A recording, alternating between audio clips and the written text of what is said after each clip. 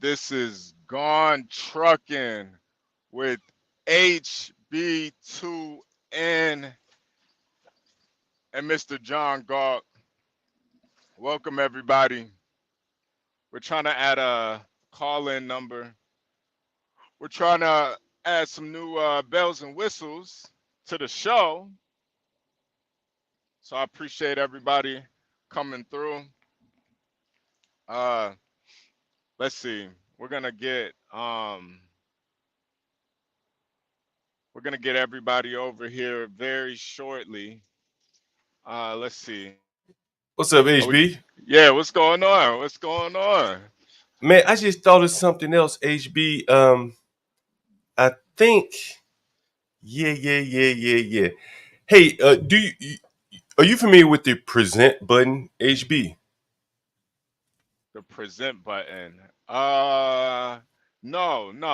Okay, so the present button. So the plan on Wait, StreamYard that did we you have. did you did you end that last live? Yeah. Okay. Let me make sure that I think I did, but sometimes I may have left before it ended. Uh, Yeah. I just got a booking here. Let me see who's trying to pay me some money, HB. Uh-oh. Yeah, handle that Let's first, see. man. That business All over right. bullshit, man. Business All over right. All I bullshit. gotta do is push a button, HB. Just push a button. Oh, Portia, this is good this morning. is Good August. morning.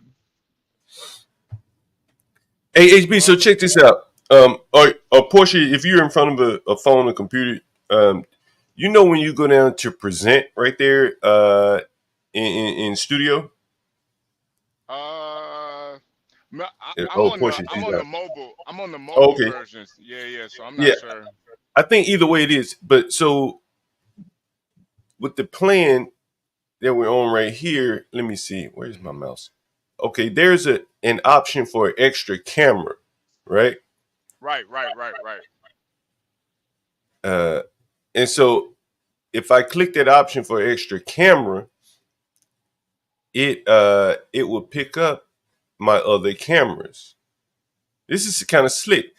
I don't know how that would work if you had if you were on a cell phone. Matter of fact, I'm curious to know myself now because Yeah. you may be able to just have two cameras going at the same time. Matter of fact, let me see if I can do that. See how it works. Yeah. You can. I've seen Yeah, people. You you can have seen two people do that? cameras going at the. Yeah. I've seen people do that. Yeah. So I'm about to do that right now and see how it looks. Yeah. Present because if so, we may be able to just do that. Yeah. Uh, or we could just have a throwaway phone that could call in one of the two. Let me We'll see. figure it out. We'll figure Yeah, it out. yeah, yeah, yeah, yeah. So let's see here. Let me see what camera I'm on. Okay, Righteous and then Muffin. Good morning. Ice Cube. Good morning. Nas 415. Good morning. I'm the jerk. Good morning. so now I Is. got now I Go ahead. have Go two ahead. cameras going.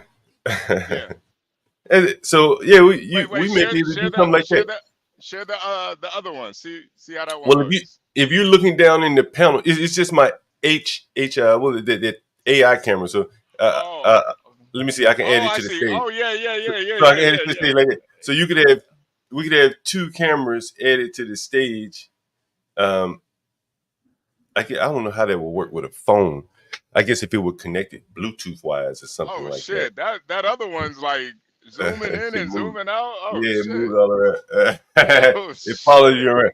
I don't know how to cut this shit off. May have to put up another cash app for Gary, get him to help me figure out how to cut this shit off.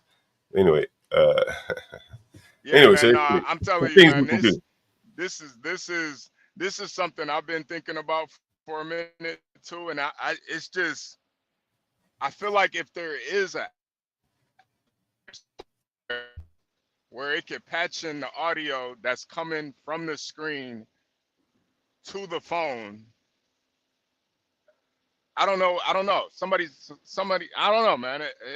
I just feel like it should be an app for this type of thing, but I don't think Yeah, anybody's created it yet. because we're either it's so simple, but it's so hard though at the same time. yeah, we're either gonna do it the hardware way, because I think I have the hardware, or we're gonna do it the software way. One of the two. We're gonna figure it out, though. I think that's gonna be cool. We get some prank callers calling in. Yeah. Because if you could hook a phone into the mixer and then the mixer into the computer, that's the way that you can have it so they can hear each other. Yeah. That'll be the We have, way. let's see. Let's get this. Hey, look at we calling the damn. Is this someone calling me or calling the damn Google number here? Maybe a damn. Uh, Maybe a prank caller already. Hold on, So, y'all. I'm gonna have Portia drop the link for you guys so you can hit the panel. Hold on.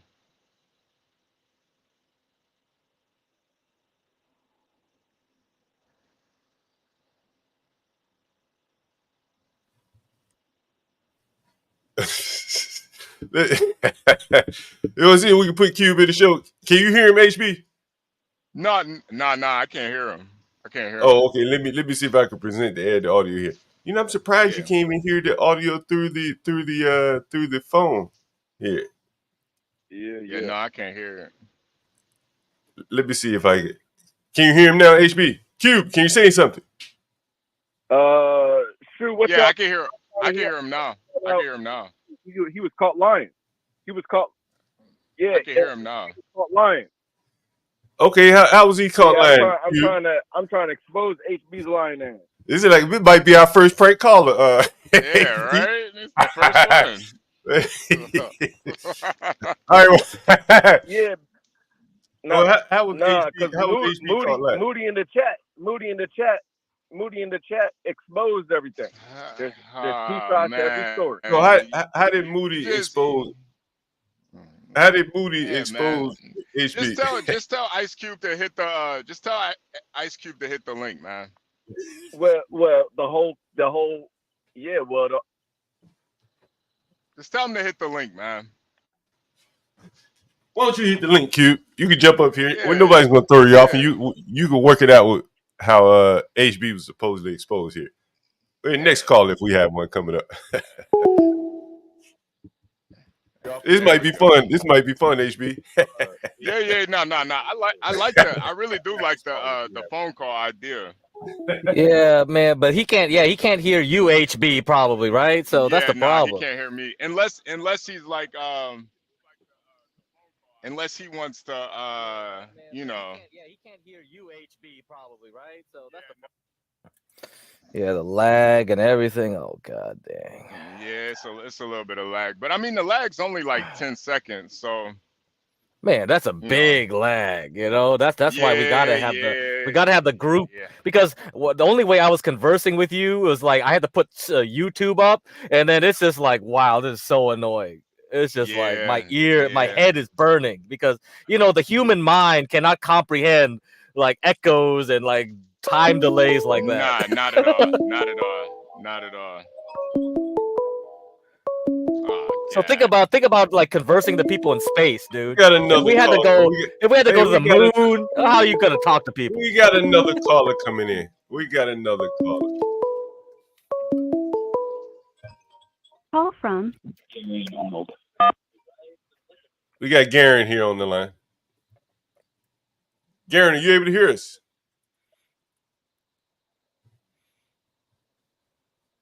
I don't think Garen can hear us. Yeah, I can't hear him either. Maybe it looks like Yo, can y'all hear me? Oh yeah, okay, we can hear you now. Yeah, we can hear you now, Can Garen. y'all hear me? Yeah, we can hear you now, Garen. Oh, he can't Hey, hear Garen. us. Yeah, he should be able to hear me. He should be able to hear me. But anyway, hey Garen, we're gonna hang up till we can last caller we were able to hear, but we can't hear you. Yeah, Call back. We'll figure this out. We'll figure this out. John, just send Gary and what type of mixer you have, And I do think the mixer is what's gonna fix this situation. It'll be way better than the software ways, you know, Yeah. because you just loop back. It's just a called loop back. That's what they do in the real world. It's just a cable. I don't need to do like C# and Python and Ruby and then have CrowdStrike blow up my computer. Software just makes everything way too hard sometimes, you know? It's just ridiculous. Nah, this shit should be easy. Especially with this. Yeah. And then you have Imperius coming blaming my ass. I'm like, I didn't write that shit. It was a damn Patel, man. And a small hat on top of him. That's probably who it was for sure. Let me see if I could. Let me get Garen's Cash App up here. He did some good work for us. I'm gonna add him up there with HB. Let's see if we can. How the hell do I edit this? What is it? 20. Garen, if I get this, damn. Gary is his Cash App is named Tootsie Roll. What the hell? What the hell, Gary? What the Tootsie Roll? You had everyone's numbers up there. Not anymore. Hey, Moody, can you join it? Are you able to join the panel, Moody? I got some questions. Moody, join the panel. Moody, can you join the panel? Oh, my bad. Every time you add it, I hit the link at the same time, so it unadds them. Good morning, Portia. Good morning.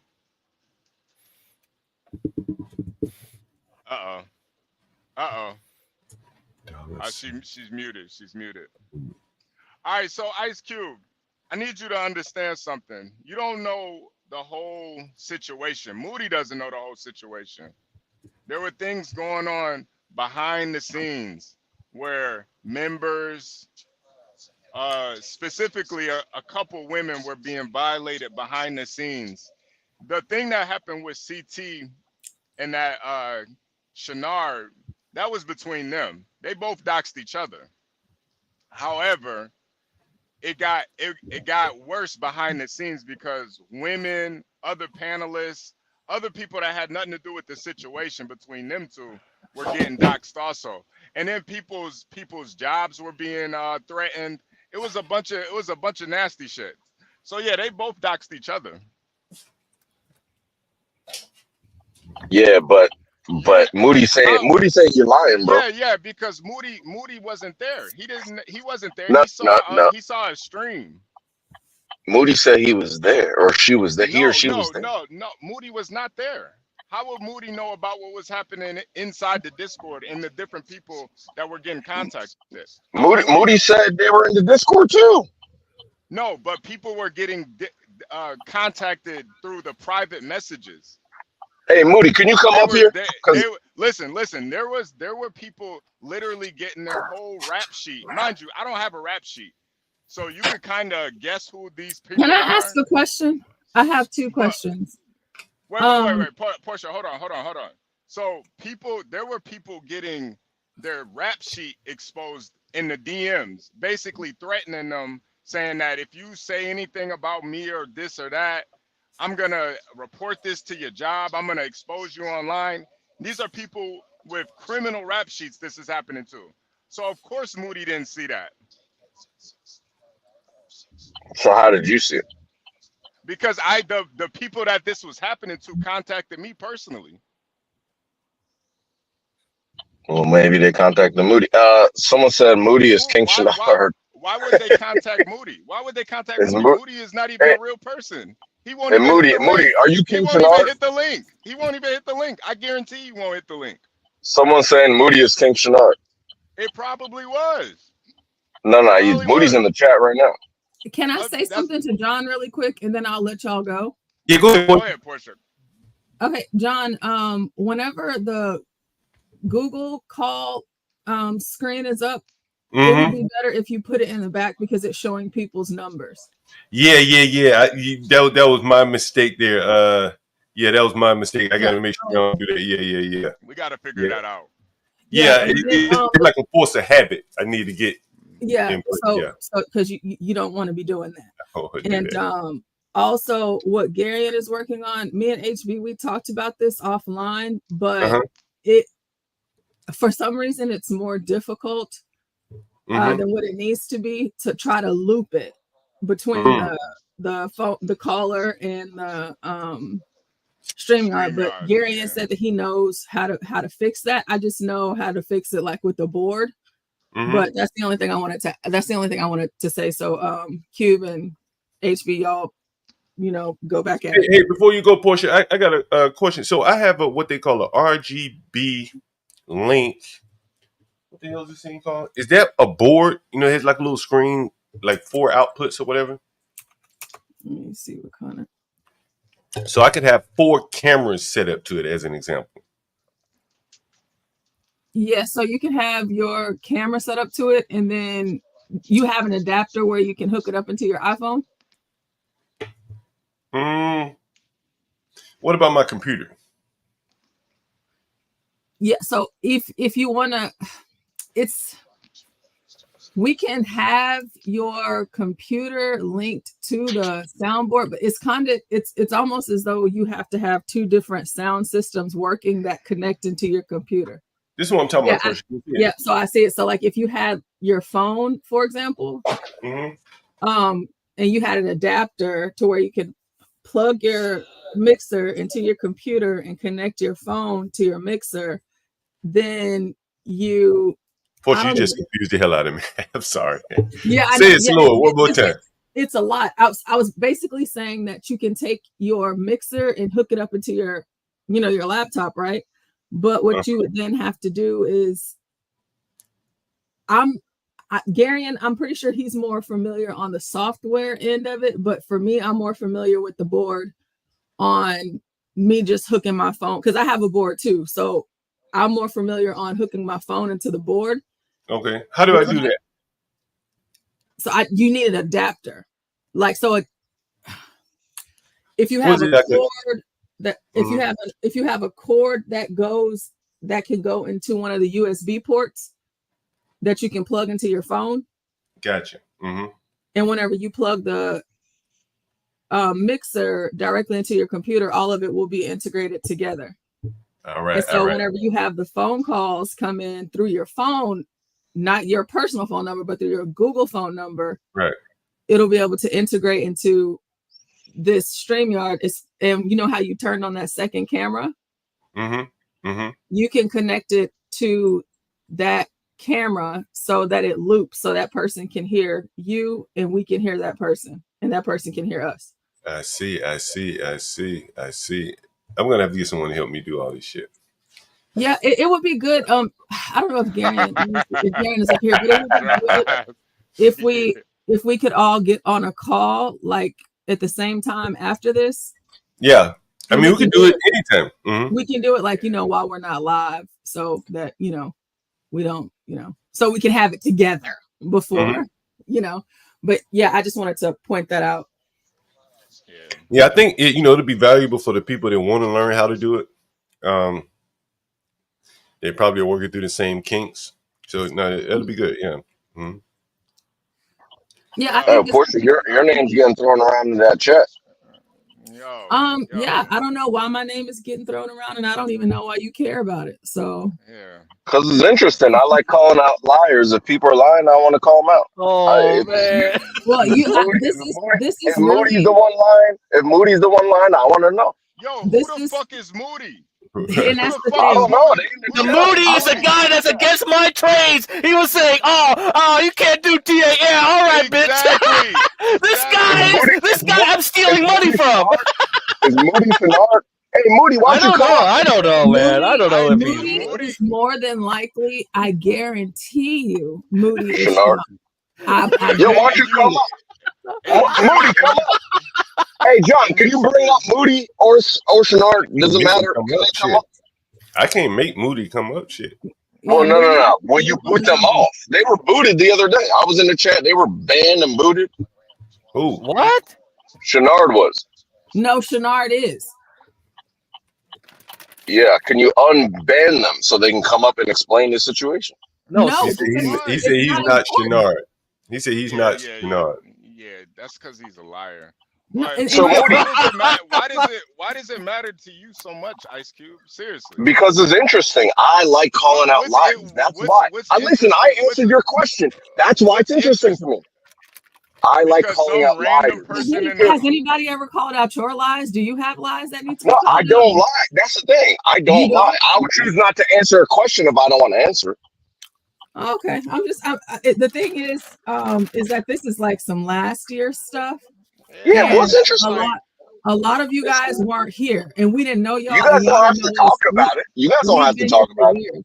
Well, I'm if just you want to asking. talk about it, I think that you should talk about it with CT, the person that has a problem with King Shenard, and King Shenard that has a problem with CT. Well, somebody had an allegation directly towards HB, so CT's not here, so I'm just asking HB. all he said But go ahead. was I don't want to take Brian, over the whole but damn show on this. I don't want to take over he the whole doesn't show. know the whole situation though. So I can't even say that if in his personal opinion he thinks I'm lying. He doesn't know the whole situation. Like, bro, dude's whole rap sheets were getting doxxed because of this person. HB, he doesn't know half of it, right? I know that's the whole thing. This is why he doesn't know how bad it got. Moody, can you come on stream? Like, just hit the link. You don't gotta go, John. You don't gotta come on camera. Bro, do you think? Why do you care though? Like, why do you want to get doxxed? Do you want to get doxxed? How would you feel about if you got doxxed? I already answered my question. No, but Moody is saying, I would not like it. I would not like it. I just answered it. I would not like it. But Moody is saying that CT doxed King Shenard first. I said that CT did dox him. Okay, so then King Shenard doxed CT after that. So yes. So they dox each other. But this is the whole thing though. Shenard doxed himself by posting where he lived at online. CT found the address and sent the email to Shenard. Shenard then went crazy about it and basically, posted CT's family. He's posted his mom, his dad, his sister. Oh, can I ask you a question? And not just that, but other people that just hit the link. Oh, okay. Can I ask you a question? What? Who doxed who first? King Shenard. Shenard doxed himself first. That's common. This is common. This is how drama always starts. Someone doxes themselves. Hold on. Himself. Hold on. If he doxed himself, we're not going to count that because he doxed himself. He can't get mad at himself. Who doxed the other person first? What do you mean? If you don't count doxing yourself.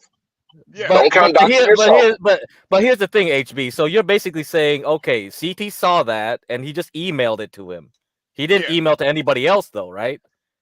Yeah, or do anything. He emailed it to Shenard first to let him know, like, you doxed yourself. Yeah, we know you're doxed. That's it. That was just okay. That's it then. Because he doxed himself. Yeah, that's on him. But listen, emailing someone directly, like if I emailed you, HB, that's not doxing you. Not necessarily. I agree. Okay. So I'm trying to clarify. Really simple. HB. Go ahead, Portia. King Shenard is a very braggadocio individual. He posts pictures of his house, his cars, his TVs, whatever. He put his stuff out on the panel. And so in respect and in kind, because King Shenard was kind of like a personality on the show, CT sent King Shenard his address telling him, hey, you just put this out there. King Shenard then comes into the mix and he's saying that CT tried to dox him in an email. Yep. Okay. And so I get it now. What happened is CT was telling him what he did. You know how I just had said I had to interrupt you and HB, and I'm like, let me say this to John really quick so other people's numbers don't get out there. That's what CT did. King Shenard took it to a whole nother level. He took it to a level that he has not stopped yet. It is about August. So basically, that King Shenard personality assumed that CT was making a threat to him. When in fact, it was basically just telling. My original question still wasn't answered though. Oh, what the fuck? Oh, forget it. Just because you. Bro, listen, it's a yes. No, crack. When you ask a question, you should get the actual answer. Who doxed who first? And I'm not counting doxing yourself. CT. So, okay, thank you for answering. So CT doxed Shenard first, and then Shenard went nuclear and started going crazy. This person here, this Moody, and like I'm about to like, cause this kind of like HB. Yeah. This is you and John show, and I don't know why we're talking about somebody that doesn't matter. And this Moody person, Portia, listen. If you want to block them, I don't mind. It's just that, I don't really care what people that weren't involved have to say about it, because they weren't involved. They don't know all the other people. Now, like what happened with CT and Shenard is one thing. Like they both were going back and forth on each other.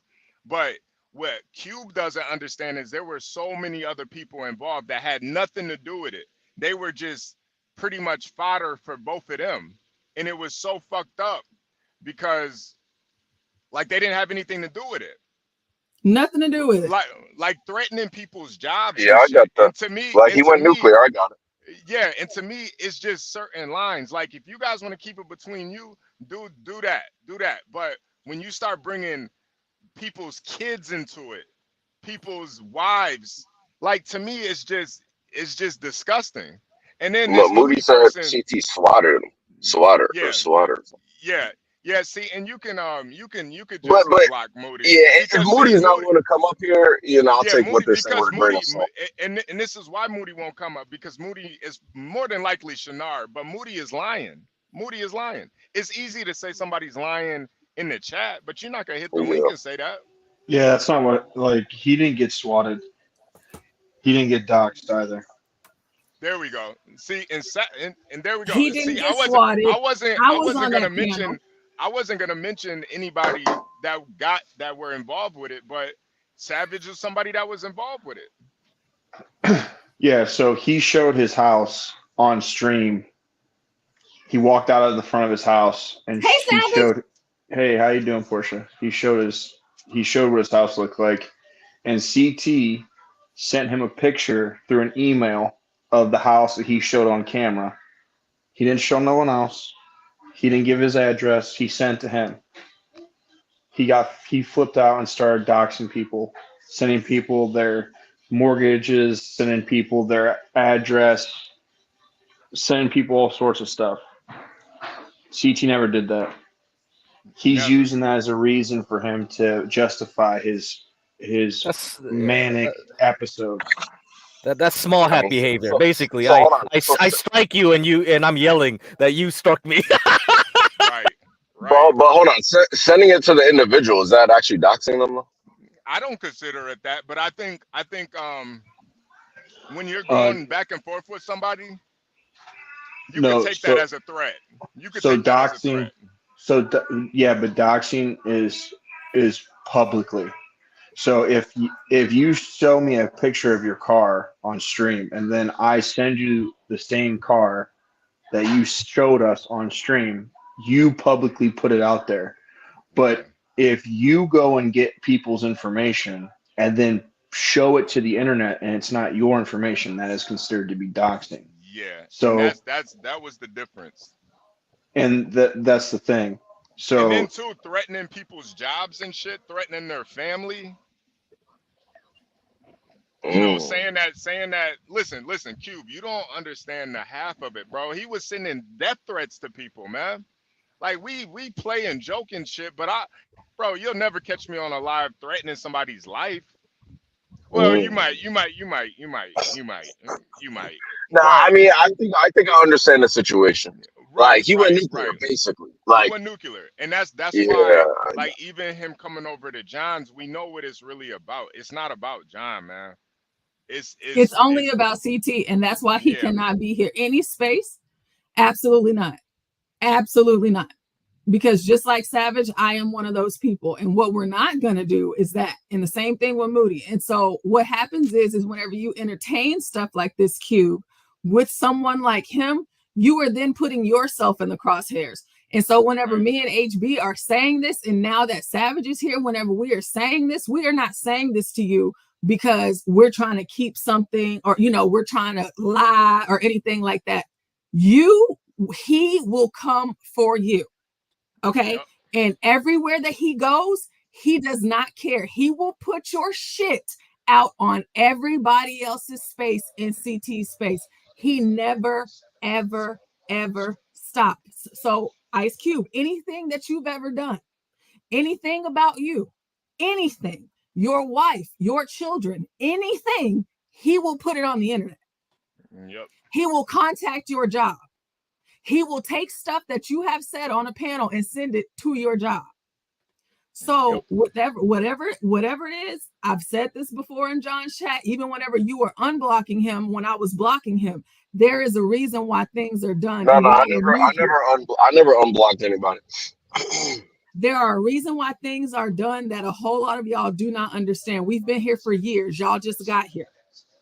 Yeah. We're doing it not to protect only ourselves, but to protect new people like yourself and many others. And John too. Shit, and John especially. I know John don't want his shit put out on Front Street like that, man. Because enough of us have already suffered enough dealing with this person. Jobs, full names, phone numbers, families. So what's going on, Savage? What's going on? Yeah, he sent me a copy of my mortgage. Like he posted my name and my address in multiple chats that he was in publicly. Yo, why am I getting shot at? Nas 415 said I got negative IQ. You know, Moody Shana. How am I supposed to know? I'm new here. I mean, I don't know. Moody Shana. How am I supposed to know? We're telling you, and I know you wanna troll and be. I don't know if you're trying to be funny or something, but we're telling you because.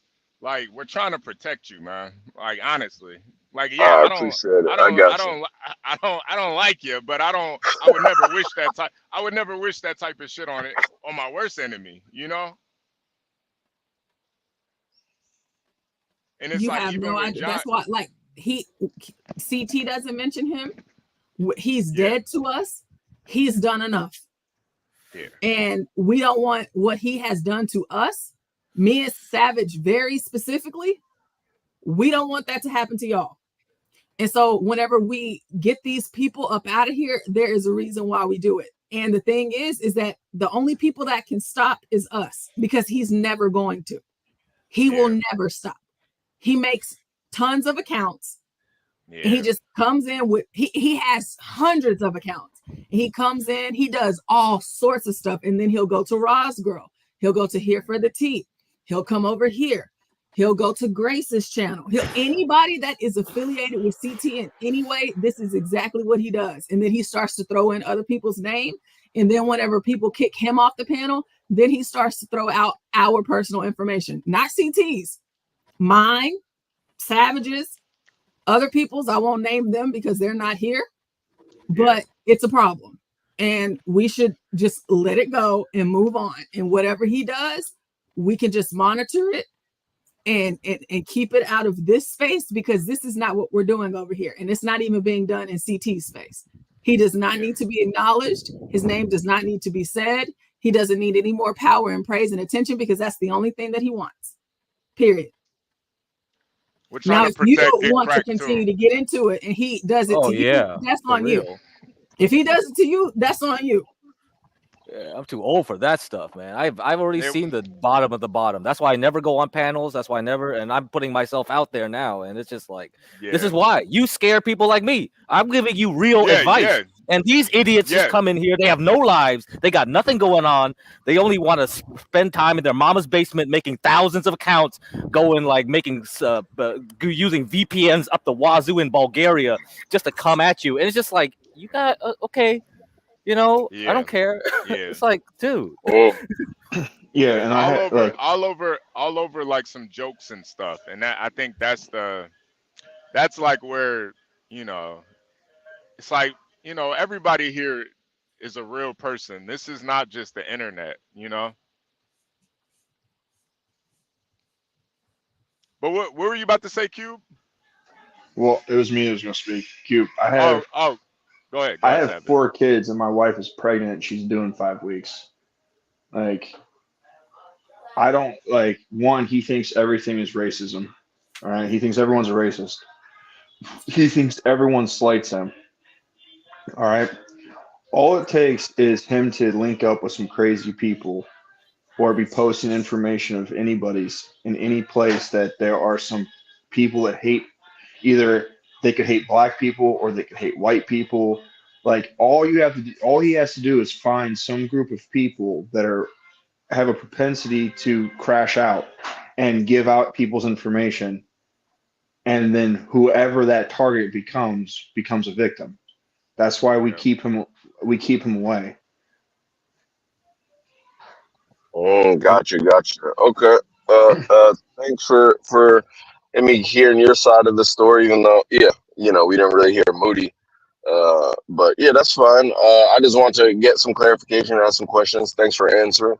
I don't want to take up the whole damn stream. I know this is yeah. You kind of ruined it, but if you want to call people, liars and stuff, and you don't know the whole situation. Well, I didn't call anybody a liar.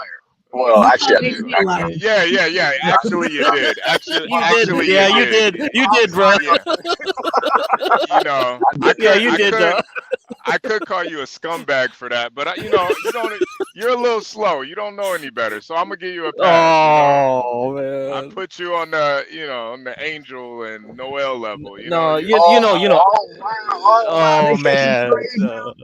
Oh Lord. What? I'm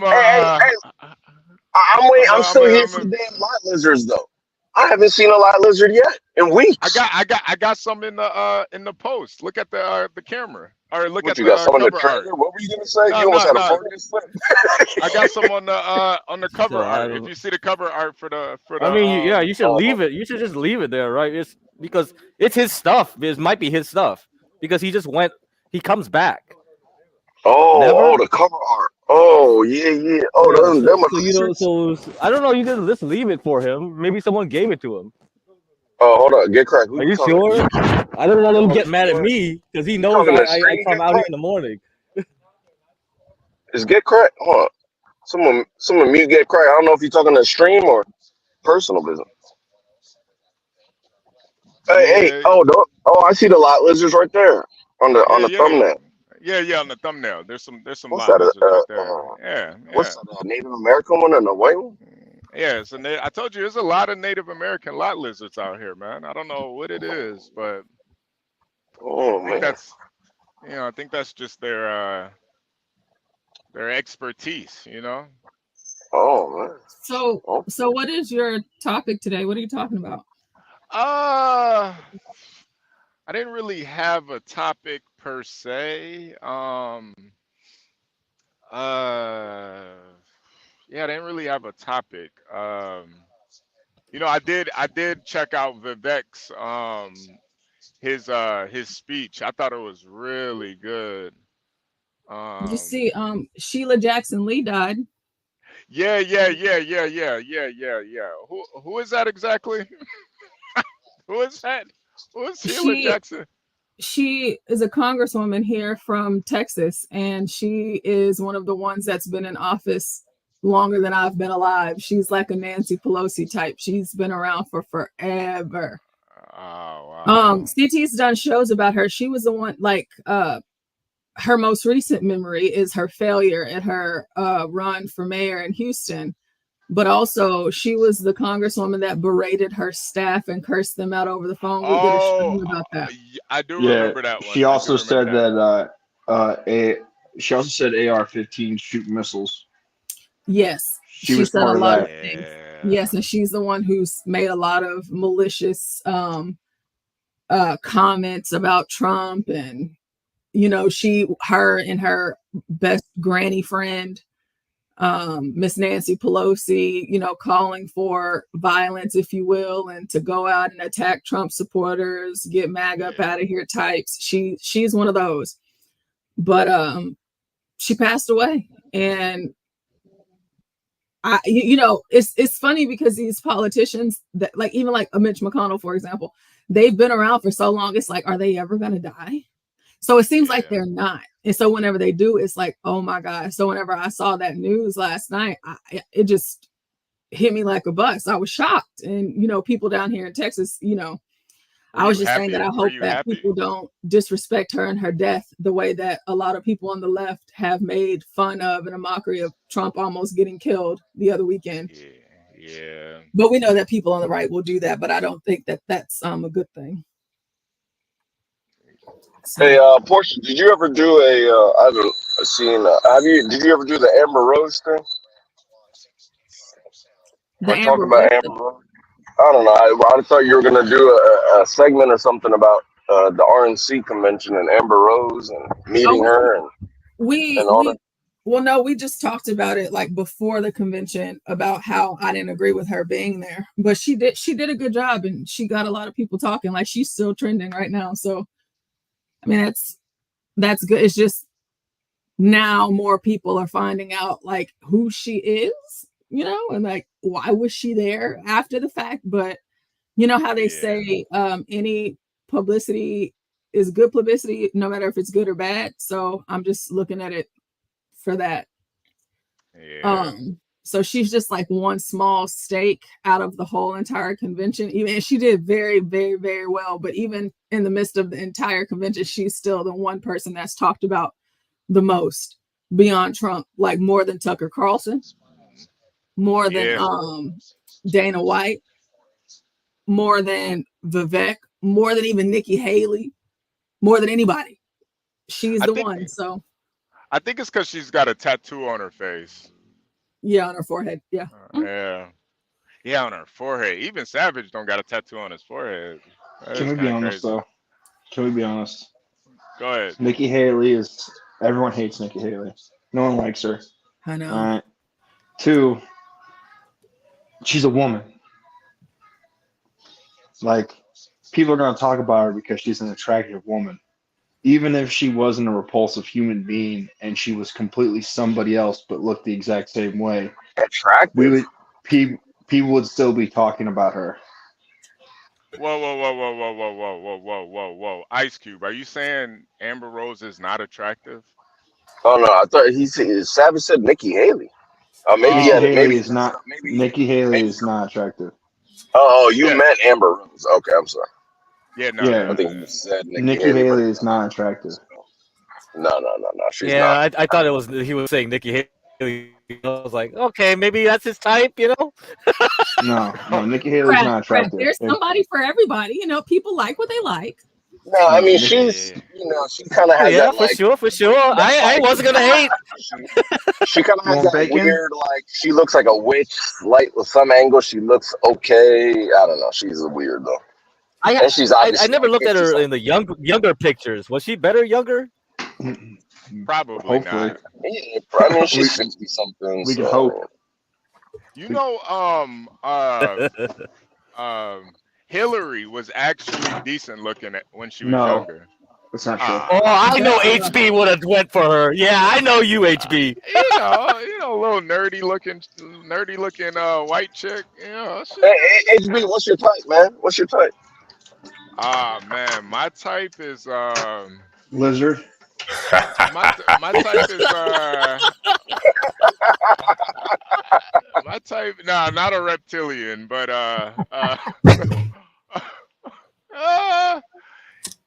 my type. Honestly, if I had to pick a type, it would probably be like respectfully, it'd probably be like Portia. Honestly, that would probably be my type. Do you ever see any like lot lizards that are your type out on the road? Damn, that's kind of fucked up. But only maybe like twice. Only twice. Where usually when I see a lot, Slim Pickens out there, HB. Yeah. No. Usually when I see a lot lizard, I try not to make any eye contact. But I've seen two where I kind of double take. I'm like, wait, what? Oh. All right. After a long day of trucking, you don't glaze into their eyes, HB.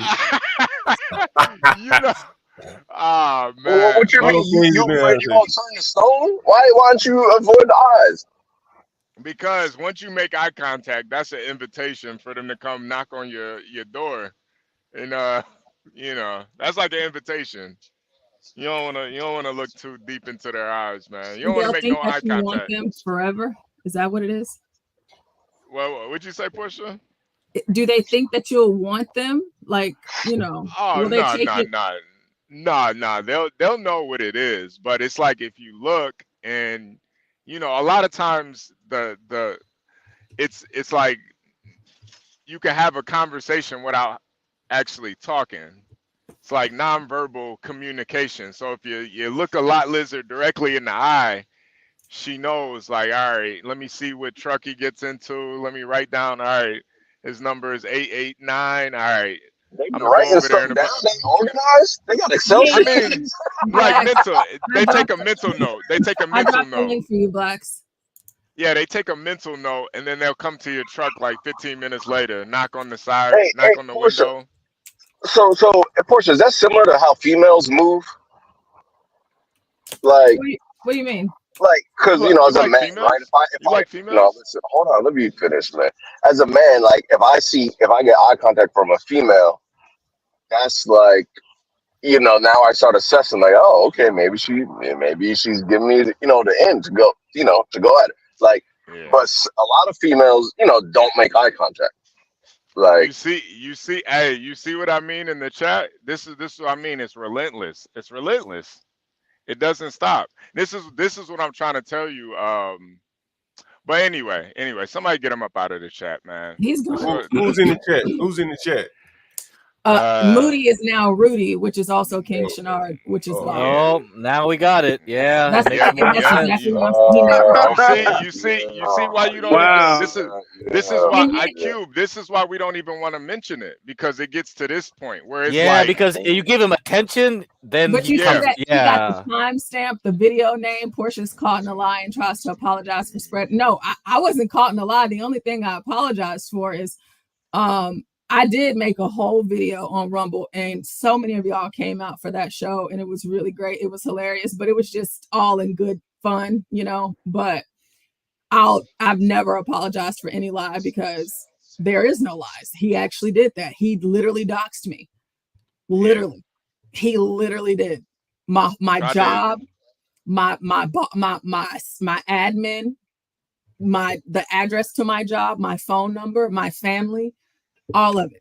So these are true things that happen. So that's why you always got to get them up out of here. So it doesn't matter how many accounts they create. I'm just going and you see, they keep on going. That's how you know this is King Shenard, because nobody else has time to do this kind of stuff but King Shenard, because he doesn't have a life.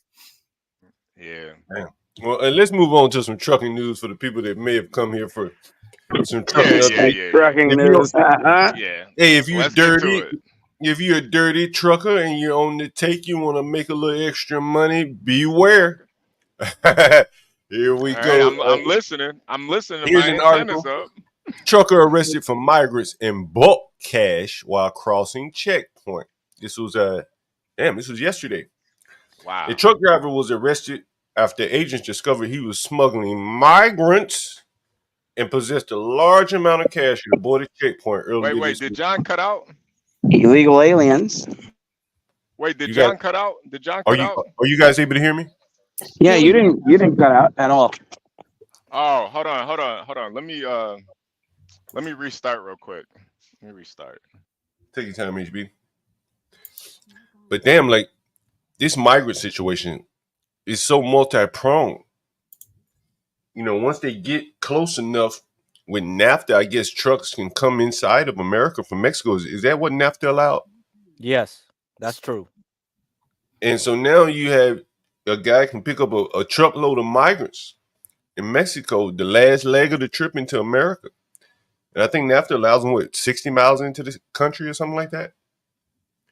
I don't know how many, but they'll allow them 100 miles into the country. 100 miles. 100 miles. Because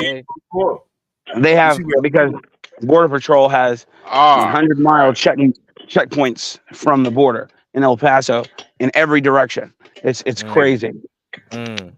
So listen to this, HB. Truck driver. Can you do it over? My bad. Yeah, let me know if you guys can see it. If you want to read it on the screen, I can maximize it some more if possible. A truck driver wanted to make a little money, was arrested after agents discovered he was smuggling migrants and possessed a large amount of cash at a border checkpoint earlier this week. Wow. The incident occurred on July 15th at about 3:25 p.m. at the Interstate 35 border checkpoint in Texas. According to Beaumont Enterprise, Jonathan Michael Lionel Clark. Yeah, that's a nigga. The full name Negro. Yeah, that's a full name Negro. Right? Lionel gave it away. Yeah, Lionel gave it away. It's Lionel. Yeah, that's a Negro right there. HB, you talk about these guys being given up. It's like, more or less, hey, here's one, right? Yeah. No, they give and this the other thing. The reason why I say that, John, is because they give the niggas up. They'll get the niggas up. They're not gonna give the Mexican drivers up, but they'll get the niggas up. That's why for me, I would never do it because I already know it's a trap. Not because I don't want the money. Obviously, I want the money, but I already know if they're offering it to me, oh yeah. I'm a tip. The sacrificial lamb. Right. I already know. They not the Mexicans hate niggas, man. They not trying to help. Oh, I'm a. Yes, they do. They hate niggas. You think I'm yes, gonna fall they for do. that?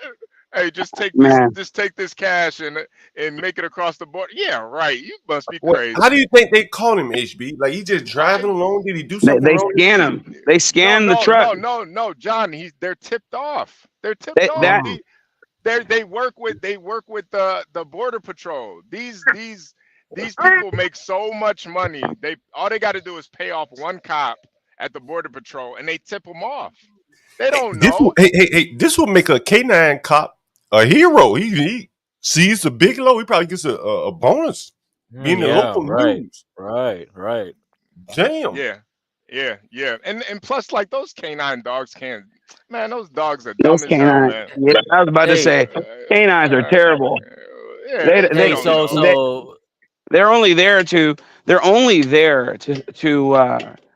please their handler, and overwhelmingly in cases they have figured that out. They just want to please them, so they'll have a positive hit on something and it wasn't there, and they'll be like, well, the canine dog hit positive on that, and then you realize he just was trying to please his master, and that's it. Hey, so the thing is, like, they do that in Mexico too. They have these big stings. They catch a bunch of drugs and they make a big show out of it, And I think it was the recent president. Like, well, he's gone now. His term's over. So they got the small hat, lady there now. But he reorganized the military. So the federal police was sized down, and they have a different organization. So it's kind of like they have like many branches of government in Mexico right now with the military and all that, the cartels, and it's bizarre how Mexico operates now. And I'm really curious. I'm really curious with the nearshoring we're doing to get away from China. How that's going to change things up. I think it'll be Indians. Listen to this, HB. During the interaction, an agent observed a black lump on the bed in the sleeper cab and became suspicious. The sleeper cab is where you sleep, right? Right. Yeah, he riding dirty for real. Yeah, he didn't even put it underneath the sleeper cab. That nigga idiot. Because there's like the bed lifts up, so you could like put stuff up underneath. He should at least put it up under there. But he probably just thought he wasn't gonna get caught. Like, bro, they already knew. The K9 inspection resulted in the discovery of 7 migrants inside the sleeper berth of the commercial vehicle. That's where you are, right? That's inside the truck. Oh yeah. Okay. Wow. So he was smuggling migrants. Okay, that makes damn. Hell, like John, why does that give you? John, why does that give you so much pleasure? I'm listening to the next question. I'm really blown by this, man. This really amazing. The next question is going to get to where I think you'll see where I'm going with this. How big is your sleeper berth in your commercial vehicle, HB? Man, it's smaller than a twin bed. It's like a twin, but like smaller than that. Let's just say it's big enough for 2 skinny lot lizards. I was going to equate it. I was going to put it in lot lizard terms. How many lot lizards would fit in the back of your? I mean, it depends what drug they're on. Now, if they're on meth, I could probably fit 2 of them in there if they're on meth. Oh Yeah, my god. yeah, two meth lizards. Yeah, I could fit 2 of them in there. But 7 migrants, man, like that would be quite a bit in the back of a sleeper, bro. Yeah. Just think about how it probably smelled too. Oh my god. Smell like refried beans and Doritos. A bunch of Doritos. Doritos. Oh. Hey, get correct. How come you just sounded like the maniacal laugh from a bad Japanese anime just now? My God. HB. No, man. Get Crack he's a rich evil man. Get Crack. Yeah, he is. Yeah, he is. I am evil, man. I am, but I'm a nice kind of evil. Hey. Yeah. He's a good guy. HB, if you gonna haul 7 migrants in your sleeper, how much would you want to be paid per migrant? If you just go do it, if you go out on a limb, how much you charge? If man, I need $10K a migrant, man. Honestly. This guy charged get more than that, bro. That's pretty small for the risk, man. Yeah, man, there's a lot of risk. They're gonna take your license. They're gonna put you in federal prison. I need more. Yeah, you're right. Probably like I would. Maybe like 50. Maybe I need 50. There you go. You're starting to get those numbers. There you go. To ride with that many people, I don't care if they were legal. I ain't ride with 7 people in no car. Yeah. I mean, but you gotta think about how he thinks about it though too. All you gotta do is get across the border. As soon as those migrants get across the border, they're good. So the question is, why did he ride an additional 60 miles into the interior of the country? I'm trying to figure that. Yeah, I would probably take him somewhere. Yeah, as soon as I stopped, I would as soon as I could, I would have pulled over and let him out. Boy, they'd have got 5 miles away from that border in El Paso. Yeah, and I'd been like, get out. Find your way. You're better off going separate ways. Don't be in here. Goodbye. I was trying to see if I could find a picture of him. I'm surprised with Texas. They didn't show the picture. Texas, one of those states that they actually show the perp. Yeah, Texas and Florida, they don't give a damn. They're like, yeah, this is who it was. $1,200. Man, that's it. $1,200. He went to prison for $8,400. It was only $8,400. 1,200 times 7. 1,200 times 7. Are you serious? Oh my god! I would say, look, man, this guy. I'd had to load the whole damn truck up for 1,200. I'd rather take a brick of cocaine, man. Just fuck the migrant. Give me some cocaine, man. Like, man, wow. Ain't taking those stinky migrants, man. Get out of here. $8,400, bro. You know what's cool about here in Texas? Like whenever we have criminals on the loose, we have billboards all across the state, and they'll put your picture on the billboard. Wow, she's right. Everybody knows who you. Wow. We do not care. They will put your face on the biggest billboard. It's like a digital billboard. Yes. Your name, your face, your height, what you did. Yeah, she's not lying, man. That's pretty cool, actually. That's pretty cool. I love Texas. Cool. You mentioned Indians, John. You mentioned Indians earlier, and I just want to say, I know I had to go because my daughter had a surgery yesterday. How did that go, man? How'd that go? It went well. She's just fine. I'm actually pushing all of them in a swing right now across the street from my home. Thank God. You can say hi. You can say hi. Say hi. Hi. Oh, hello. Glad you're out of the hospital. Yeah, you can say hi too. Glad you're out of the hospital. Yeah, they say they're glad you're out of the hospital. She said thank you. Now the youngest one wants to say hi. Okay. So we have a whole show. All the children you got. Yeah, dude, I got a ton of them. Well, I was going to say that with all these Indians here, and Portia can attest, man. It just in that small amount of time, I told you, they have taken over in North Texas. It is ridiculous, man.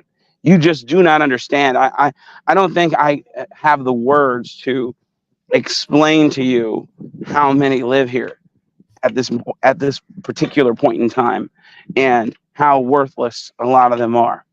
I mean, just because I know a lot of people think that a Indian man or woman brings a certain amount of excellence, but it's not the case, man.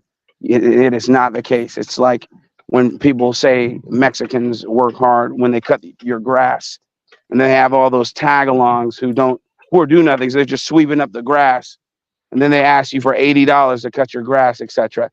I'm telling you, these people are here. They're dead weight, a lot of them, and they're working as illegal.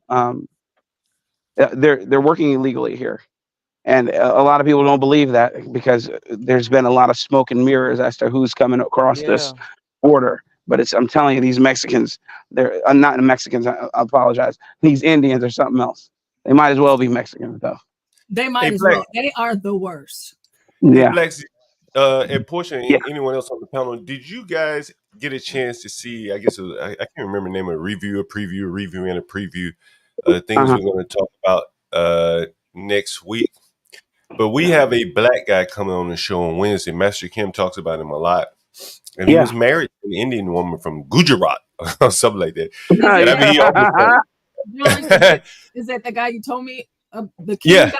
Yeah, Ken Watson. Okay. I mean, he's a very impressive guy, man. You get him on the phone, you can hardly get off the phone because he has story after story. He was married, as in past tense. His son is named Abishah or something like that, right? So my God. He deeply entrenched that he does business with them, and that's how he knows Master Kim. And you hear Master Kim talk about the Koreans. So he's going to get on here and he's going to talk about the Indians and some of the things he's going to tell you. And he's not hating, but he's just going to give you some of the bare, brutal, honest facts. And it really is amazing.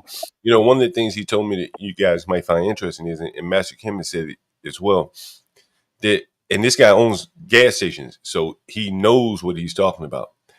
And he says that if you go into a store with an Indian, and I don't know if this is true or not, but this is the second person who said it, that they never give you a receipt.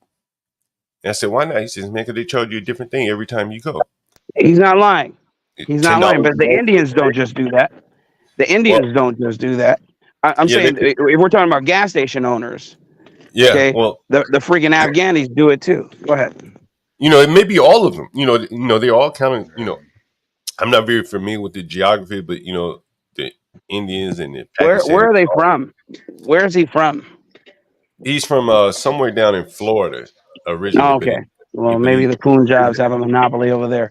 But he lives in Atlanta. He lives in the Atlanta area now, and so he gave me some numbers. He said, I told him where I read that article about 60% of hotels are owned by Indians in the United States. He says if you factor in the independent ones, they probably own 70-80% of the independent ones and the gas stations. And I mean, it was really amazing to hear some of the things he was saying. And I think a man that has been able to do business and thrive in that industry, I think it would be a very interesting story to hear. He'll talk about some failures that he's had. So I think it's going to be very interesting when we hear him talk. And I also had, Black, since you're up here, I have a cab driver that's going to be on the show. I told you guys about him. Interestingly enough, and one of the reasons why I wanted to talk to him was I thought, how in the hell is it safe to drive in Chicago? It's not. He's a Chicago cab driver. Is he a livery cab or is he a yellow cab? He's Uber. He's all that shit, right? So he's a livery cab. Got it. Livery cab. You can Google him. His name is the Chicago Hustler Master. Someone said that they know him. They've seen his show before. Okay. And so he sent me an email yesterday, and he says, so we were going to talk to him tomorrow. Okay. So he sent me an email 6:00 in the morning, Hi, John. I'm sorry for the delay. Yes, we could set a day. I just need some time. I recently was a target of an attempted robbery and carjacking. I got out of it okay. Someone had rushed you to the panel. I got out of it okay. Everything got caught on dash cam. I'm still open for the interview. I just don't have my phone. That's Chicago, man. It was smashed on the incident. When I get a new one, I could contact you, text you, but we could communicate through email when I go live. Yo, John, I told you I used to do Uber and Lyft in Chicago, and my rule was always, I'll drop you off anywhere, but I ain't gonna pick you up anywhere. Like I'll drop you off anywhere. Man, I ain't gonna pick you up anywhere. So it's certain neighborhoods I'm just not picking up in. I'll turn the app off. Right? Brother, shit off. Brother, listen, you guys are, well, you and that guy have balls of steel to go out into Chicago and do that, bro. My God, man. But listen, blacks. I always kept the goddamn it between like underneath my seat just in case. Like, but I never, I've never even had to do anything, like. Hey, you better keep that goddamn. Like me and John have talked about it too. Sometimes you gotta be a good. Listen, there's been a couple times where I just had to pull off on somebody because. You have to be a good judge of character. You have to read. You got to read people. I've done that. I used to drive Uber and Lyft back in like 2016 when I got out of the Army, and I was driving it, and I was here in Dallas area, and I remember there was a guy who I saw, and my I don't even remember how it works anymore, but it went off saying that this person wanted me to pick them up, and it was a lady who wanted me to pick them up, and then I just see a dude, and it just seemed so suspicious. I said, man, I drove off so quick. You're profiling, bro. You're profiling. You're not allowed. Yeah, I profile all the time. I profile all the time. Blacks, I always cancel those types of rides. When it's a girl. Hey, let me ask you guys a question. Have you guys seen that Uber driver that was killed here in DC by those two girls? Yes, the one who was being robbed, and he was fighting back, and he ended up getting shot, and the car flipped. All that, the car flipped. He didn't get shot. He didn't get shot. Oh, he didn't get shot. What happened? What? I remember it's two black girls. They tried to rob him. It was a couple of years ago, right? Yeah. You know they're out of prison now. Of course they're out of prison. I never figured. And that's Grand Theft Auto. That's murder. But remember, they reduced the charges. They never charged them with Grand Theft Auto, which is a 20-year sentence, isn't it? And then they didn't ever charge them with murder. I think it was some sort of kind of like what Kim Fox charged the guys who were joyriding on the northwest side of Chicago, who T-boned the lady in her truck, killing her 1-year-old and putting them in critical condition. They charged them with trespassing in a vehicle. Trespassing. They had stolen the car, and they T-boned her at like 100 miles an hour. Trespassing. Trespassing. Hey, check this video right here. Notice the lady with the mask. This is just so ridiculous. I'm so tired of it. Moreover, why is it always niggas wearing masks? Look behind me here. You see some of the outpouring of support that the victim has received. Flowers left here by the This was 3 years ago. This way, you'll see you guys are crazy. Ended up knocking over that shit right there. A bike stand here on N Street and Van Street here in Southeast DC. You guys are crazy to watch. We're going to show you a little portion of it, but again, just a warning, it is pretty tough. Never in my life would I drive Uber or Lyft. She's stealing their car. You're stealing the car? Yeah. Hey, man. Call the cops. Me neither, Sam. Make this full screen. Can you make it bigger? The video has been viewed millions of times on Twitter alone. It shows The video has been viewed millions of times on Twitter alone. It shows Muhammad Anwar next to his car. The teen girls are inside, and you hear him say, "This is my car." And then the driver hits the gas as Anwar clings to the door. Moments later, you hear that horrifying sound of the crash. The man filming runs there. You see members of the National Guard then helping the girls from the car. Anwar is alone on the sidewalk after he was thrown from the vehicle. You can then hear one of the girls saying, "My phone is in there," as she tries to go back to the car. A DC police commander tells us the two teenage girls are just 13 and 15 years old. Now, this is liberal news. Absolutely. Now, the reason why I say this is liberal news is because there are much clearer videos than this. Much, much clearer. And if you also notice, they reported what these girls said, but they wouldn't play it. Yeah, of course you hear the girls screaming for their phone when body parts are all splattered about. It really hits a little different. Because go ahead. I said, because John, this was at the height of all that liberal unrest. They wanted to cozy up to these leftists and wanted them to be their friends, fighting a worthless battle to ingratiate themselves with worthless people who are just anarchists at heart and want to destroy. They don't want anything. They want no rules, and they want to destroy. That's it. I keep saying it, man. They don't run anything. They just destroy and usurp. That's all they do. And then once you acquiesce, man, they have you. It's over. And then your city, as we've seen, goes to shit. It always does. And then people complain and they blame everybody else except for the active parties, except for the people who enabled it. And we're over here suffering because of it, man. Now we have to undo what all these bastards did. And the Communist News Network and MSNBC and all these liberal leftist news networks are complicit in all of this nonsense as well. Communist News Network. That's good. That's good. Let me see if I got some volume to this one right here. This is local news. They may have shown this. Let's see. The two girls arrived to Van Street. So you see the man is stuck right there, right? I think he's caught up in the seat belt. And right here is the black girl who they blurred out. And she's in his car. And I think someone may be in the driver's seat as well. And he's stuck. He can't get loose from the car. And so here we go.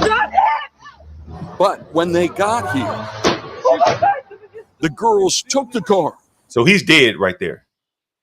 He's clearly dead. Like they've bashed him up into two steel poles or whatever the hell they are. He's probably dead right there or about to die. Jamming it into gear while Anwar was hanging half in and half out. They slammed the driver's door into a tree and crushed him, then took a sharp right on N Street Southeast, flipping the car and throwing Anwar to the concrete and killing him. And they did it deliberately. The judge asked the girl. Yes, she said. We also learned today that she's already pleaded guilty in two other cases. One, an unauthorized use of a vehicle. The older girl, 15, is slated to be sentenced on Friday. Prosecutors have reserved the right to ask for the maximum sentence in both cases. In D.C., Bruce Leshan, WUSA 9. He's out of, both of those girls are out now. That's truly amazing, man. Like all those girls are out of prison, man. What they did to that man, and that's why I don't drive Uber. That's why I don't live in the city. There's a lot of videos online. Hey John, I wanted to show you a video. If Portia can bring it up, because I remember we were talking about this back to the Indian people. And I just wanted you to see how they get down in India with the scam call centers and stuff. You show it to us, HB. Or Portia is the video. You talking about that video where the guy went directly to the place that they were in? Yeah, this Oh, this is gonna be good. live CCTV Yeah, he hacked the of a security scam call cameras. center. And right now, this disgusting group of scammers is laughing at someone they just successfully scammed. And later, the only one laughing is going to be me when I tell the entire office of scammers their real names. But before I do, let me first explain how I tracked these scammers down and found all of their personal information. If you've ever tried to get your computer fixed, there's a good chance you've heard of Geek Squad. They're a massive company that fixes pretty much anything computer related, and undoubtedly there's going to be a ton of people looking them up on Google. But scammers have caught on to this, so you won't even get the real website as the first result. Instead, you'll get a bunch of ads for similar looking companies, most of which are scams. But the average person doesn't notice these things. They just want a number they can call to get their problem solved. What they don't know is the people they're calling aren't computer experts, but rather a bunch of scammers from India. But I'll seek these numbers out and purposefully call them, because as a part of the scam, they'll have their victims download remote access software, and I can take advantage of this to reverse the connection and gain access to their computers. So how do I get my Gmail fixed? Because we have to put some securities on your computer system to remove the hackers and the Trojans. Right now, the scammer has connected to me, but I've also connected to him, and I'm watching his computer screen as he attempts to run his scam. It's a Trojan. You can see 12 connections. Do you have 12 computer and laptop with you? He's now opened something called netstat, which is a command that shows network activity to try to convince me that my PC has a Trojan. These connections are completely normal, and him claiming otherwise is a lie. When I first called Frank Williamson, his real name buffering just for me? Ganesh, I told him I had a problem with accessing Gmail. No, me too. The Buffering cause on of his the end. issue It's is a buffering on his computer end. Trojan. The reason for this is pretty simple. He doesn't actually know how to fix anything and can make much more money by simply making things up. A new tab open up in the browser automatically, right? It directs you a new website, and that website has been planted by them only. So that once your IP get connected with them, then they install something on your Windows without any permission. After saying a whole bunch of nothing, the scammer was pretty sure he had convinced me of his fake problem, which is when he started trying to sell me an expensive and bogus support plan. You have to pay for two things. Okay. The driver toolkit and your anti-Trojan security of the web root. The driver toolkit is of the $90. Okay. And your anti-Trojan security of the web root will be approximately near about $129. What he's trying to sell is nothing more than technobabble, and at this point I had wasted enough of his time and decided to confront him. I just want to know why you scam people. That's all I want to know. I guess you make a lot of money, right? We are not. You're not scammers? We are fixing your issue. Yeah, okay. So you're not scammers, and yet you bring up something that is not indicative of Trojans. This computer is a virtual computer. This thing you bring up with your dummy computer system.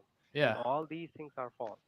So you are a scammer, not. Oh, so I'm a scammer. We are fixing the people. Okay, yeah. While he was accusing me of being a scammer, I was quietly scanning his PC's network when I discovered that unusually this group had installed CCTV. The reason I say this is unusual is because the majority of call centers that I've come across with video surveillance tend to be fairly large, with at least 30 to 40 employees, like in this one or in this one. That's why I was quite surprised to find that this office only had 6 to 7 people at any given time in a relatively small room. Either way, these cameras gave me insight into the day-to-day lives of these scammers, and many times I spotted them eating and socializing just like in any normal job.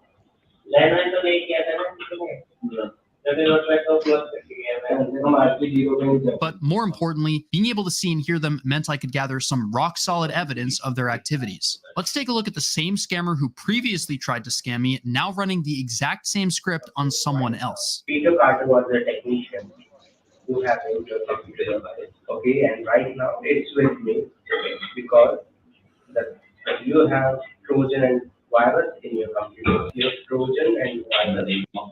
Due to this, your camera driver has been caught. Since I was actively listening to the call, I decided to intervene before they lost any of their money. Hello? Yeah, hi, is this Robert? Yes. I'm calling you because I believe that you were contacting people from a technical support company. Yes. Yeah, I want to let you know that those people are scammers. Jesus Christ almighty. Yes. What they do is, I don't know exactly how you got your number. I assume you looked up tech support on Google. Is that how you got the number initially? Yeah, from from Geek Squad. Right, so you looked up Geek Squad on Google? Because those guys are not Geek Squad.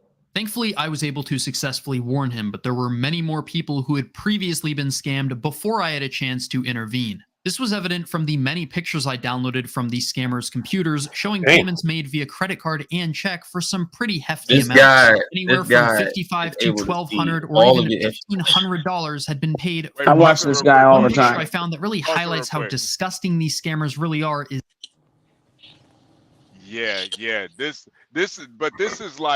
This is honestly, I hate to say it, but this is like the culture over there. So this is the type of people that we're kind of dealing with. You know. Well, all of our companies outsource people from these countries. Didn't I tell you yesterday? Didn't I say yesterday that by night they're working for Best Buy, by day they're scamming you? I'm telling you that it's the same operation. They're not too different. It's the same. And they let me ask you guys. Let me ask you guys this question. Do you think you could assemble or like naturally assemble a group of people in Americans like that would Yes, they do it all the time. Yes, yes, they can. No. Let him ask the question because I know where he's going with this. Okay, go ahead. Like, is there this type of scamming of even other Americans to this level? Not on this level. No, not on this level. No. Yeah, it is. It is. Only by the government. Only by the government. Have a friend. Hold on.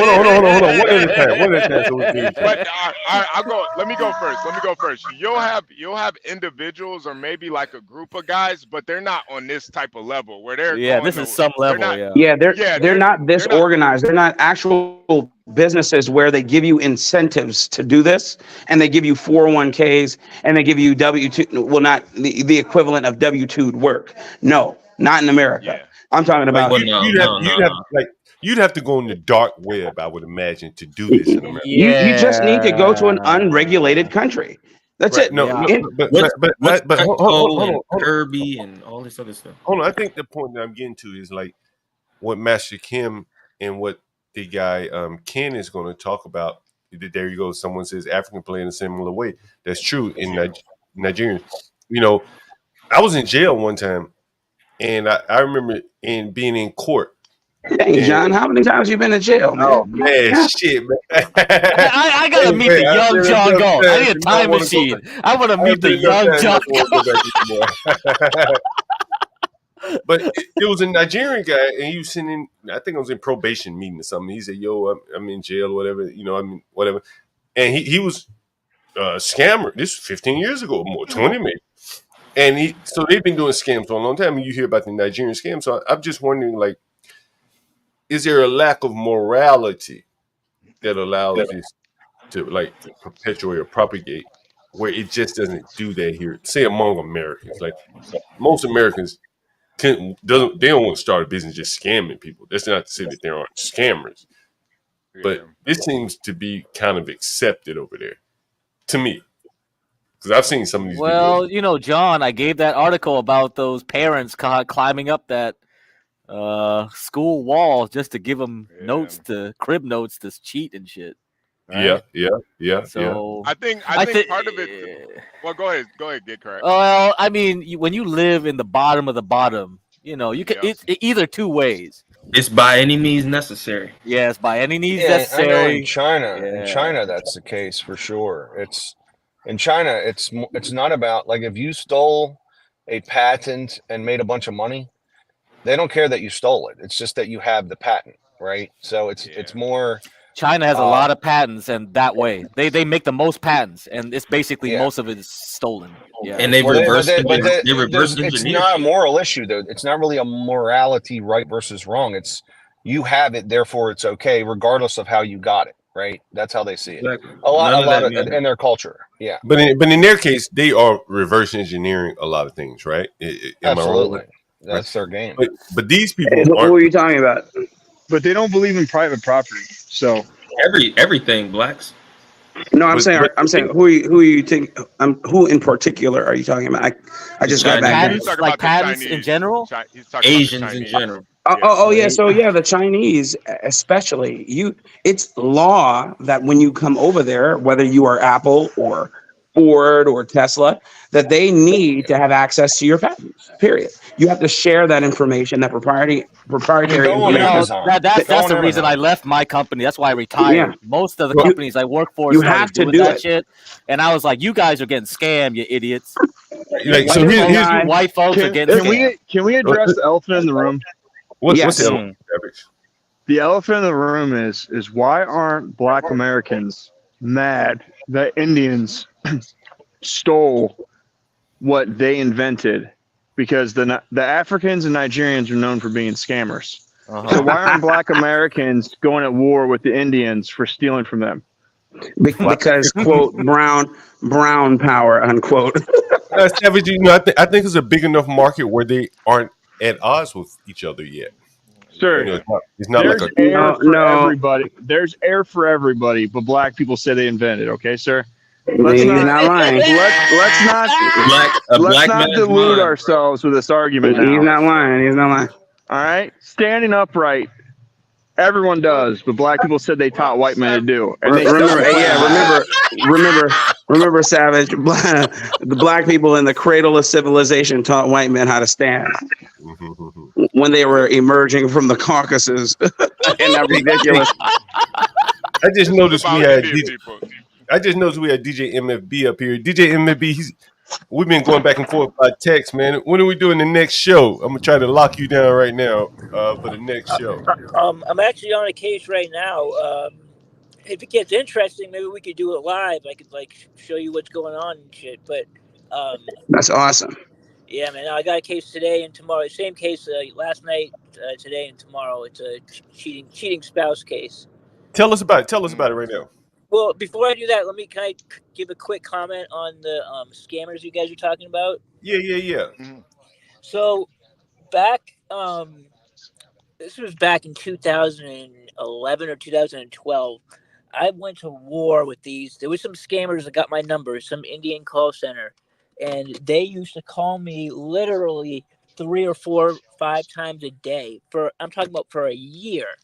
So, and what they would try to do is they would try to sell me medication. They would try to say, "Oh, we have Viagra, Cialis, blah blah blah, all this stuff." So what I started to do was, I would tell them. Finally, I told them no 5,000 times and told them to fuck off 5,000 times. But eventually, I said, "You know what?" I said, "I will take it," and I would order I'd say, "I want this, this, and this," and it would cost like $500, and I would take. They would say you can pay via COD, so you pay on delivery. So I would give them a fake address, and they would ship the product or whatever it was sending, and then there'd be no one there to get it. And then they would call me and say, "Hey, are you going to pick up your package from the post office?" And I'd be like, "No." And they'd be like, "Well, if you don't do it, then I'm gonna have to pay for that amount that you were supposed to pay." And I'd be like, "Oh well, too bad." And they would get fired from their jobs. Like they would call me begging me to pay for it, and I'd be like, "Nope," because they were scammers. They're blatantly scammers. They're selling some sort of fake. I don't know what it was they were doing, but it wasn't legit. And I probably got about 15, 20 of these guys fired from their jobs in India. Wait, Boston, when you finally did get the Viagra, how did it work? Like I said, I never did get it. I think it was fake. Oh, okay. Hey, Boston. Matter of fact, let me bring you up on this thing. I want to ask you a couple questions, and I want to see what you think about this. Let me see if I can bring you up on the main screen. I mean, I don't have to, but just so people will know who's talking here. I was thinking about doing a show with where we have you do backgrounds on some of these social media influences. Yeah, I could definitely do that. Who do you have in mind? Anyone in particular? I mean, it'll be crowd funded and crowd driven. Yeah, because I don't know all these guys, right? So some of these people do. Yeah, we would need. The only thing I would need would be I would need like just enough money. Like if it costs me to run a background on it, I have to use like a paid database that I have access to, and it costs me about like $15 to run a comprehensive report, which is pretty much like a report that will give you. HB knows what I'm talking about. Remember that report that I sent you? Yeah. So that cost me about $15 to run. So all I would need was that, and then I could run a full a report that would give you everything about the guy. And HB will tell you. It will list everything about the every detail. Yeah, Boston knows how many times somebody shits a day. Like he'll get everything. Yeah, he get everything on somebody. People are saying we might all be careful with this. So it was just an idea. Maybe we don't do that. Nah. I just gonna stay anonymous. As long as I'm just not gonna show my face or say my name, like my actual name, so they can't trace back to me. So I mean people figure you out just as well. People are hiring investigator figure you out just as well. They can hire an investigator figure. You can hire someone to figure them out. You know what I mean? HB hired me like a couple months ago. There you go. So there you go. So it's. I think but that would be an interesting show. Maybe I'm not the one to do it, but someone else could do it. That would be great. Yeah.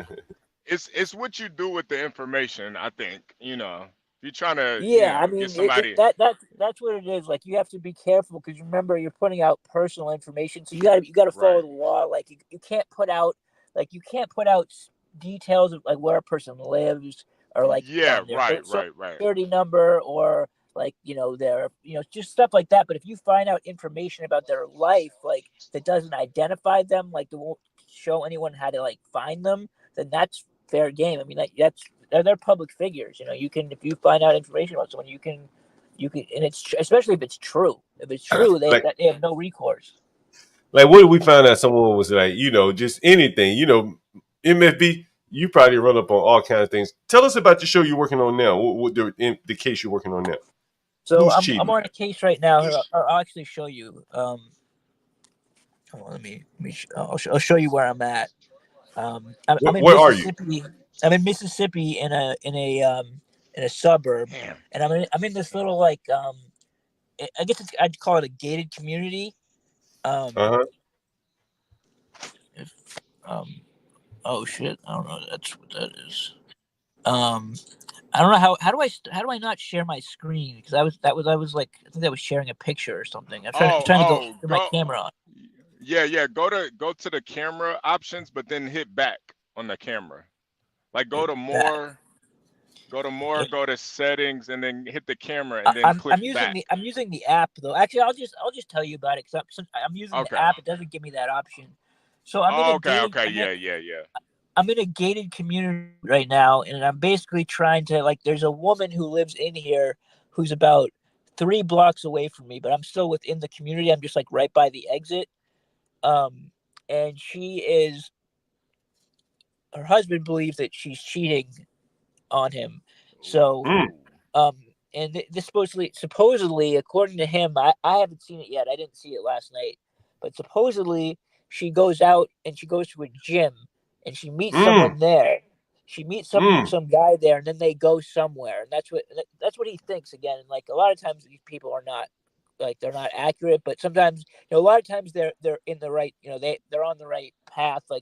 I'll find them doing it, but just in another way, or they're talking to someone, or they're doing something. But yeah, pretty much a lot of this is a waiting game on cases like this. I just have to sit here and wait until she leaves, and then when she leaves, I follow her wherever she goes. Hey, MFB, do men typically hire private investigators to find out if their woman is cheating, or is it the other way around? If they're going through, no, I'd say I get just as many men hiring me. I mean, a lot of time it's through their attorney, especially if the case is let's say they are separated or they're contemplating a divorce. Let's say they're having problems in their marriage and they have lawyers involved. Then, that's when the lawyers will want to know certain things. Let's say the woman is doing something. She's bringing her kid around a man who is a bad influence. He's got a criminal history, and the father believes it's dangerous and it's not good for the kid's upbringing to be around that guy. And then the woman will say, well, I'm not bringing him around him. I'm not bringing him around him. And then I'll go and prove that she is bringing him around him. and then that makes a big difference in their settlement, for how things will be discussed as far as the divorce proceedings, things like that. Anyone have any questions for MFB? He's down in Mississippi, down in the bayou, or the Delta, I guess you would call it. You're in the Delta. I'll have some videos and stuff next time to show.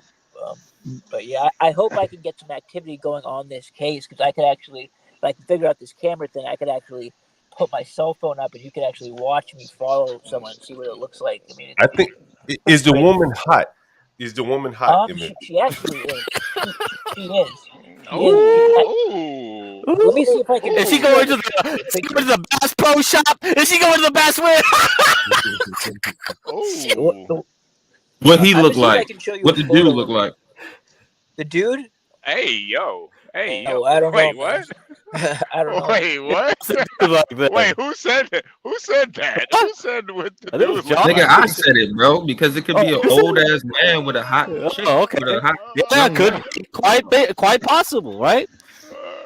Well, a better question, MFB, is what's his financial background status? He's got to have some bread. They got some money, but no one hires me to be broke. I mean, like, you got to have some money. This is going to cost him about $2,000 just these 3 days. I mean, these 3 days, that's minimum. That's not including expenses. So, hey, let me ask you this, MFB. Well, HB, you had something. Go ahead. Oh no! I just knew it wasn't. Most people that hire private investigators, they're not broke. They're not broke. Yeah, we charge a pretty decent amount of money to go out and do that. Did you give HB a discount then? Oh no, I did. Okay.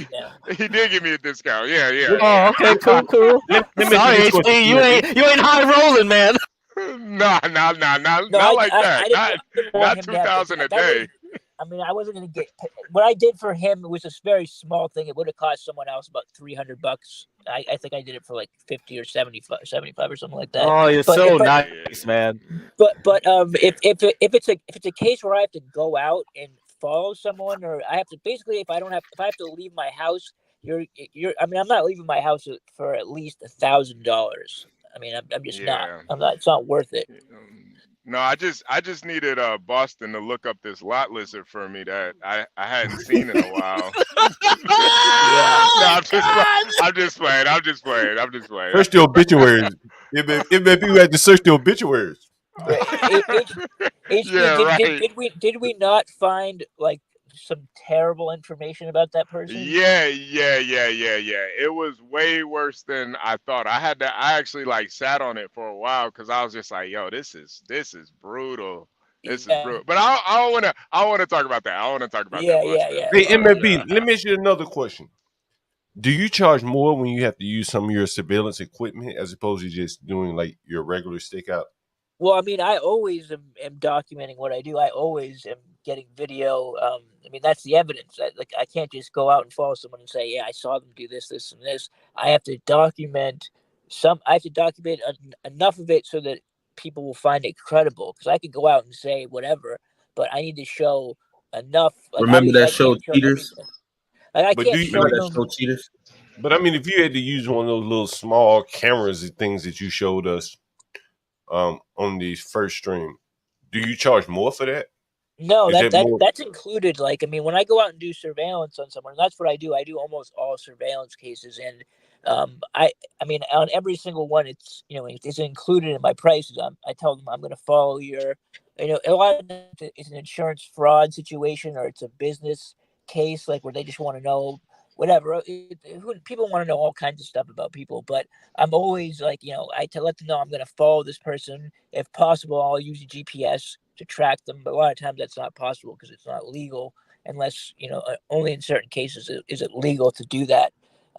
Like you need to have the permission of the owner of the vehicle so like the husband has to be part owner of a vehicle in order to put a GPS tracker on it.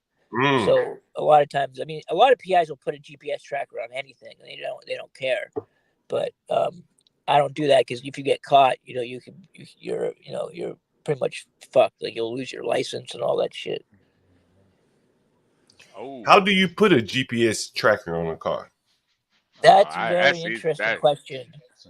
You have to be very, very careful when you do that. You can't just walk up and put it on, because everyone has Ring cameras nowadays. Like almost everyone, any people that can afford to hire a PI, they can afford a Ring camera. So if you go up and you try to put one on in their driveway, you're going to be on video doing it. So what you have to do is to wait for them to leave, wait for them to go somewhere public, like a supermarket or whatever, and you basically need to very quickly walk by their vehicle when they're not there, bend down like you drop something on purpose, and then very quickly you stick it. It's a magnet, and it goes right underneath their car. So you put it right in the back, right underneath, where it sticks, and so they very likely won't find it. But you have to do it within less than a second. You have to do it. Do you ever get that thing back? Do you ever get it back? Oh yeah, we have to get it back every time, because usually the other party is in on it. Like, husband, it's his part, it's his car, so he'll get it back for us. But let's say you did it on someone where you didn't have permission. If they find the GPS, they can trace it back to you, because on a GPS tracker, you have to pay for a service, like through a phone company. It's like an internet. Yeah, so most people nowadays, they just drop people air tags into people's purses and things. They don't care if they get tracked. So how is that game Apple going? tells you if it's an air tag. Yeah, why do people willingly do that? Like, they just don't care. They just buy a bunch of air tags and start dropping them everywhere. They don't care if they get tracked. This is their attitude. Like, what's up with that? Is it because Apple keeps for privacy or something? Is it hard because Apple has that privacy, right? Like TOS, and it's like, it seems like they feel comfortable, like people just using air tags, drop it here, drop it there, on people they want to follow. What does an air tag do exactly? I'm actually not very familiar with air tags. Oh, that's the thing. It's just a GPS. It's a GPS. Okay. But it sounds like it'd be very traceable. It sounds like you can trace it. It is. But it has to go through Apple system. But it has to go through Apple system. That's why I'm asking. Because does Apple's TOS, Apple's willingness to protect privacy, is that why people are willing to do that as private citizens go around and sticking that shit I don't think everywhere? people think that deep. I don't think people think that deep. You don't think so? Okay. I think people see it as a cheap option to either protect their property or follow someone that they're trying to follow, whatever. But yes, it is a factor that Apple is not willing to give even the FBI your information. So that's one good thing. In my experience, though, when it comes down to it, the company will always give you up if the Department of Justice or whoever, if anyone serious inquires to try to subpoena the records, they will give it up. That just happened to every PI that I've ever heard of. Yeah, maybe I'm giving people too much credit then. Oh, well, you're right. You're right, MFB. You're absolutely right.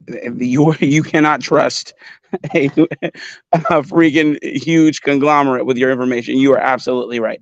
But I'm just saying, historically, and this is just for now, they haven't given up anybody's information, I guess, on the main stage anyway. Behind closed doors, behind closed doors is a different story. So, what about if these air tags, right? If you, how big are they, first of all? They're probably a quarter. They're they look like a little bit bigger than a quarter. And basically, what do they do? Put it in people's where do people put them usually? Just they'll put it in someone's car or in their. They'll hide them. They'll hide them in a trunk. They'll hide them. They'll just hide them in places. Wow. Well, I'm surprised I haven't heard about this. I guess PIs it's very popular, MFB. I thought you would have information on that. Yeah, that's what I was saying.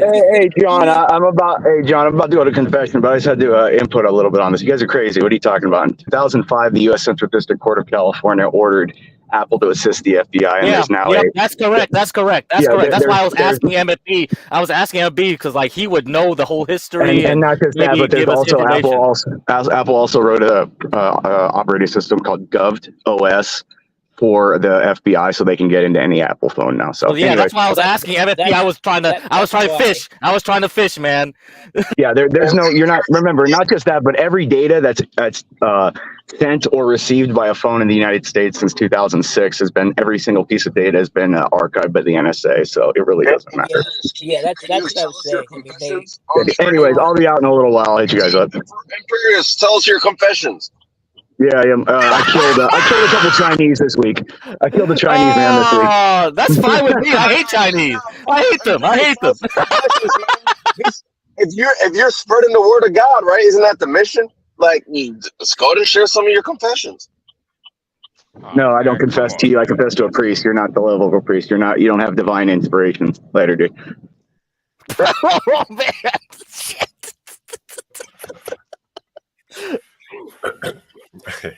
Damn it, I can't get. Go ahead. I'm just trying to get my camera to work because I want to show you guys. It looks like in a minute here I'm going to get moving. It looks like the woman's starting to get doing something. They're ready to leave, but now where are they? They're at whose house are they at, MFB?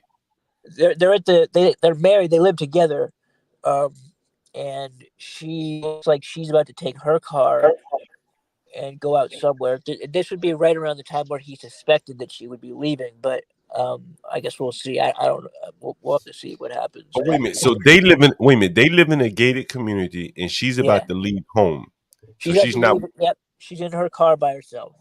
Okay, and you think, or he thinks that she's about to go to the gym and meet up with this guy.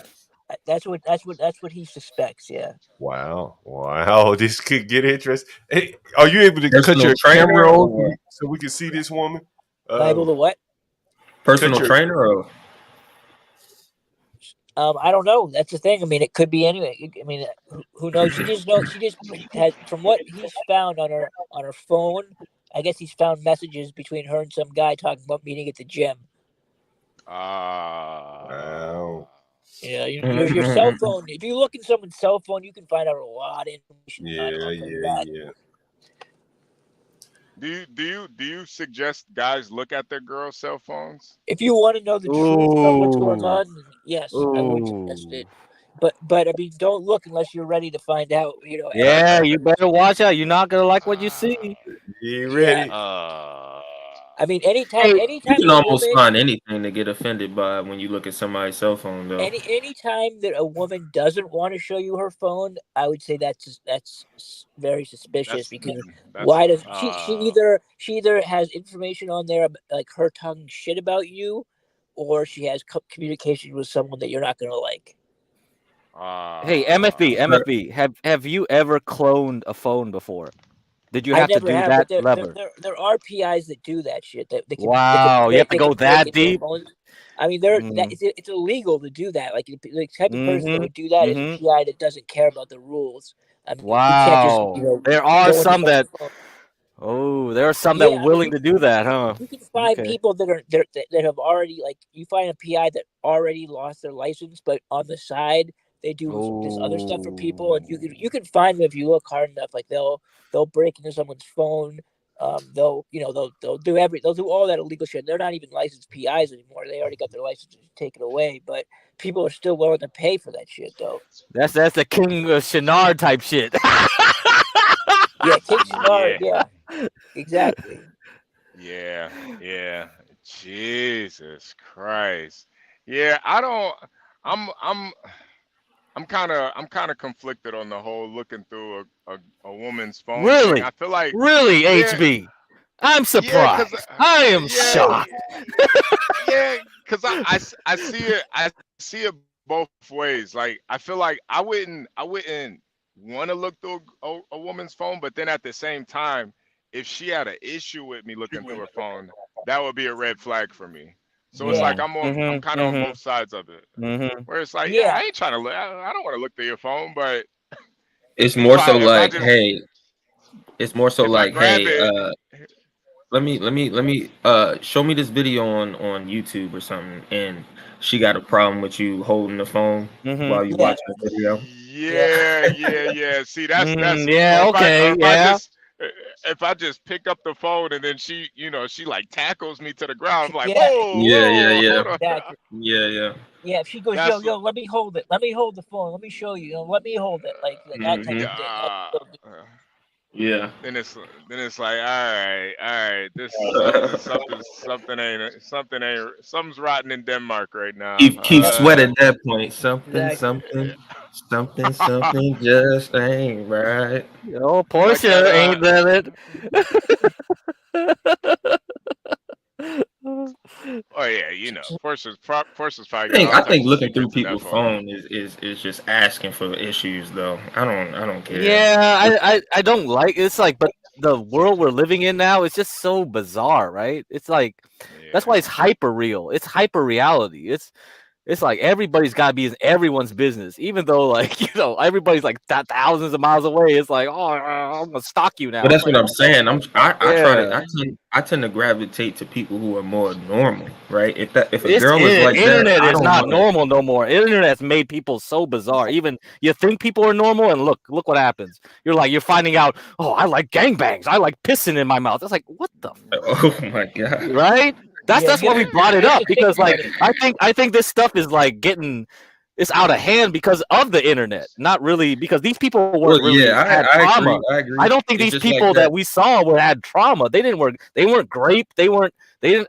And you know, the fun thing is, like, couple streams ago, Grace admitted that in 14 years old, her erotica she was writing about the K-pop. She was into K-pop and she was writing gay fiction where the K-pop members were fucking each other.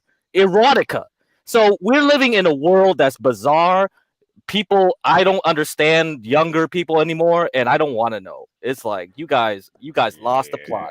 I don't want to know about this stuff. K-pop. Oh boy. Chinese, well, Yeah. Asian Yeah, music. Korean pop, and I don't know why white yeah. people would be interested in it, but surprisingly they are. All right, whatever. What? I've never heard of that shit. Yeah, you're a different age, my friend. We are dinosaurs. We don't understand. You that. never heard of fucking what's it called? Apple tags? So Yeah, so it's like everything's dude. changing so fast, man. You know, a lot of people. There's an app called Life 360. Have you guys see that? No, what's that? Life 360. It's an app for families. I actually use it. You Oh basically you have man. GPS on your phone, like in it, and you can basically see where your spouse or your daughter or whatever your family, whoever's part of your circle. It will show you where they are at all times, and it will say, like, if you can find out if they got into a car accident, like it'll Apple has some shit like that right now. Like that, like, and I have it with my God. family. Hey, what's the name of it, MFB? Light 360? It's an app. It's called Life 360. You pay for, like, I think it's like, I forget. It's very minimal, but it will show you exactly where someone is. It will say, like, what they, where they were. And the main thing is, because especially when you have children, you always want to know where they are. I mean, it's just like, I think it would be stupid not to use it, because, like, you never want to be in a situation where you're like, I can't find this person, my wife or my daughter. I need to, and this will make sure you know where they are, like, at all times. I mean, and with me too, like my wife, she worries about me all the time because I'm out here, do all over the country doing different stuff. Yeah. So, like, See, and that's like in that situation, I would definitely want my wife to have, like, my location at all time. Like, she needs to know where I'm at. But look, look. I could be tied up somewhere in a fucking Mexican basement, you know? Hey, but Mike could also be at his side chick house and then still wouldn't have to worry about it. Yeah. Mike don't got no side chick though, man. Like, Mike ain't got no damn side chick. Of course not. Yeah, you can't be part of that thing if you're doing anything that you don't want people to know about. You gotta be an open book. Yeah, we're talking. We're all. I feel like we're all. Pretty. I'm speaking hypothetically, man. Hypothetically. All right, Rashu. I see where you're. I mean, I'm assuming everybody up here is either single or they're.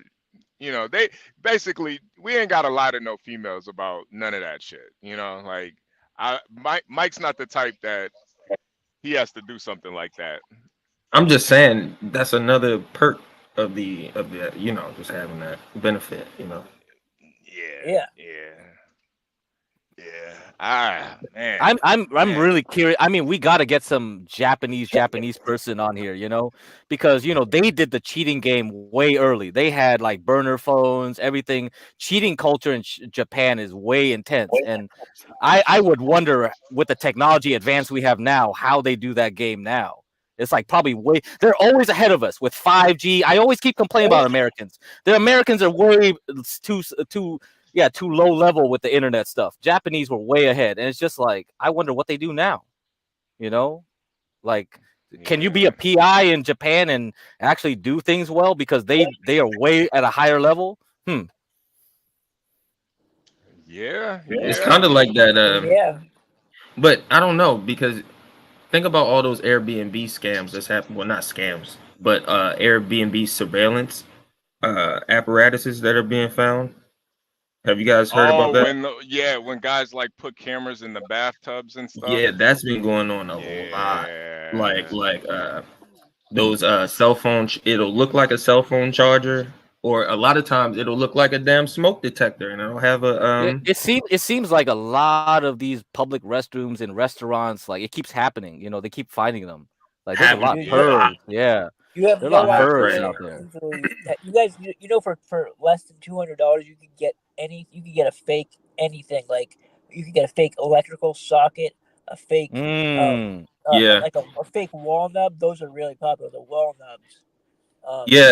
Mike. The last time you was on here, I looked up a lot of the stuff he was talking about, bro. And I'm talking $300 and less. You could buy a lot of, private cameras. I saw a story where they found it was like a public a McDonald's woman's bathroom, and the camera was inside the toilet. I'm like, yo, that guy. You didn't hear about the little girl. You didn't hear about the little girl on the airplane that had that happen to her. Oh my god! It was you didn't hear about airplane. No. In a damn air. Oh my god! I know. This was recent. Oh. So what happened was the guy went in before the girl, saying that there was something wrong with the toilet seat. He would fix it, and he put a camera there. Oh. And she ended up seeing it. Oh man. Yeah. Oh, nah, how old was the girl? How old was 13. Like 13, 12, 13. Come on, man. Jesus Christ. People are like... Portia said it was a flight attendant. Yeah. Yeah, it was a flight attendant. It was a flight attendant. Yeah. Oh, man. Yeah. That's why I don't trust male flight attendants anyway. They spiked your drink, didn't they? Yeah. It was like international flight. You motherfucker. I put Black Label, Johnny Walker Black Label, and you just gave me some shit. You're a goddamn grown-ass man, a flight attendant. Yeah. Man. Get out of here. Portia is saying, it was like 100 girls on the SIM card or whatever, or the memory card that he had. Oh. Yeah, he was a freak, man. Jesus Christ. Oh my God. Yeah, see, they'll get that guy 100 years, but the guy that are those two girls that killed that Uber driver, they already out of prison. Yeah. I don't know. This whole world is like getting messed up. It's the upside down world. What's that? Stranger Things or some shit? Yeah, exactly. Yeah, it's like that. Climb through the ceiling. Wait, Portia, you had a video that you wanted to share. Do you still want to share that?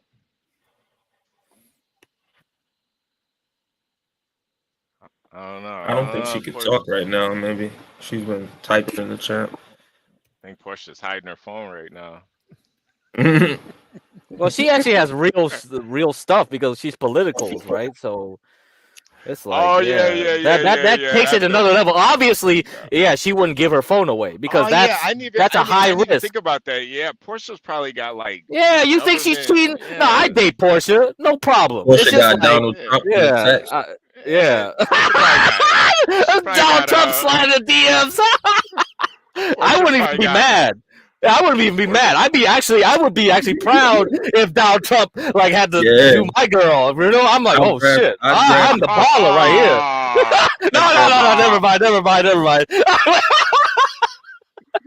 Yeah, That'd be messed up. You found out your girl's dang Donald Trump, and you look at her text, and it says you're fired. Like, ah, come on. Ah, you're fired. Ah. Okay. You'll be back to your laptop. All right, take your time, Portia. Take your time. Yeah, now I think about it, yeah, Portia probably got pictures of dead aliens and all types of shit in her phone, man. She probably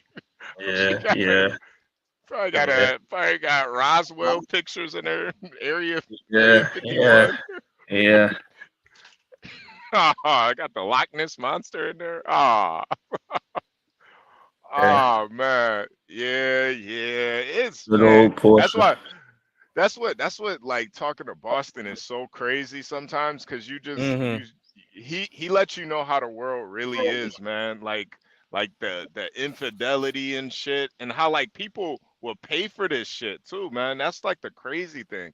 Like for me, even if I was a millionaire and I suspected my girl cheating or my wife cheating, I'm just gonna get a divorce. I don't care. Like I don't want to see. That's how I look at it. Like, I don't own you, so like, if you want to be out there, you know, with somebody else, all right. Yeah, I don't know. It's tough. It's tough because humans aren't logical though, you know, and that's what everything gets messed up. Everything gets twisted, and people like love and hate is the same coin. If I didn't care about you, I wouldn't do nothing. Then I would ignore you. But right? You know, get cracked. How would it make a difference too if you had children with this woman? Yeah, and they use children as pawns, right, in the chessboard. It's just like that's what Ben and Courtney, you know, that's what they're doing. The Thorpes, their whole thing is just they're using people as chessboard. Is like all y'all. No Chinese would ever do this. No East Asian would do this. I don't even know any Indians would do this. It's just like this stuff is a white person thing. It's just like I don't want to get this stuff. It's just I look at it, it's like this is shameful. Nobody would ever do this in an Asian culture. Yeah. Nah. I know Boston was saying that he does do PI work for some black people too, but I'm assuming most of it's probably white folks. Yeah, it's rare. I mean, now that I'm down in Mississippi, I'll probably get more just because there's more black people down here. But you know, I spent a lot of my career in Southern California, and there's not a lot. I mean, other than like LA. There's really not, like, especially in Orange County. There's almost no black people. Like I don't think I saw like more than 5 black people in that county, like the whole 8 years I was there. Oh damn, that sounds like seriously, like they're not. They don't go there for whatever reason. Ask him Pierce next time he comes up. He's from Orange County. He'll tell you they don't. They're not around there. They're just not around. It's all Mexican and white. Wow, man. It does make you like kind of like nervous too to be in like a relation. Not nervous, like I don't know. I guess my ego's not that big where I would even care for real. But I would kind of feel away like damn, I was just fucking wasting my time, you know? Yeah, you got to you got to vet people very, very carefully when anytime you're gonna be in a relationship, because you have to really trust them. Think about, can I trust this person with my life? Like, yeah, you know what I mean? Like, I've seen all kinds of shit where people are, well, you know, you get in with the wrong woman, she'll line your ass up. You know, I mean, I've seen it happen. Yeah. I've seen it happen. Like, you're doing. What if your significant other knows that you're not monogamous and they're cool with it? I mean, then they have an open relationship. Then that's fine. But like, I've seen cases where, you know, a couple was you know, they were either together in a long-term relationship, engaged and shit, and then behind the scenes, the woman is lining his ass up for some type of thing where she's gonna steal all of his money and kill him. Or like her plan is to kill him. Like I mean, I've seen all. I'm not that I haven't worked a case where that's actually happened, but I've heard of other PIs that have uncovered plots for people who are going to kill people, like, you know, kill their spouse for the insurance money. Insurance money, help. Yeah, life insurance or whatever. That's kind of hot though, honestly. I mean, like, it happens a lot. It's kind of fucked up, though. I mean, like, yeah, it is. Your wife is talking to a hitman to line your ass up when you go out in the next morning. Oh, yeah. Why are you even talking to that guy, man? I mean, at least get a female hitman if you're gonna knock me off. You over here talking to this guy? Right? Yeah. I mean, what are you doing talking to this dude? Like, yeah. Yeah. Get a fucking female hitman. Don't fucking talk to a guy. Hey, Mike from Boston, are you hiring? Am I hiring for other guys? I will be. I'm getting to the point where my business is getting to be too much for me to do by myself. So I am going to be looking for some PIs, but you have to be a certain type of person to do this job. Like you have to be able to, I think Ice Cube would be perfect for a PI. He's like a real. He wouldn't mind like stalking some poor unsuspecting woman for hours, just following some woman around for hours. You have to be okay. You need to be able to be okay with sitting in your car and like just letting. And you just need to watch someone. And you need to figure out ways to not get bored. I don't get bored. Like I have podcasts, I have YouTube. I just listen to stuff. I'm comfortable in my car. I'd rather be in my car doing nothing than at a job in an office somewhere. You know what I mean? Hey, Mike, if something was to happen, are you able to take a 100-yard dash? What do you mean if something were to happen? If something was to happen, are you just able to hop out the car and just do a 100-yard sprint real quick and get yourself together? I mean, I'm capable of taking my gun out and shooting them. Yeah, I was about to say Mike is gonna shoot it out before he runs. Hey, Rashu, did you miss the MFB talking about the time when he got boxed in the car? Yeah, no, I was listening. I was at work, but I was. Oh, listening. okay. Yeah. No, Mike from Boston. So I'm black, so I think that certain demographics would probably factor into. Yeah, you would, man. Yeah. You might want to, diversify, because I can go to a place that maybe you can't. No. It would be way harder for you. It would be way harder for you, Ice Cube, because you're black, but you're also right. You're but I can that opens me up to different scenarios. It depends on where, because down here in Mississippi, it actually might work out to your benefit to be black. Because more people are black around here than white. So, I'm thinking of my boy. You'd be better off. I'm thinking of my boy Angel, right? Like, how many Native American private investigators are there, right? Yeah, like, he might be able to go to casinos and whatever else. They're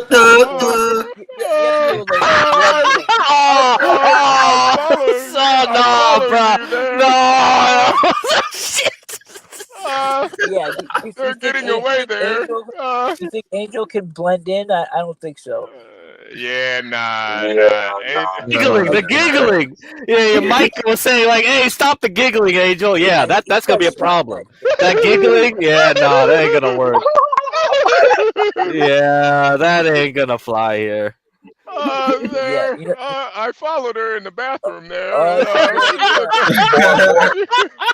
But on the even having a female private investigator, that'd be probably a game changer for you. Dude, some of the best guys I've ever worked with have been females. So say it again. I'm sorry. Some of the best PIs I've ever seen in my life have been female investigators. Yeah, I believe that. To me, I know a female PI. That's like I always think of like James Bond, how it would be like those those double agent women and stuff. Like I think women PIs would be really good. Oh, they are. I mean, they have to be, if they have the right skill set, they can do things that guys can't do. They can go places where we just couldn't go. Like they can go into a store and no one will ever expect, or a gym, no one will ever suspect that they're a PI. Whereas a guy, it's like you have to be much more careful. Like a woman in a grocery store, for example, no one will ever think that she's a PI. She needs a booster seat in her car, or anything. Like people think she's just like a soccer mom, Yeah. I mean, even as a guy, like what you making eye contact and stuff throws people off. Like a female, Yeah, She dude, just no, said you have basically to be flammable. very careful. You have to be basically able bro. to blend into any situation, no matter where you are. You have to look like you belong there. Like it's not weird that you're there. If And that's the that's case, the hardest part. if that's the case in the DMV area, going past any black dude he could possibly be a PI because that nigga's trying to make eye contact with you at all times, and it's No, like, yeah, bro, you what do the not. hell You do are not you want to doing? make eye contact. If you make eye contact, it's pretty much over. Like literally. Like once they see you and it registers in their brains and they recognize your face, you can't see them again. Because if you see them again, they're gonna be like, "Wait a minute, I saw that guy yesterday," and you're fucked. Like you like I have people who I followed for weeks, and they never knew that I was the same person that had been in every single place with them over the past weeks. But if I had made eye contact with them, it registered in their brain and then they'd see me again, they would have been like, "Wait a minute, why are you here? And I just saw you in my, my neighborhood yesterday. Like, what? Like, there's something going on here. Like, that's not normal." Hey, Mike from Boston, did the lady go to the gym yet? She hasn't. She hasn't left yet. I guess she was just getting something out of her car.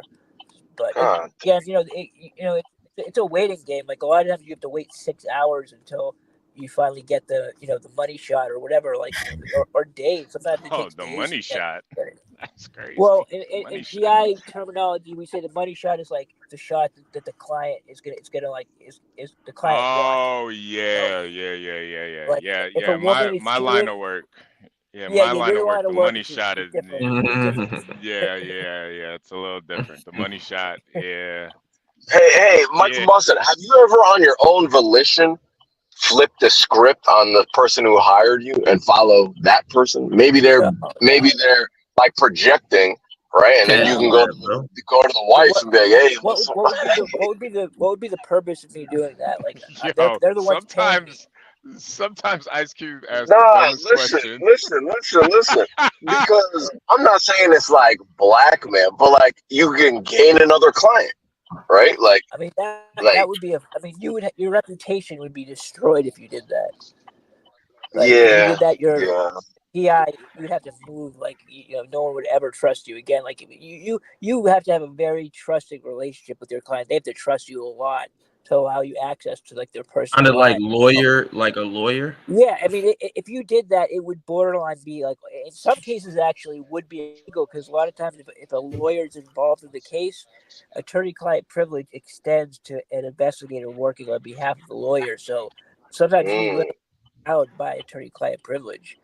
But I mean, either way, it would be just disastrous to do that. Hey, wait. Salute to Dom for that Cash App, man. I will be getting a lot lizard with this, man. Yeah, appreciate that. Wow. Thank you. Yeah, get that. Yeah. Get that. Yeah, Get that money get a lot shot, bro. Yeah, I'm gonna do a money shot with the lot lizard. we need a money shot with the of course get her consent. We don't want to see it. We don't want to see it. But I know. Yeah, this guy wants to see my money shot, man. What the Yeah, hell this is wrong with guy's Ice wild. Cube, man? What the hell is Hey, guys. wrong with this guy, man? Hey guys, that's me, man. I'm Don. Hey, hold on. Hey. You see, I got fake names. I got everything. King Shinar can't find me. Yeah, go dox that phone numbers. Go do whatever you want. I don't care. Hey, give a shout out to Gary. Give a shout out to Gary, guys. He got up early this morning, called me, and he said, "Let's set up this Google Voice to StreamYard." We were almost there. We got still a little bit of tweaking, but I think it's going to be a great feature, particularly for our trucking show. We may get truckers to call in. And that's going to be great. That's going to be and prank callers. We welcome the prank callers. If you know some people that like to call in and do prank calling, we have HB handle them. Yeah. I think it's going to be a great feature, though. What do you think, HB? The prank calls, man. What do you think? No, I think it's going to be a great feature. What do you think? Yeah. No, I think it's gonna be really good, man. And I definitely welcome the trolls. It's I think it's gonna be really funny. I think there's gonna be some terrible trolls too. Like Hey, HB, anyone that tries to troll you is in for a losing battle because I've known you for enough time now that you've been doing this stuff. So what was it? I think 2016 when I first like talked to you, something like that, on Stars Network. Yeah, well, I don't think it was. Oh yeah. It has been that long. Yeah. I forgot. We used to just like talk in the chat and shit. Yeah. Yeah, exactly. So you know about trolling probably as much as anybody. Like, so people would fail if they tried to troll you. Like, yeah, they try, but usually they just end up looking like like fools, kind of. Yeah. Exactly. Like I know Ice Cube tries a lot, but it's just like he just Go ahead, John. Go ahead. Hey, we got a few new people in the chat, I see. So I just want to give a preview of two of the streams we're going to have coming up. This is Ken Watson. Can you see the screen? You able to see? Yeah. All right. So this is Ken Watson, Wednesday morning, tentatively. He should make it. He owns his own business. So unless he has something come up, he said it's definitely a go. This is one of Master Kim's friends down in Atlanta. And I mean, when you talk to the guy, he can speak that Indian language, Gujarat. He almost sounds like an Indian guy, but he's very much a black guy. My bad. And so you can see it here. He owns his own brokerage, a corporate and residential brokerage sales firm. You can see that here. I'm going to see if I can go get more of his bio. But you'll see he also owns a plane, his own plane. So he'll talk about that.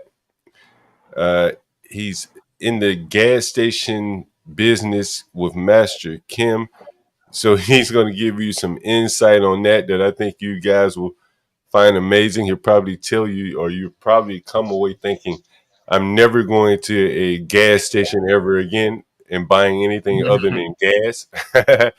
So that I think you'll find interesting. And I think it'll just be an overall inspirational show, because this guy's come a long way and he's done very well for himself. Very well indeed. Anyway, back to the original. John, so he owns his own plane. Does he fly his own plane too? Or he flies his own plane.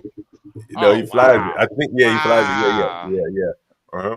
Yeah, that's insane. Bro. HB, you ain't at that level, man. You're not. Like shit. Yeah. You want to get at that level? You better start trading like I do. I don't know. Because you got to. So the thing is like, I'm not at that level because I'm just like, I'm lazy. But I feel like a lot of you guys, you're younger. You are hungry. And things are gonna get rough pretty soon, and it's like what I gave you, Denizen, and hopefully CK J3 comes on, because he talked about, like he mentioned in chat, he does prop shop, so he's a professional investor. Basically, he has a license. So if he can teach you about futures, and futures is 60% long-term tax, 30% short-term, man, you trade futures, you can keep your money because it's not tax short-term, and it's just like 60% of it is long-term tax, and it's like, oh man, that's such a benefit, such a big benefit for you guys. Yeah. Yeah, there's so many layers in this cake. There's so many layers in this cake. I don't bother because I already made my money in tech. I made my money working and invested early in high school and all this stuff. It's just like you guys, however, you guys have the tech. You have AI now, and I'm gonna give you stuff to get you at that level quicker. I want to get you at that level quicker. The basic stuff, get out of the way, and then you guys take it further and run with it. Yeah, no, I meant to ask you because I forgot the name of it, but that little squiggly line chart that you used, what was that called?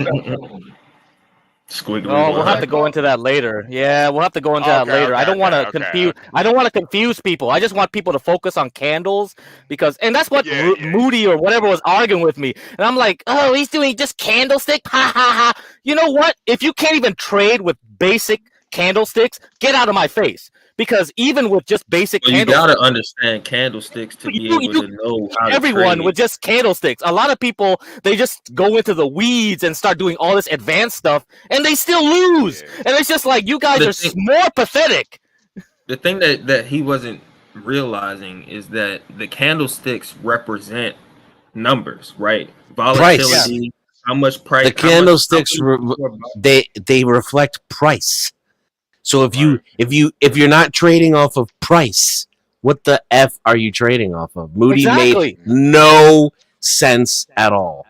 Because I'm not trading on indicators. If you rely on your indicators, they can fail.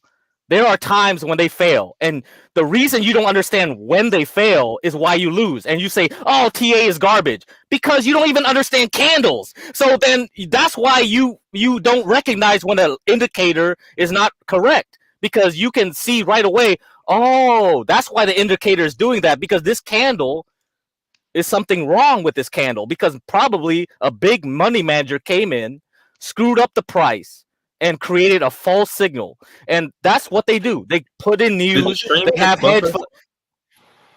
Did the stream just buffer for you guys? No, not me. Did you? Nah.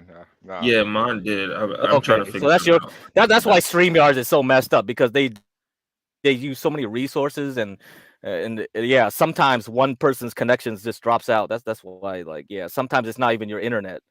Anyway, I'm gonna drop and come back. Yeah. So anyway, yeah, that's why you have to do the basics, dude. Don't jump to. You can't even understand 1 times 1. Don't bother me, man. Because if you can't even do that, 1 times 1 is 2. Yeah, so 1 times 1 is 2, right? See, so it's like all these guys want to like start being LeBron James and shit. It's like, bruh, you can't even dribble. Fuck off, man. Nah, I'm with you. I think with a lot, just a lot in life, the simpler the better, man. Because people want get rich quick schemes. They want. I'm not selling you that. I'm not going to sell you. And those guys are selling you products. They're like, oh, subscribe to my courses for like $1,000 a month. Get off. I'm not doing that. Yeah.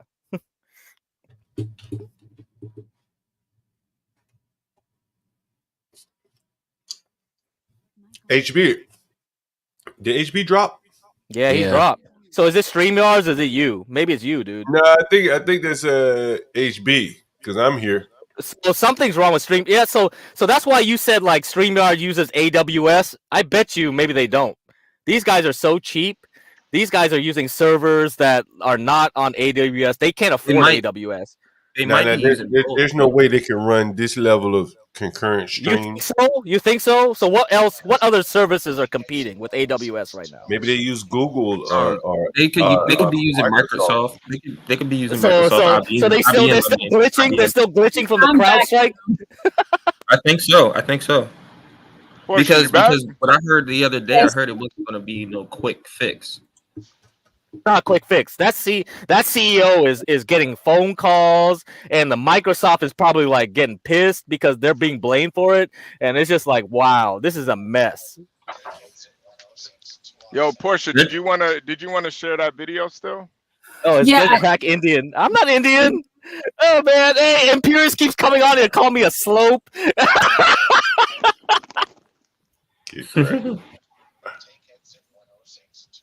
Yeah, I did. It was in response to what John was showing us earlier with that those 2 kids, the 2 girls in DC, and this story is a few years old, so I'm not sure if any of y'all have heard about this before or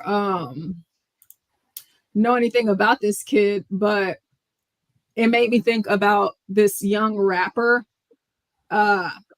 here in Texas and the way that the judges, and basically the way that Texas deals with these types of things. So he was 11 at the time. Okay.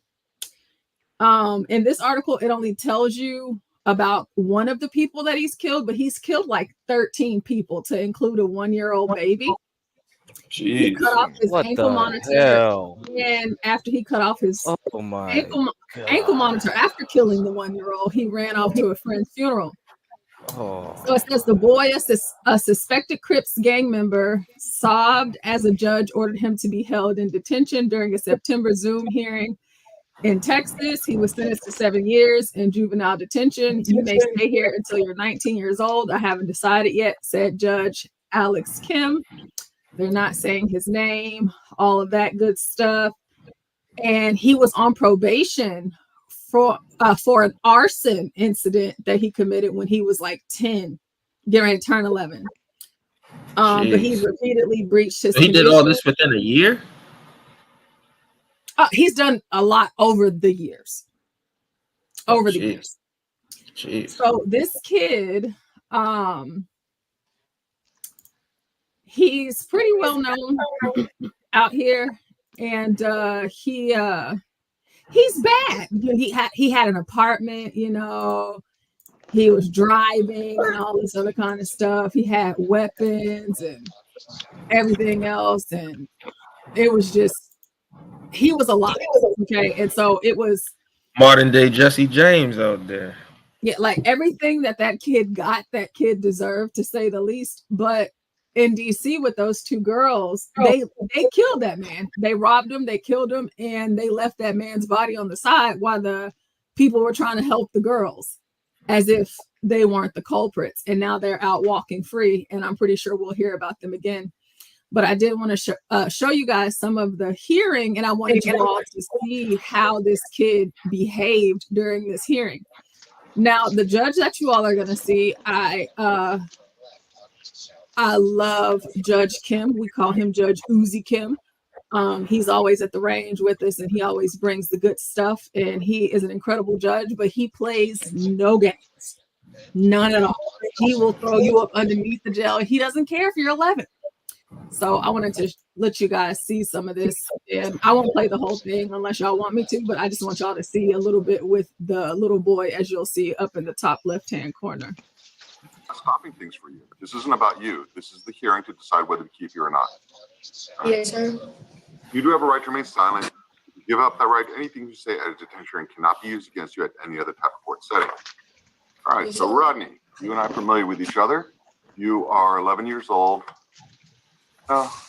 Wait a minute. Yesterday was your birthday. Yes, sir. Now you're 12 years old. All right. So, well, happy birthday. I'm sorry you had to spend it here at a detention facility. And Mr. Spence, you're here, right? Okay. So. If you see, it looks like he's trying to fake cry a little bit. Just let you know. You know, I don't put this down, right? Mr. Moore? It is. Yes, sir. You remember this one? You taking this picture? Yes, sir. Okay, I keep it here on my bench. Just a reminder. Can y'all see that picture? Yeah. I keep here at my bench to remind me to give you a harsher sentence because you told me to go fuck myself. Yes, and he put that up on all of his social media, okay? This kid is like he's taunting the judge who's getting ready to sentence him. So stupid. Reminder. Because, you know, once you put something on the internet, it doesn't come down. And then, all right, so you were here you're on probation for arson. And that is from 2019. And then we've had all kinds of problems. Most recently, I let you go. You come in and out. I've always let you go because you're so young. I mean, you're 11 years old, right? So I didn't want to keep an 11-year-old in here. But every time I let you out, you just cut off your electron monitor, you come back. Yes, sir? This time I cut it because I was on the phone. Please don't say anything, okay? Don't say that right now. Okay. Yes, sir. Yes, ma'am. Yes, so, all right. So you keep on running away. So I want you guys to put yourselves in the mindset. Now, y'all know I'm a teacher, right? And so I teach this age children, 11, 12, whatever.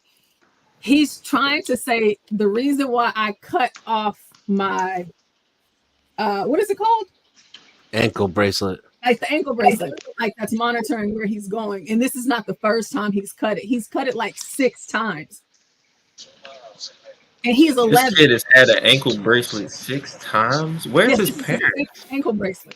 He's 11. Where's his parents? Who knows? It's just, he's a kid. And he's capable of doing all of these things. This is a child. Okay? Crazy. I'd respect it if he hadn't hurt a baby.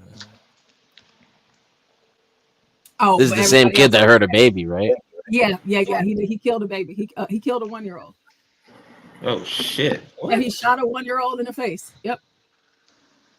God, this guy's a psychopath now. Yeah, no, yeah, and look at his face. Put him down. Look at his eyes. Yeah, put him down. That's it. Over. Yeah, there's nothing in there. Time with this guy. Yeah. Put that dog down. It only gets worse though. So It gets worse. Oh God, yes, no. It does. Keep on getting you back in here. Make you stay a couple days. You promised me you're not going to cut it off. I think you cried a couple times about coming back here. And then this last time we let you out, Mr. Spence, when was the last time we let him out? He cut his monitor on 8/14 of this year's RAND. Okay, so about 6 weeks ago, cut off his monitor and ran. Even though you promised me you wouldn't. Right? So now there is evidently a new charge that was filed rolling back to April. And that's the one where you shot the 1-year-old? Mr. Spence? Yes, Your Honor, it is. Shot a 1-year-old baby. Yes. What kind of beef? Probation for arson. You said what? What kind of beef does he have with a 1-year-old? I don't know. I'm saying I don't know. He robs. He sells drugs. He drives. He steals cars. He kills people. He does all of this stuff. 11 years old. And his criminal rap sheet started when he was like 8, 9. Yeah, so, you gotta give him the rope. Yeah, he's the one that you want to get up out of here because it's not gonna stop. I mean, Portia, to be fair though, 1-year-olds are kind of bad though. All right. HB. Yeah, and you can't reason with them or nothing because they don't speak English. Yeah. Kind of. I don't know how many 1-year-olds you've been around, Portia, but they're kind of jerks, you know. Like yeah, but I thought it was like the they ain't even speaking Latin. Tiny little narcissists is what they are. Little assholes, always pooping on themselves and throwing demanding up, to be fed and held. Want to get breastfed. Was the kid related to him? Was the kid literally won't even stand up by themselves? You said yeah? No, they're not. No relation. Okay. Jesus Christ. So, but I thought it was like the terrible 2s and 3s. Like he could have waited until it was like a 3-year-old because those are the real monsters. Yeah. Jesus. It's like late term. You know, I'm not gonna say that.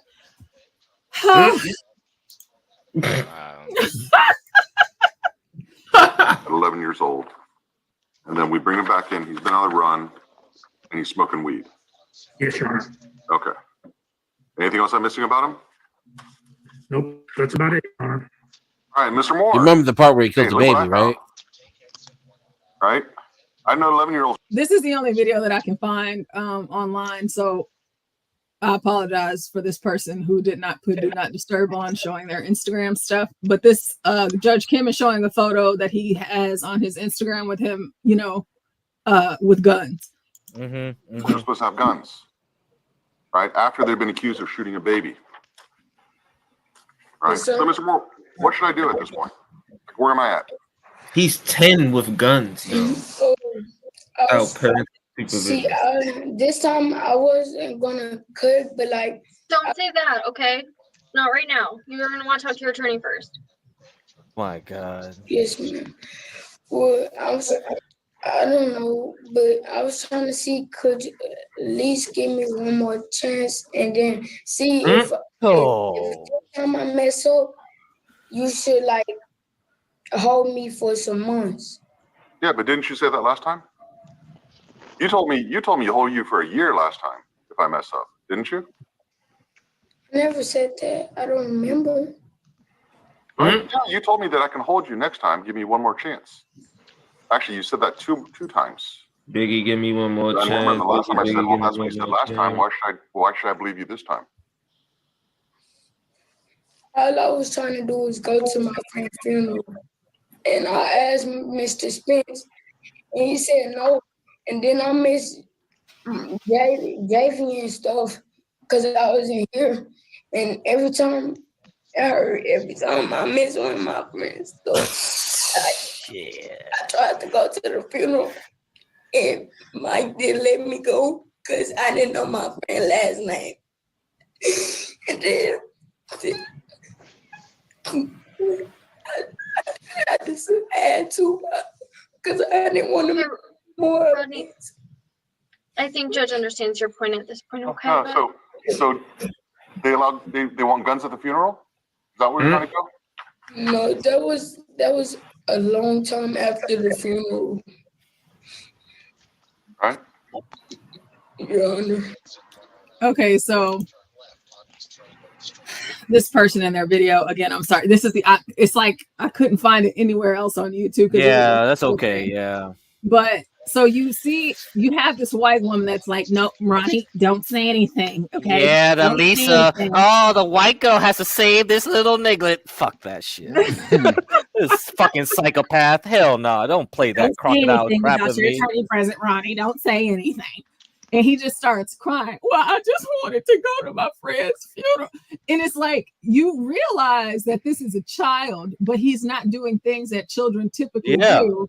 But He's he messed turns up. on the kid thing. Like he turns it on. He turns it on. Yeah, they're evil demons. Yeah, they could. He's a psychopath. Yeah, he's gone. He has to be taken out for sure. It's Yeah. over. There's no Right. changing this guy. This guy's too deep into it.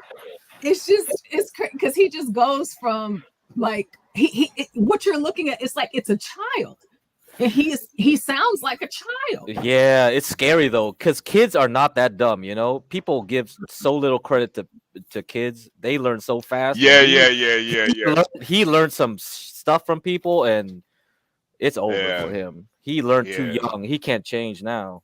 No, because even when I was young, like I was around 12, 13 when I had my first gun. But then also I was like 13 when I first started driving. I'll just take my mom's car. Like I'll just take that bitch.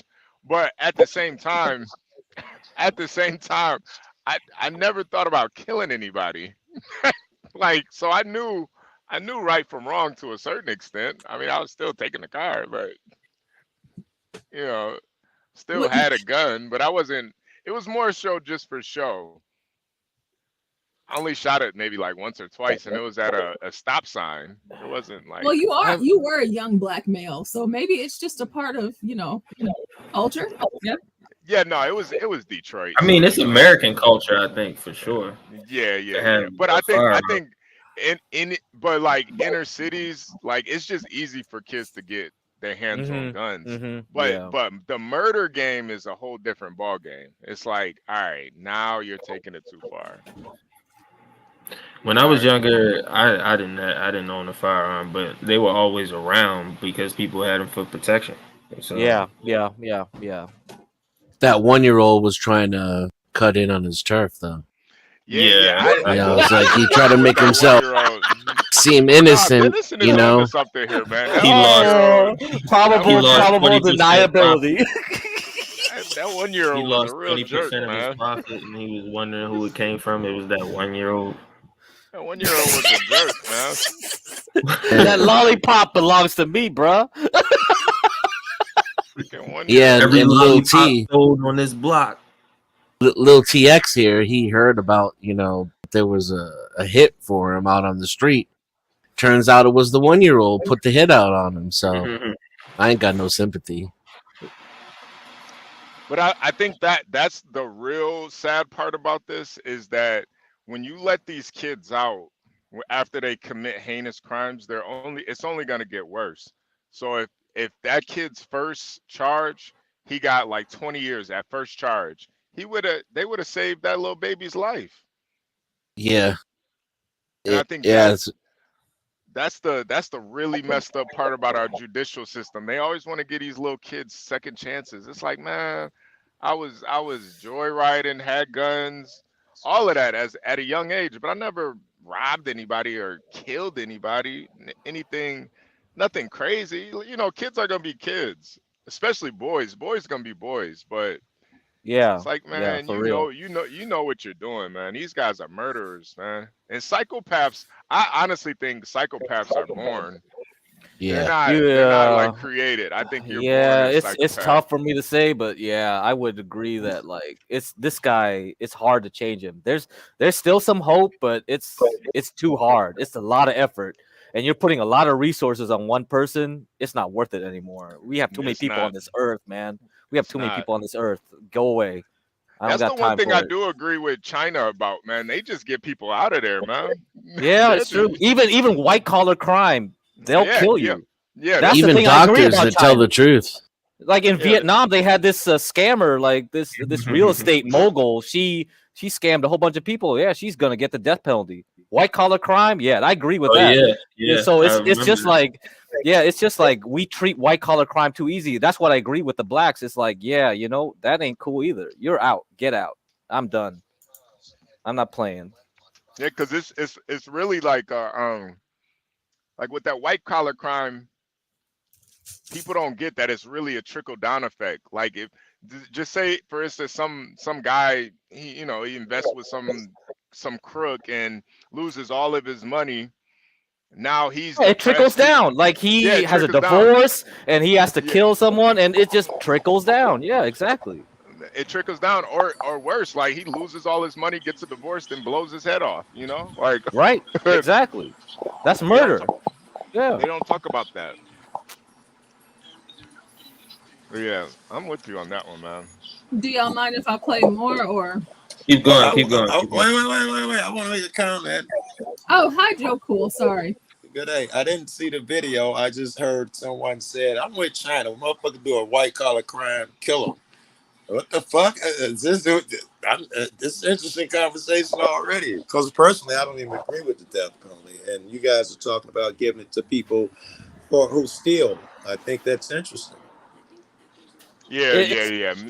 Me, especially in a first world country where you can get food stamps and public housing, I don't see the need to steal. I think it's just a want. Because you know in Asian countries, you know, what East Asian, I don't know about India, but it's like we believe in Confucianism, right? Master Kim brought that up. It's like you have to protect the social harmony. If there's any disorder in the social order, that has to be taken out. That has to be rooted out. So by murder? Yes. Wow. Yeah, Asians don't play. That's why we won the war, right? Vietnam won the war. I didn't mean and all that. I wasn't trying to just make a comment on what another people do. No. But that's why I'm explaining you their mindset. I'm explaining the mindset. I'm explaining the mindset because if you don't understand Asian mindset, you won't understand why that's normal. No, I'm a fan of Asian shit, Eastern philosophies. I think they're very in tune with. So it's very cruel. Yeah, it's very cruel from a Christian Western standpoint, but that's just how it is. Because all right, let me ask the question anyway. I get that other cultures do it. So in order to root out the evil and attune that vibration, you think murder will help your vibration of so that's why you know I'm a unique person because I'm a Buddhist and I don't follow Confucianism. So that's why when you look at these East Asian cultures that have adopted Buddhism, the governments won't adopt Buddhism. They adopt Confucianism or Neo-Confucianism. And as a personal opinion, I would not agree with that. From a government opinion, they agree with that. Yeah. And there's a big difference between the death penalty and murder too. I don't know. That seems subjective as fuck to me. But just to get you right, you're saying Buddhists say when people steal shit, you should kill them, and that's how you keep the harmony. No, Buddhists won't say that. Confucians, yes. That's why you guys don't understand. There is a difference, and it's like from a personal level, I say no. From a government's point of view, they say yes. That's why China had a big battle between Buddhists and legalists, and you don't understand Chinese history, and this is a problem. And maybe we have a stream about Chinese history. I think we've done it again. I asked you your opinion. You tell me what Buddhists and Confucianists think. Yeah, my opinion is no.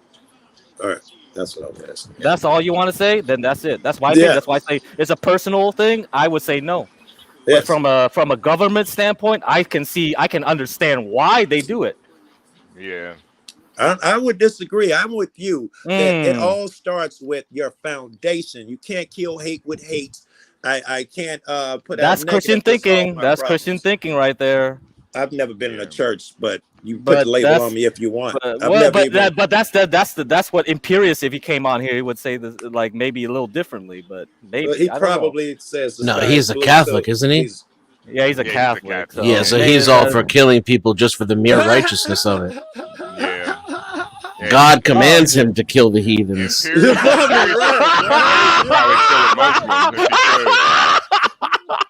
Oh, again, there's so much trouble. That was a great point. Let's kill some Muslims. Some pagans. It's not the we were going into the weeds with who was a pagan. We were like, is a sheik a pagan or is it a sheik? It's like, oh boy, but now we're going into it. Well, technically, pagan is a Christian term that just means you're not a Christian. So yes, that's where he was going. That's where he was going. Right. It's become colloquially used to refer to like witches and like people who worship multiple gods. Yeah, right. Correct. What about like child molesters? You think Polytheistic? That's what I was looking for. Joe Cool, Sorry, HB. Do you think we should keep child molesters alive too? I don't think I have the authority to kill anyone. It's 2024. I can lock any motherfucker away. We can't harm another motherfucker to save his life. And I don't have, his blood on my fucking hands. No, I say we lock him away and keep him away from children until we can figure out how to help them, how to cure it. Yeah, that type of shit. How do you help a child molester though? Eventually, you string them up. No kids are getting fucked with as long as he's in there. That's for damn sure. Eventually, we'll just be able to go into people's brains and rewire what we want. Yeah. Oh, the AI punishment. Hey, Joe Cool. Let's bring up the child. Do you have the article handy? Anybody here? Oh, nobody does. That was a John, the AI prison. Oh man, the AI prison. Oh man, that's so cool. AI prison. That's a death penalty by. That's a death penalty by personality. That's a death penalty by. That's sci-fi, man. Come on. Give me the short version of it. Hey, hold on. He's talking about the Cognify method, right? Yes, let's do this, John. This is the new way to do death penalty. Hey, portion someone can share it with me. If you can find a video on it, so we can watch the video instead of the article, because I'm sure they have a video of it too. And once she's taking up the video, going to do a stream about it. Yeah, go ahead. Once she's taking it up, could one of y'all tell me what it is so I can be in on the conversation? It's in short. I'm pulling it up right now. Just give me a second. Thank you. I say while you pull it up, maybe one of the guys could explain. In short, it's basically a new method where they use AI manipulation. They go into your brain and they try to rewire it with AI and images to basically like create a jail scenario. So I actually saw this is very sci-fi because Joe Cool. Yeah. There's a lot of Star Trek. There's a lot of Outer Limits that covered this type of stuff. And Babylon 5 did a real good job. It's death by personality. Like I put your mind in prison. Your physical body only was there for like a second, but your mind thought you were in jail for thousands of years. Think about that. Right. And then too, your crime is like custom tailored to your sentence. So if you are a rapist, that 1,000 years you're in prison, you're getting raped the whole time. Sounds like Dante's Hell. Yeah. I think that was at the 7th. But Joe Cool, would you think this is more merciful than a death? No, like you have a second chance. No. I don't know about that because I think just let me know when you're ready for me to play it. Yeah. Go ahead. Yeah. Play it. Has come up with a futuristic prison concept called Cognify. The Cognify concept offers a new approach to criminal rehabilitation, transforming how society deals with offenders by focusing on rehabilitation rather than punishment. So it would implant synthetic memories of a crime from the victim's perspective into a criminal's brain. The system would use a VR kind of device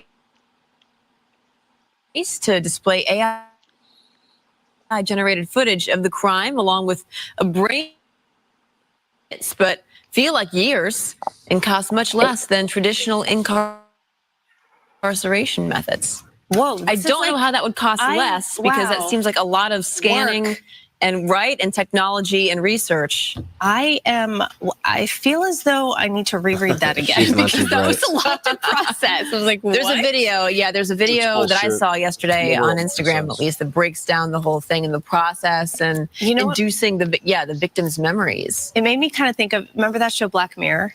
Like that kind of a plot. It made you think of the exact episode in Black Mirror that was the same exact thing. Portia, pause it on the main. I would put these women into there. I would be like, nah, you need to be reprogrammed too. I can't take anybody seriously that does that to their lips. It's the view. This is just sad, is what it is. Wait, there's an argument here.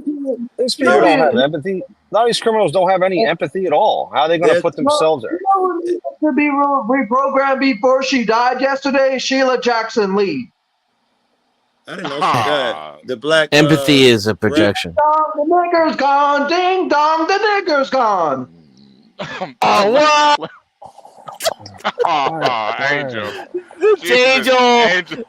I'm not the only one that is like happy about this, but some people in a bunch of like videos of the passing of Sheila Jackson Lee yesterday are too scared to even say what they really want to say of her, and they're like no comment. But let's just be honest with how Sheila Jackson Lee treated Diamond Silk in 2018 was like I like her. Respectful. But I just think she needed to be reprogrammed with this technology that you just showed before she passed away yesterday. Am I going to be the only petty brother up here? Angel, I'm just curious. So you're happy that nigger's dead? Who? I wish Maxine Waters was dead before Sheila Jackson Lee, but Sheila Jackson Lee's awesome. Sheila Jackson Lee died? Yeah, dude. That's news. Yeah, that's news. She is awesome. I mean, rest in peace, but that kind of is a good thing for America. No. I like the way she's a terrible, awful person. Wait, hold on a second, you guys. Like ding dong, the nigger's gone. Ding dong, the nigger's gone. Hey, come on, Angel. Hold up. Hey, we gotta. He's got to dance for it and everything. Damn. We got another video that Portia wants to play about this AI thing, because I think they just kind of touched on it with this video, but Portia's got a more. Maxine Waters died too? Really? Wish Maxine. She oh my. Wow, that's a double I whammy. wish she did. She screwed people everyone. No, Portia needs to play Portia should play the Sheila Jackson video where she's lighting up Jerome and the rest of her staff because it's awesome. And hilarious, by the way.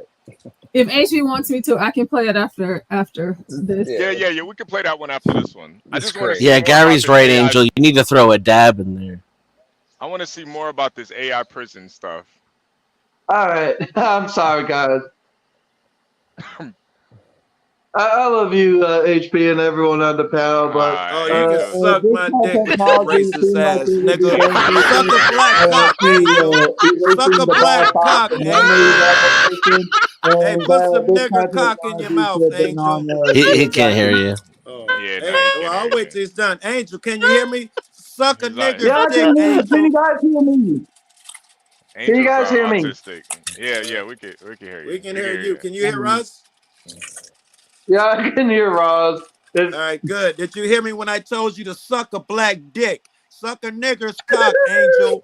Suck some nigger dick. Maybe it'll straighten out your fucking dirty ass mouth. All right. I don't know if that's gonna solve anything, but not Roz. That's not Roz, Angel. Yeah, no, that's Joe's girl, Angel. That's not Roz's girl. That's not Roz. All black people sound alike to you, Angel? All black people sound alike. Oh all right, we played a bit. Jesus Christ. All right. Portia, can you play the AI video again? Okay, there we go. All right, let's play it real quick. Welcome to Cognify, a facility designed to treat criminals like patients. Instead of spending years in an actual prison cell, prisoners could finish their sentence here in just a few minutes. Cognify could someday create and implant artificial memories directly into the prisoner's brain. These complex, vivid, and lifelike memories are created in real time using AI-generated content. Depending on the seriousness of the subject's crime and their sentence, the memories could be tailored to the rehabilitation needs of each subject. The artificial memories implanted by Cognify would be seamlessly incorporated into the existing neural networks of the brain, preventing cognitive dissonance and ensuring the subject experiences the memories as if they were real. The Cognify concept offers a new approach to criminal rehabilitation, transforming how society deals with offenders by focusing on rehabilitation rather than punishment. First, the prisoner is given a choice, either spending tens of years in a prison cell or seeking fast-track rehabilitation through artificial memory implantation. If the prisoner chooses to undergo fast-track rehabilitation, the Cognify device is used. Next, the prisoner undergoes high-resolution brain scanning to create a detailed map of their neural pathways. This brain map helps guide the Cognify device to target specific brain regions responsible for memory, reasoning, and logical thinking, such as the hippocampus, prefrontal cortex, amygdala, parietal lobe, and anterior cingulate cortex. Once the target brain regions are identified, Cognify is then placed around the head of the prisoner. The intensity and the type of artificial memories is then adjusted depending on the crime. Inside the criminal's mind, time would pass differently, slower than in real life, making them experience years' worth of artificial memories in just a few minutes. Synthetic memories are customized depending on the crime committed and the unique brain structure and psychological profile of the individual. Violent offenders could experience memories that are designed to trigger empathy and remorse, seeing their crime from the perspective of their victim, feeling their pain and suffering firsthand. Some memories are designed to trigger consequences and trauma. Such memories could simulate the long-term consequences of violent actions, such as the grief of the victim's family or the physical and emotional trauma endured by the victim. Artificial memories could cover a wide range of crimes, including domestic violence, hate crimes and discrimination, embezzlement, insider trading, theft and fraud. Cognify emotion regulation system could modulate neurotransmitters and hormones to induce specific emotional states, such as remorse or regret, which is crucial for rehabilitation.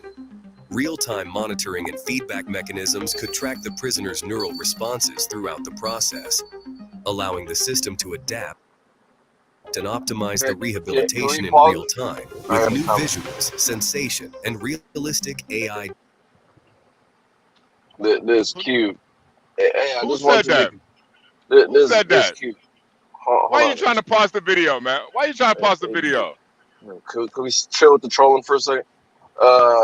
Did you guys notice something? All the quote unquote prisoners, there's no diversity in them prisoners. Am I missing that?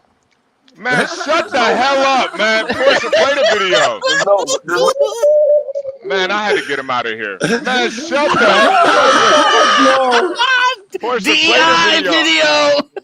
Portia, play the video. Is that like a sci-fi movie or something, or what is that? Because it's real. This is real, Imperious. People will fall for anything. Dubai is doing this. Dubai is building this. My question is this: how are you going to decipher neurological information from technological information? That's a good question. That's a good question. And no way it's nonsense science fiction. I mean, if you're looking at that if you're looking at measuring brain if you're looking at this stuff, I mean, even Elon was just talking about they're 100 years away from inputting data into people's heads. They're talking about here, I would agree with my man. They're at least 100 years away from. Yeah, I mean, and that just, I mean, number one, and number two, you have to then not just transmit the information, but then you have to understand does rehabilitation really change anything? Right. That's the question nobody wants to ask. To It's me, slightly I mean, unconstitutional. there is no rehabilitation. What people realize is punishment for actions and consequences for actions. And eventually, someone maybe realize that they get beaten enough that, oh fuck, I fucked up. I feel bad about it. You know, I'm gonna be a man and accept it. That's the only real rehabilitation you'll ever get from people. In periods. This the even crazier question. What if that person is innocent? Yeah. I mean, then you're exactly. I mean, Yep. And imagine, I mean, because when you take away time, because if you take away time, how do you give someone back 100 years of torture? No. But it would only be like 10 days in there, like 100 years. No, but I mean, that's still emotional distress for 100 years. I mean, that's emotional torture. Star Trek did it. Yep. Yeah, it's like emotional torture for 100 years. How are you going to give someone back like 100? I mean, what do you plug them in and give them like 100 years of orgasms or something? I don't know. Let's finish the video. Let's finish the video real quick because it's almost done. Portia, go bring the video back up. There we go.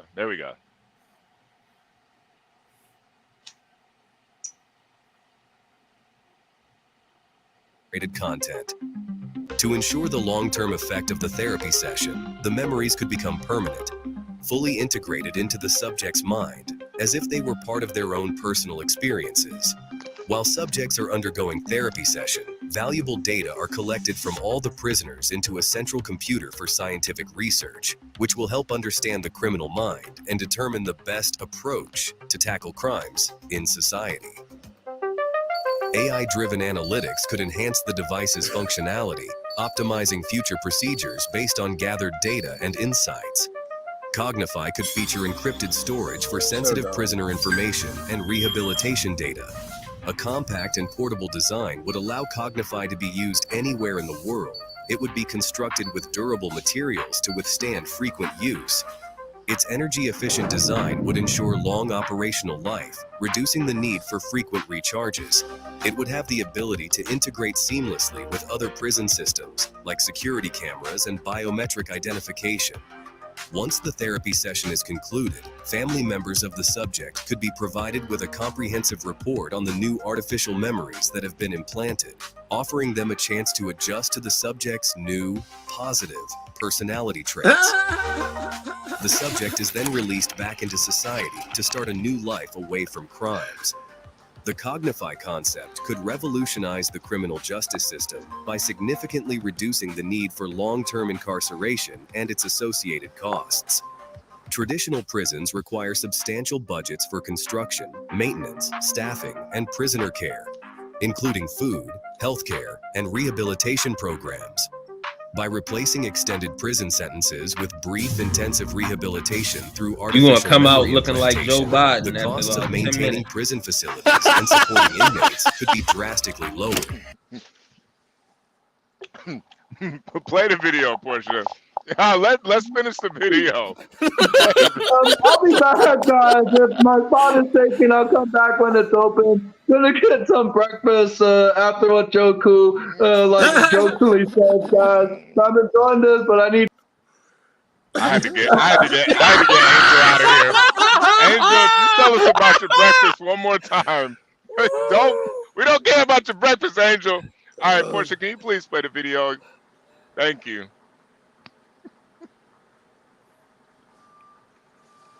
The funds saved from reduced incarceration and recidivism rates could be reallocated to other critical areas. These might include education, healthcare, infrastructure development, social welfare programs, or research and development initiatives that benefit society as a whole. By rehabilitating offenders more quickly, Cognify could enable them to reintegrate into society sooner and contribute to the workforce. This increased productivity could boost the economy and generate tax revenue, further offsetting the initial investment in such technology. Successful rehabilitation through Cognify could lead to safer communities, reduced crime rates, and improved social well-being. This could have far-reaching positive impacts on individuals, families, and society as a whole, contributing to a more stable and prosperous future. Apart from treating criminals, Cognify could also be used to treat severe memory loss by helping patients recall their past memories, It could also treat patients with PTSD by implanting positive memories that replace the negative ones.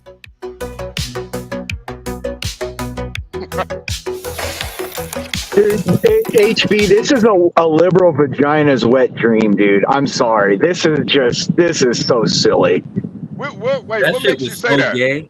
What makes you say that? Because number one, it's painting a picture of a utopia. With every decision, you have positive and negative consequences. There are limited resources in the world. Okay. Honestly, I think this is like worse than regular prison. Honestly, this is like it's worse. But that's what I'm saying. It's torture coded with a liberal pussy's fucking words. It's just nice words like, oh my God, we're going to implant memory. Okay, so we're going to jab your personality and take you away. So you're not the same person you are anymore. HB, yeah. Can you pull up my article? So this is going to bring it home to you guys. You don't want to trust authoritarian governments with this shit. This is why Dubai wants to do that type of stuff. You see, how come all these authoritarian governments are willing to take all the white man's technology and use it to do this type of stuff? China, they took the 5G tech from Nortel Networks from Canada, stole their patents, and did 5G way earlier than everybody else because they want to control their people. And now these Dubai motherfuckers want to do this prison. These authoritarian governments love white people tech because the liberals in the white people's country allow technology to be built, and then they take it and they want to use it to impose on their people. These guys live on a sandbar, Dubai, the United Arab Emirates. They live on limited resources, and they want to imprison people that this is a princess. Even a princess is not safe. It just says she vanished. I don't know if she got Yeah, but she also going around bragging and talking shit in the media about how she's divorcing her husband. Where's the free speech? Where's the free speech? They ain't there. I don't believe in free speech. So I don't believe you see. Okay, now we got to get imperious. All right. No. There's nothing wrong with not believing in free speech. You have to explain to me why there's something wrong with that. So let me ask you a question. Let me ask you a theoretical question. Let me just ask you. I'm not being bad faith at all. Would you be okay with restricting more speech for, let's say, people when they swat somebody? Of course he is. There's a long delay. I'm not gonna answer because he brought up he brings up stuff that of course I'm gonna say no.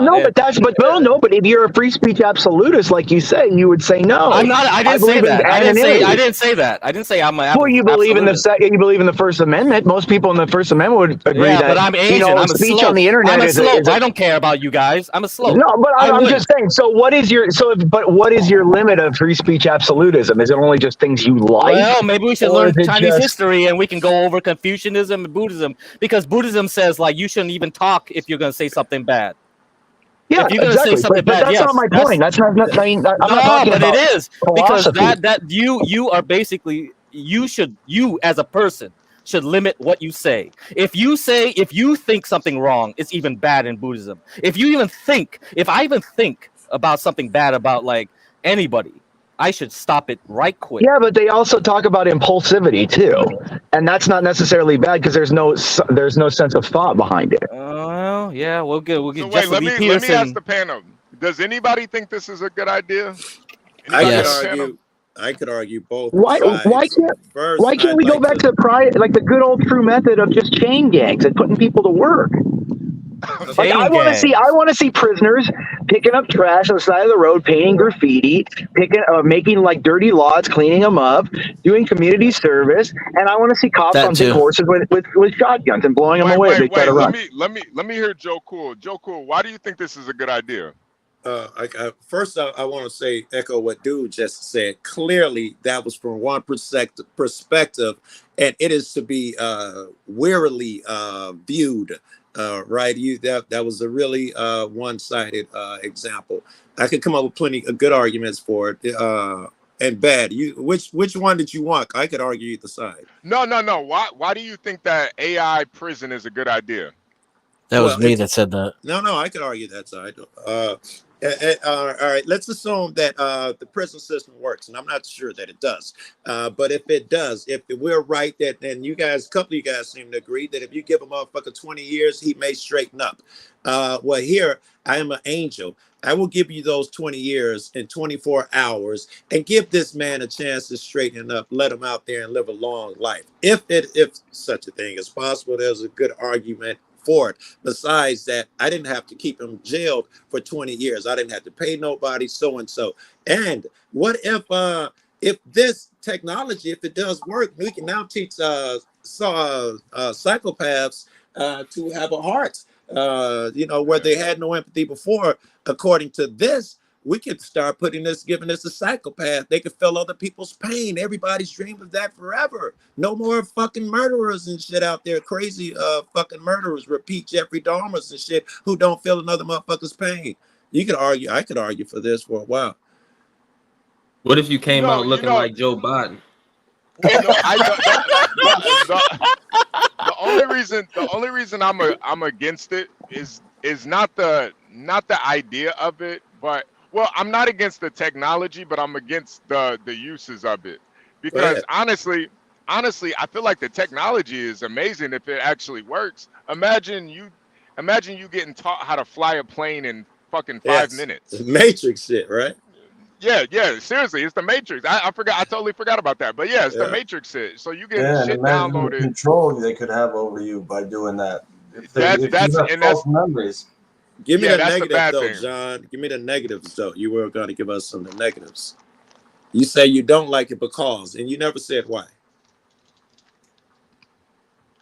Who are you talking to me? I was talking to John. I think that was John talking. He was like, "Here's why I don't like it," and then he gave us a few reasons why he could see it's good. I think that was Imperious. That said I'm sorry. This was like I think Imperious said it was a liberal.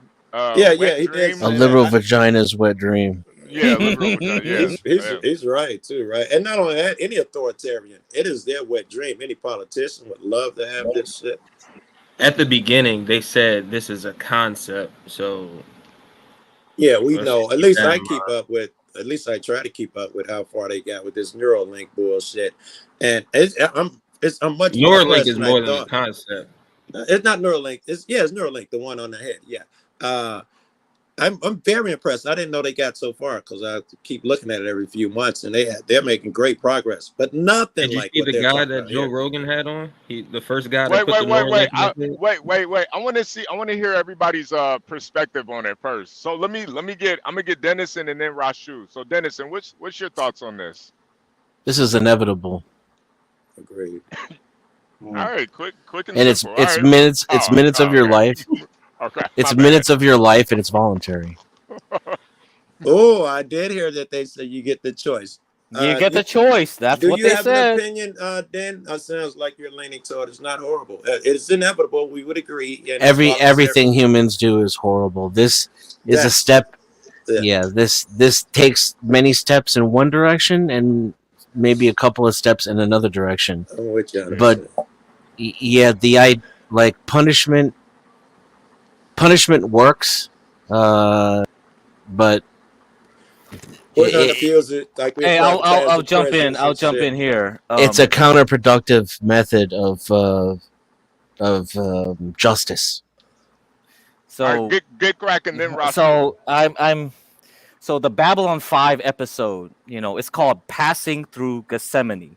So if you are Christian, you should watch this episode because they don't put the person in prison. They mind wipe them and put a new personality in them.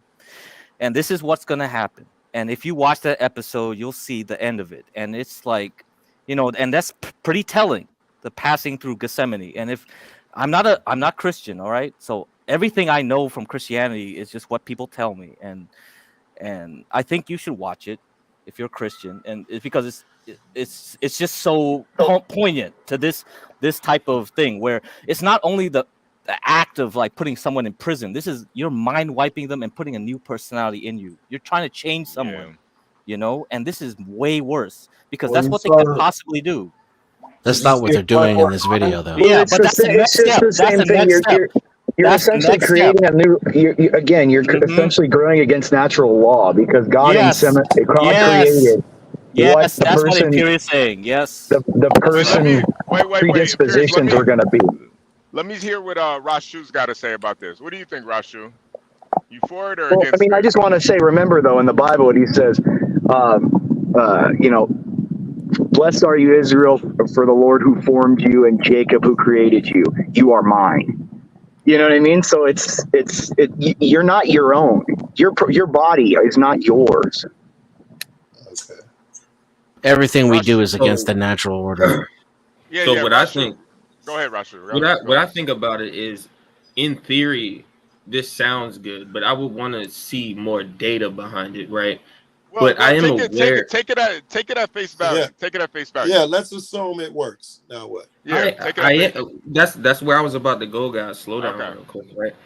Because I am taking it at face value because I am aware of certain patents that certain companies have out there that are talking about targeting brain waves and how they can implement ads into your brains. It's called neural marketing, actually. But outside of that, they have more nefarious things that were patented by the government. So I know the technology is there. I don't know how integrated it is and how, ready to scale it is. But I mean, it's certainly possible. So I mean, if it works, then that would be a great way to have somebody serve their time. Okay. So I think. Yeah. All right. Let me get Miss Cat. Miss Cat. You up here, girl? Hello. Go ahead. Miss Cat. I was messaging. What? I was messaging Joe like nuts, going, "You can't trust this. There's no way. This is insane." But he wasn't reading his messages. I didn't read them. There's no. That's Joe Cool. That's your sugar mama. It is, man. She takes good care of me. He's my spiritual brother. That's my snow bunny. Ain't that you, baby? That is a nice picture, girl. Holy Miss fuck, Cat, go Porsches ahead. hot, So too. are you for this? And just assume that it works, maybe 20, 50 years from now, this is out there. Did somebody just fart? Who just farted? I thought it was a giggle. All right. An ass giggle. Yeah, somebody ass giggle. Somebody cutting cheese up here. All right, Miss Cat. So are you for this or against this? I think intellectually I'm for it, but practically I'm dead set against it. There is no one on this planet that we can trust with that much power. And I didn't watch Babylon 5, but I did. It does remind me of a movie I saw with Sylvester Stallone and Demolition Man. Yeah. They were doing. Of course, they didn't do it in 10 minutes. They did it over time, but still, there's no one we could ever trust. I mean, I did not stop watching the news and refuse to take the Kool-Aid to then approve the government having that kind of control over my brain. Minority Report is another good movie that did that. They put you in jail mentally. So Joe Cool, yeah. If you want to read more, because like a lot of these movies, they take a lot of ideas from Philip K. Dick. Philip K. Dick is a prophet. Like that's sci-fi. He was on heavy drugs when he wrote all this stuff. And the thing is, like, I think he saw the future when he was on those drugs, and we're entering it right now. And that's why I come on this panel, because like I know you guys are gonna have rough times. I'm on my way out. I'm gonna enjoy what I'm seeing when I'm 80, like with AI, whatever, like legs and shit, and I'll be like, okay, whatever, and I'll just be laughing because I saw it already. Because these guys were on like sci-fi novelists that were on like acid and fucking tripping off their balls, like they saw all this stuff. Or this is deliberately leaked. That's deliberately that the correct. media is controlled by the same people who control everything else, programming, including your brain already. But You're the already big being issue with this whole programmed, thing, the big issue Exactly. with this whole thing is it denies and they're the just person. letting you know what's coming around the corner. Correct. It That's denies. no programming. I want to ask everybody though It who said that denies they're this against whole. this. No, the fundamental problem with this. Are whole you thing. for the current prison Shut system? up! Shut up! Are you for prisons in general? Exactly, Dennis, and that's where the conversation will go if we get there. I'm for the death penalty, honestly. Dennis, you're an intellectual midget. Let me ask you a question. If you're for the prison system, let me ask you a question, Dennis. And Dennis, what is the I'd rather hear the panel what is the answer my fundamental question. problem with this? What is the fundamental problem with this? The fundamental problem is that this denies the person the true ability to through repentance through Christ. Oh my God! That's what this does. Ask a question. All right. That is the actual fundamental issue of this whole problem. Imperious, I agree with you, but this isn't then more philosophy and science. The mother of philosophy and science is theology. So you need to have, you can't, this is my whole problem with this whole topic. You guys have no fundamental morality to explain why it's wrong. So if you just keep separating. What is the fundamental morality that you have as to why it's wrong? I just told you mine. I just told you mine right now. Come on. Yeah. It's easy to flesh out with some serious questions, the ones you were unwilling to answer, and contrary to the ridiculous one you just asked. No, you have subjective morality. No, you have subjective so morality. So do you. You just don't know that you do. Morality. No, you don't have objective morality. It's not subjective morality. Just asserting it doesn't make it so, and I don't have 3 days to teach you why you're wrong. He thinks he's different from everybody. 3 days? You can do this in 3 days, man? So wait. So basically, Imperious, what you're asking is, what would Jesus do? All right, let me get myself out of here. I don't know the question. I don't know the answer to this question. I'm just going to say yes. You don't have a question. You're a mental midget.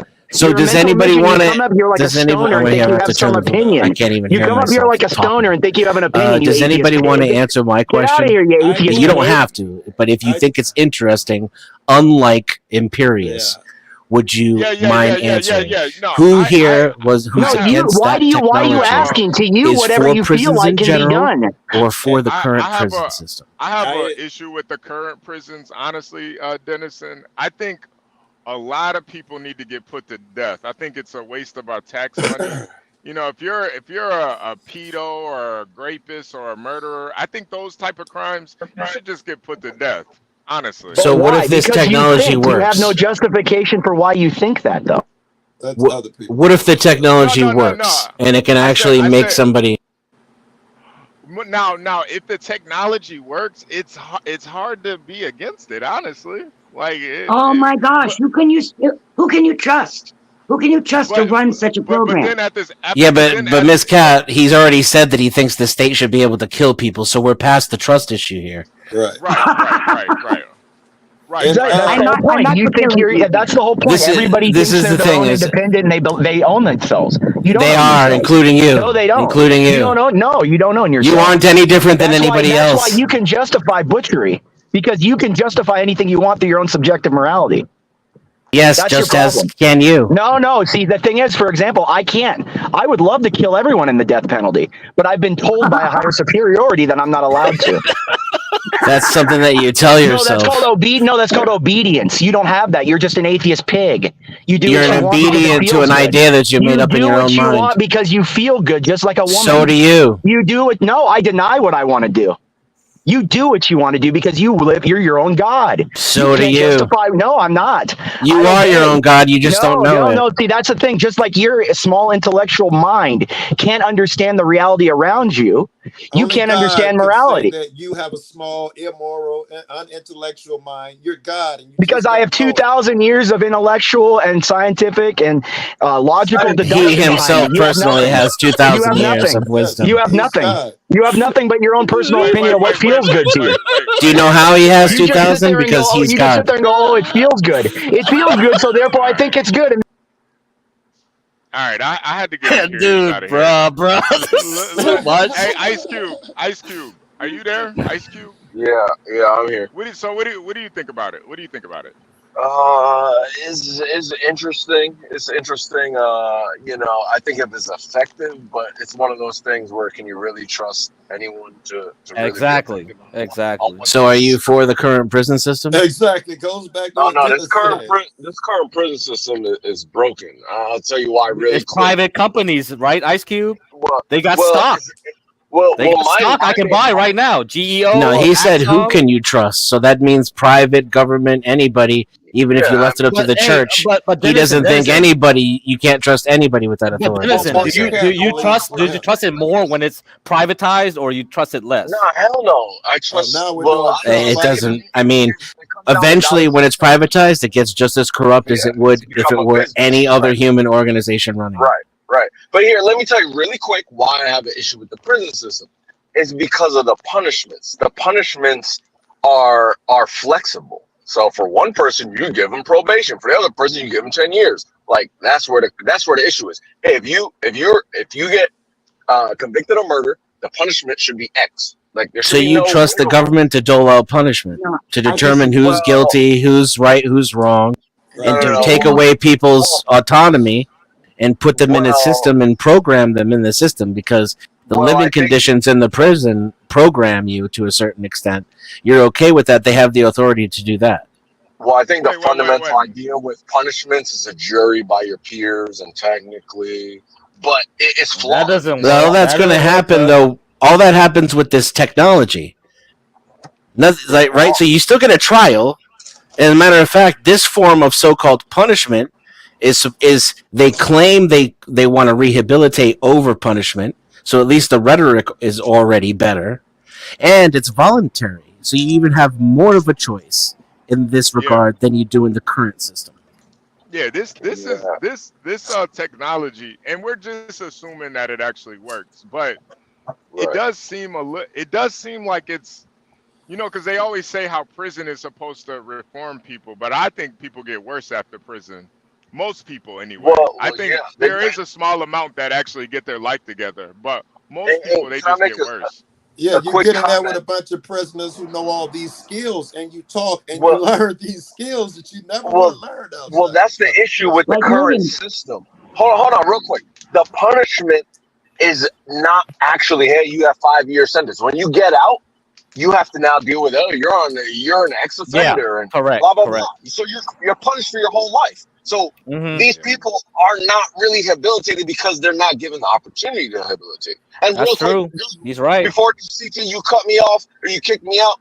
Did you guys notice all the people in the damn video were all like white males? Like, Yeah, don't we you find did. that No, weird? That was weird. no, I noticed the opposite of that, so I find that interesting. Hold on, we could pull up back the video. But shouldn't there be females, and black people, and Chinese people in there to give a sampling of criminals? Yeah. That was kind of weird. It's all You know what? sexualized. They keep the men with the men and the women with the women. Ice Cube, I'm not gonna lie. What you said, what you just said, it might have been the dumbest thing I've heard all day.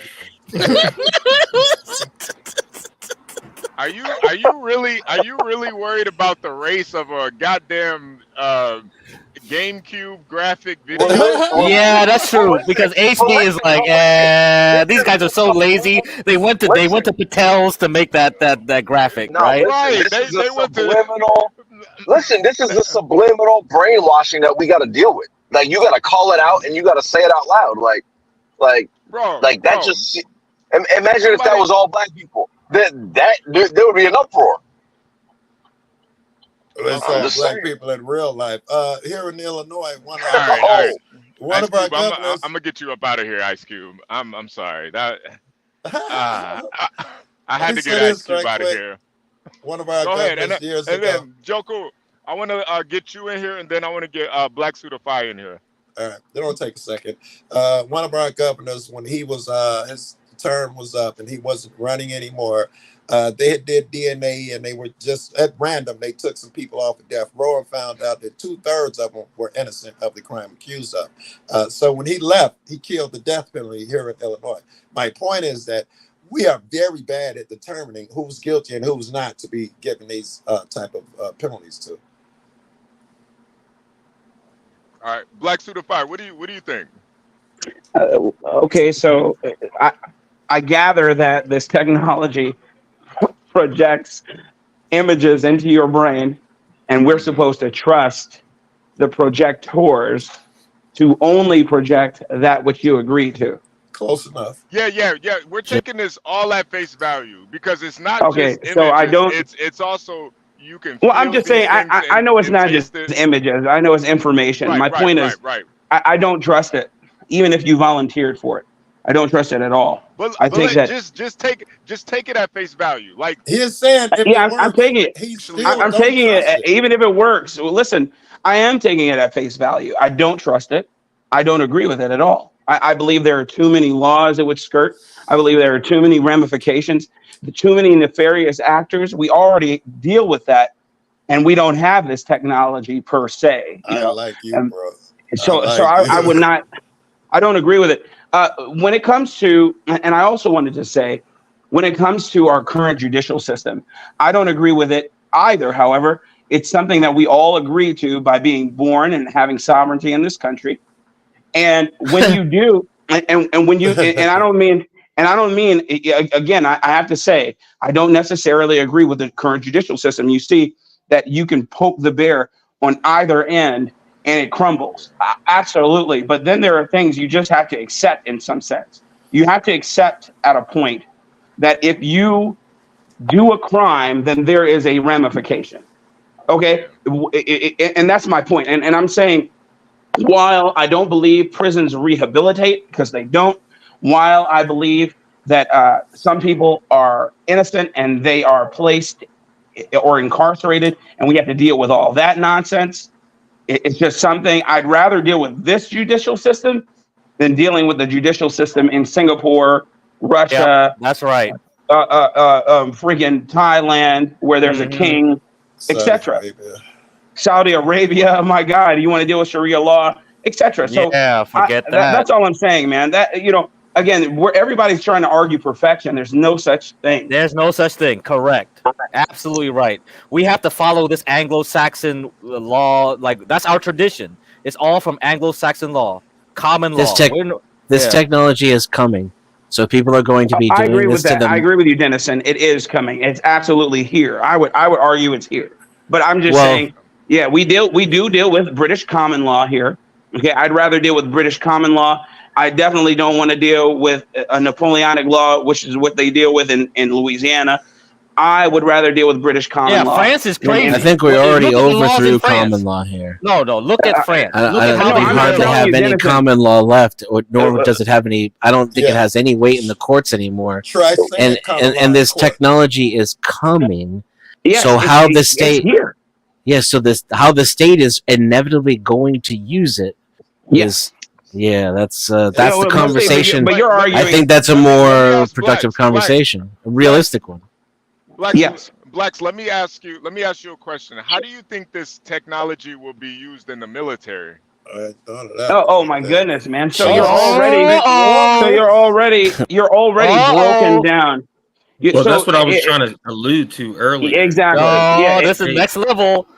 Listen, you're already broken down when you go to basic training. You know, anybody who's ever been through any sort of basic training, boot camp, whatever, they always try and break you. If you're not already strong-willed, and even sometimes if you are strong-willed, they try and find that breaking point. You know, that portion of you that is weak, and they try and break that down. They constantly poke at it until you acquiesce to their training. And can you imagine having something like this, which is out in the open, not behind closed doors, it's out in the open, and they're able to do this without any of the fear mongering? Well, let's think about it like this too. Yeah, Havana syndrome is a popular thing that people may be aware of right now, right? Havana syndrome would be this technology at a very rudimentary but still technical scale, right? But I've seen a podcast on Danny Jones one time. A gentleman was talking about that he worked on some technology that was directly targeting people's brain waves, right, through the ionosphere. They were basically oh my god targeting individuals. This is why 5G can be dangerous. Lot lizards. Jeez. Hold on, Brown's boy, are you there? Brown's boy. Yeah. Okay, you're not a. No, he's cool. He's cool. Okay. Yeah. Just making sure. All right. You know, What up, I think there's a better use for this, assuming if I take out the factor that there's no one we can trust to run this, but let's pretend there was. I think a better use for this would be to, if you view everyone who breaks the law in such an egregious way like murder, that you could go and help them psychologically and cure whatever ills they had growing up or along the way that made them think it was an option. Hey, and trying to heal them. HB, you remember that thing that John put up yesterday? That is what the research would be used for. Wait, what are you talking about? That was part of the presentation, like experiencing the criminal act and the victim side of it.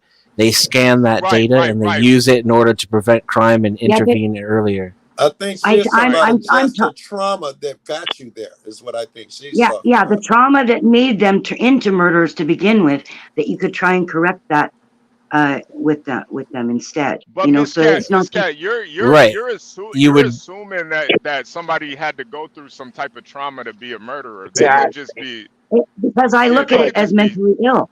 Yeah, I consider it mentally ill. She's right. 99% of the time, everything you do is because of some trauma. Everything you do is because of some trauma. But I don't believe it. Okay, but I don't believe that it's sub trauma. What I believe is, and this is just me, okay? I know that we're all fallible, okay? And the heart of man is deceitful above all things and desperately wicked, okay?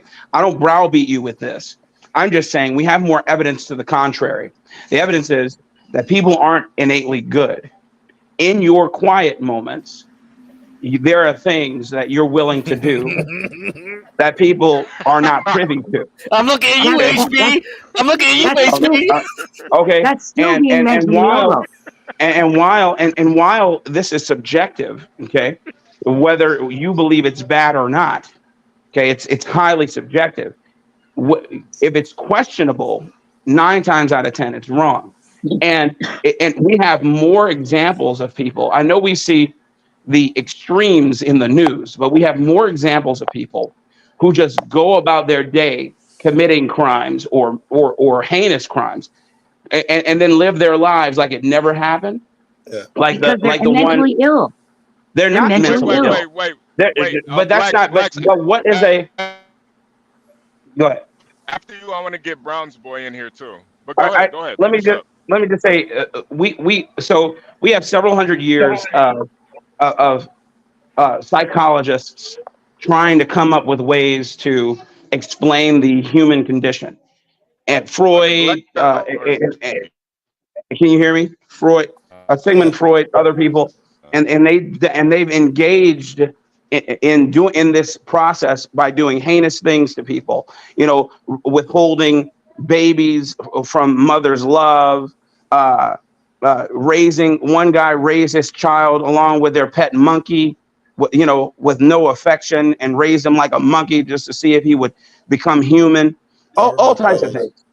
Okay, they're you know, we do, and then they said they did that to pursue science. These guys weren't mentally ill. They just made decisions to do heinous things. Okay? I disagree. Guess what happens next? The question. They're about to plug you into the matrix and scan your brain no. and flood you with all the bad things, just like in Clockwork Orange. Ill that they decided to do that. They decided to treat their children that way. They decided to treat people that way. It has nothing to do. We can't equate every evil deed, every action that someone takes with a mental illness. I don't see how you just proved that it wasn't mentally ill. I don't see how you can prove that it was. Because of a guy making it. Because we're all born. You breaking up, and we need to let Brown's boy get in because this conversation is about to go on. Born with some kind of mental illness. So I'm here because Denizen has invited me in the past, like, hey, we should share a panel or something one time. And ironically, I was searching for the first time. I met Denizen on on Gen X, and like, dude, I acted like such a fool, and like Denizen was clowning me and shit. But sorry about that if I did that. No, I learned from it big time. Browns boy, you always add good shit, in my opinion.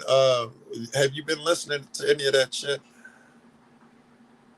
No, not really. Not really. Okay. I'll give you a quick rundown of the video we just watched that Portia so kindly played for us.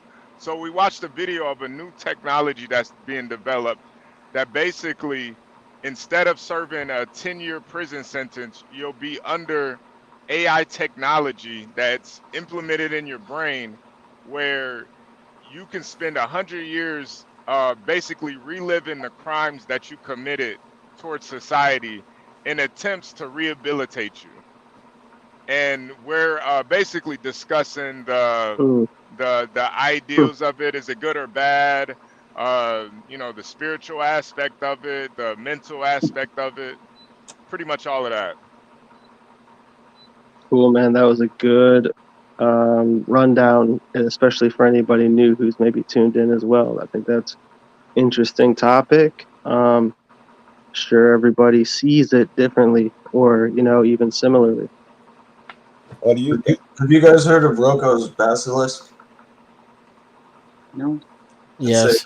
It's a thought experiment that someone came up with where AI eventually becomes so knowledgeable that it becomes what they call the singularity, where it can actually manipulate space-time.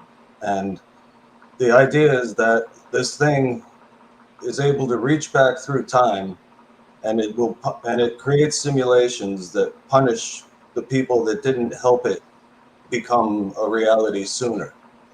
Jesus. So, when you think about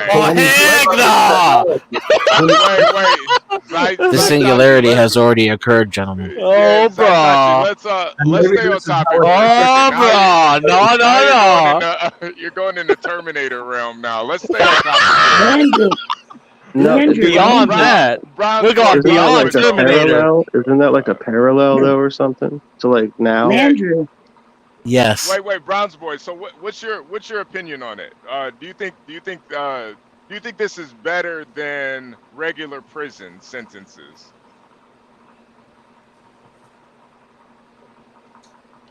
I'm not one. HB, are we talking fiscally? Now, do you want to speak fiscally? Than regular? Because I don't understand the application. Let me ask you in a different way. Let's say you were convicted of a crime. You could file a 10-year sentence. You have your own cell potentially. You don't even have to share a bunk. You get all your food. You get an hour outside. You get as many books. And like once a week, you even get to watch TV or play PlayStation. Or you volunteer for this program. You suffer the fate of your victims for 10 years. And then you're let go, but it only took less than an hour. So is it like the application is like digital or something? Right. Your brain is scanned to get a map of who you are so you can be manipulated. Right. The technology is customized to your map. Correct. And then AI images and scenarios are implanted into your brain as memories. Okay, so the scenarios of memories is the interesting part to me. I gotta add one more thing to that. Because I'm following what you're saying, because I think I've actually heard about what you're talking about a little bit. Browns boy, one more thing. I don't know if any of them added this yet. If you are a rapist, you get raped for those 10 years. If you are a murderer, you're on the receiving end of being murdered for 10 years. It's 10 years, but then you said it was like an hour long or something. Yeah, it only lasts an hour. Right, in your head, it feels like 10 years. Yeah, it's a memory. They're trying to put it in your mind. But you get out of jail less than an hour later. I'd never in life agree to that. Ever. You say you would not. Oh, so you're like thinking of like some sort of some sort of time space, whatever. It doesn't matter. Memory can be Is this manipulated. for Your real? memory doesn't. We don't need to go into quantum It's physics. hypothetical It's the mind. technology. It's the In mind. Your proposal. mind thinks it. Your memory can be manipulated, man. It's being developed as we speak. It's being developed. Listen, And where's some of I could probably only learn from you guys, to be honest. So, where's some of the works for the hypothetical? I'd never in life agree to that. There are too many nefarious ramifications. I wouldn't do it. It's bad actors. I think you called them. Yeah, I agree. Even wait, Yeah, they are bad actors. Blacks, because I know you're a father. So you would rather take that 10-year sentence than do this for an hour? I'd rather take that 10-year sentence. Good question. I'd rather take that 10-year sentence than do that. Wow. And the reason, at least I know. That's what's good. Yeah, the mental part of it. Yeah. Exactly. The mental anguish. You're again, I don't know what I've agreed to. Think about this. You agree to a 50-page long cell phone contract. Every time you renew your doggone service. Okay, I might be being facetious when I say it's 50 pages, but you get the gist. Yeah. Okay, it at least 20. Okay, there are all types of there are all types of hidden indemnities for them and things that go directly against your power as the consumer. Okay, who's going to sit and read all of that? And I'm being honest. I'm not going to Imperious would. Well, he's a lawyer. He's a lawyer. I would expect him to do it because he's a lawyer. But think about this. It's the same when people say, "Oh, Project 2025," and they say they've read it. It's 900 pages long. I'm currently rereading the Gulag Archipelago, and it's man, I'm rereading it. I can't even believe I read it in high school. But the point that I hate that book because it's so depressing. It's depressing. Like, put that book in your mind. That's what this punishment is. Yes, yes, it is. And to the point that I made earlier about mental health, man, the people who were doing the things that they were doing in that book, the real life experiences, those people weren't mentally ill. Those people were causing mental illness. Those people were destroying lives and stealing from people. They were destroying lives, killing people ad nauseum, and they were doing it in nefarious ways. It wasn't just in Russia. They go to Berlin. They go to England. They pull you off the street, pretending like they were your best friend. So that's why, these people don't know communism. That's why my parents never will go back to Vietnam. They swear by it because these people are relentless. They should not be trusted, and they'll never forgive them. Because these commies are they're evil as hell. So I know I hit a nerve for get cracked, but that's my point. My point is that you're agreeing to something and you do not know the ramifications. I'd never in life allow somebody to project images, information, or anything like that directly into my brain, taking a brain scan of me and injecting whatever into me. I don't even know what laws that would skirt, but I'm sure they would find ways to get around them because you sign your life away. It would be FCC. So you're already a prisoner. You're already a prisoner. So what rights do you really have? Picture this. I'm part of the resistance, right? And I get caught by the authorities for being part of the resistance. Now it's against the law to be part of the resistance. I get put through this system, and I come out at the end not being part of the resistance because my brain has been. So that is completely unacceptable. Miss Kitty. Well, you can do your test, chat. What about if you go in that thing straight and then you come out gay? Well, they could do anything. They could do anything. Guys, creating sleeper agents, creating all kinds of things, man. You guys, people are so willing. They've been Manchurian candidates. They've been doing that since before you were born. I'm sorry to break it to you. I understand all the different operations, Operation Paperclip, all types of things. But the point that it's just going to get way easier. Yes, exactly. The point that I'm making is that you don't have to You don't have to, if they're giving me the choice, and this is that was, I'm not going to choose to do that. That's my point. No, Bob and CT are sleeper agents. Well, the goal is a healthy life right now is what I'm like feeling, hearing, or something. Don't we agree? On that note, I'm going to choke. At some point, I'll talk with you. At some point, we have to say that we have to acknowledge that this will become an option for other crimes, drug-related crimes, and all of that shit too. That's something we need to talk about too. All right. At some point, if this really happens and it's successful in any way by any metric, they're going to say, hey, well, we can use this for other crimes. And now what Kat said is very interesting. It is illegal to be part of the resistance. And now that becomes part of the punishment for resistance people. It is illegal to sell weed in this state, not the other. So this state may get that type of shit. That one may not. All of that shit will occur if it happens for murder. I'll be back. All right. I definitely want to, Portia, if you're still there, I definitely want to get your opinion on. Hey, there's a great book trilogy about mind hacking. That's what you guys are talking about. It's called mind hacking. It's called The Golden Age. It's a space opera book. It's a trilogy. Okay. Great book trilogy. The guy, like, it kind of piecemeals you through the books, and at the third book, you start to realize, along with the main character, that his whole story has been mind hacked. And he goes through that in like the third book, and you have to like figure everything out. So it's pretty interesting. Yeah.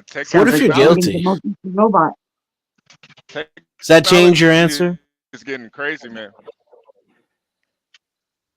What if you're guilty? Oh, wait. No. What if you're innocent? That's the crazy thing. I think just imagine you going through something like that, and you're actually innocent. But what if you're guilty? I think, well, if you're guilty, honestly, I think you deserve it, and probably like if you grape. So you're gonna volunteer for it then if you're guilty? I'm kind of on the fence about it. I don't know. I really don't know. Because let's say I murder somebody in cold blood. Now, would I rather do 25 to life, or would I rather do an hour in that thing? Oh wow, it's a cycle. Yeah, and when you come out, you're not going to be the same person anymore. No, you're not. But you won't have the impulse to murder anymore either. Yeah, I don't know, man. I don't know. You could be a normie. Yeah, that's the problem, isn't it? That's the problem. Yeah. You could be a citizen. Whose technology is this, by the way? What happens? How do you know the government? Every single rich person in the world right now is trying to determine that, Browns boy. Well, how do you know that data can never be hacked that you're putting in to make people like a not a Manchurian candidate, but a sleeper cell, like a sleeper cell? Yep. Yeah. Because you're bringing all like. Yeah, I mean, you can implement a small code in a couple million lines of code. That's going to be really hard to find. And then the person hears some certain word or phrase, and then they go blow something up. Yep. I would roll the dice. But wouldn't that go against the whole? Because the only way this could work is if it was like if it operated at like 100% clip, or at least 99%. But there's nothing 100%, as we just saw yesterday. What? Yeah.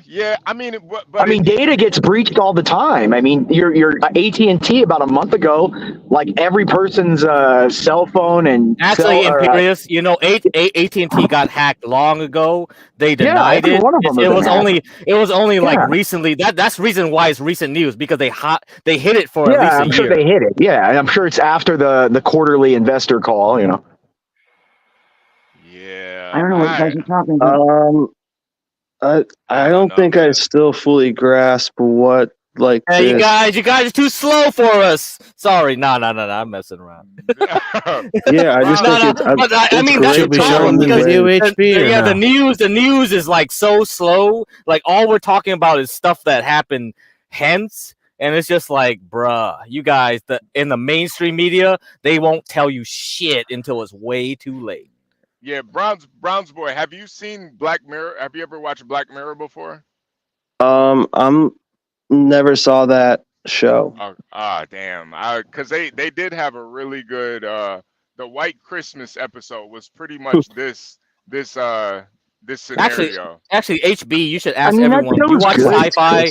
You watch sci-fi. The people watch sci-fi because that's the reason you should watch sci-fi because it's not that childish. show's okay, but the Twilight Zone is still so much better if you watch the old. Yeah, these people can't handle Twilight Zone. Yeah, Twilight Zone is too much for them. No, yeah, the old school ones they'll trip you out because they talk about like human. These guys are too young for Twilight Zone. Yeah. Like what about the one where what was the one where the alien ship crashed on the other side of the hill and they didn't know what was going on and they were too afraid to leave it? Like that's a great episode about human impulsion, like impulsiveness and stuff. Like that's the thing, like and human fear. What about the one with Bill Shatner in the plane with the demon on the wing or whatever? That's a real like human fear, like what our paranoia and our fears take over. Yeah, like, that's right. That's the thing. All these shows are built off of worst renditions of old shows. Wait! You guys see what ICR said? He said sci-fi is disclosure. What do you think? Yeah, about it's that? Predictive programming. That's what Dennison was like alluding to. It's predictive programming. Because a lot of those things are done by like DARPA. Like you got to realize, like media itself, movies, TV, all governments have infiltration on certain things of what they want it shown, what they don't want shown. If Nina was here and she does this all her occult shit, it's basically the powers that be. They want to give you a chance to escape because that's their morality. They feel like, oh, we're going to do some evil shit, but hey, we gave you a chance. We gave you the clues. You didn't listen. That's on you. It's subconscious. No, it's what you're doing is you're creating. That's just how it is. That's how they feel because they feel like if they gave you the clues and you didn't listen, that's on you, baby. It's just conditioning. Yeah, they feel like as a human being, you're okay with incremental changes. They absolve their sin because they gave you the clues. No, they didn't even believe in sin. They don't give a fuck about you. We gotta get Nina on here. She was in the OTO. These people don't care about you. They want you to die off. It's conditioning. They program you with the TV first, and then they release the reality. Gene Roddenberry was programming us for the one world government. Yeah. There's. I always say Star Trek is like the liberals' fever dream. If you really watch it, we gotta get Nina on here. She was in the OTO, and she can explain more. What the fuck is the OTO?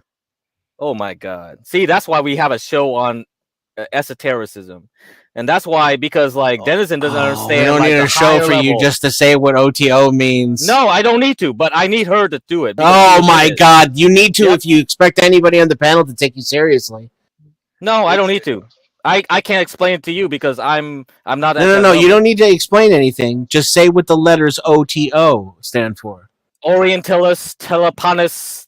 I'm not Latin, dude. Yeah, so I don't have time for that It's basically devil worship. Ordo Templi Orientalis is an occult secret society and hermetic magical organization. Man, dude, I gotta get more fucking whiskey. It's heresy who should be crucified and burned alive for it.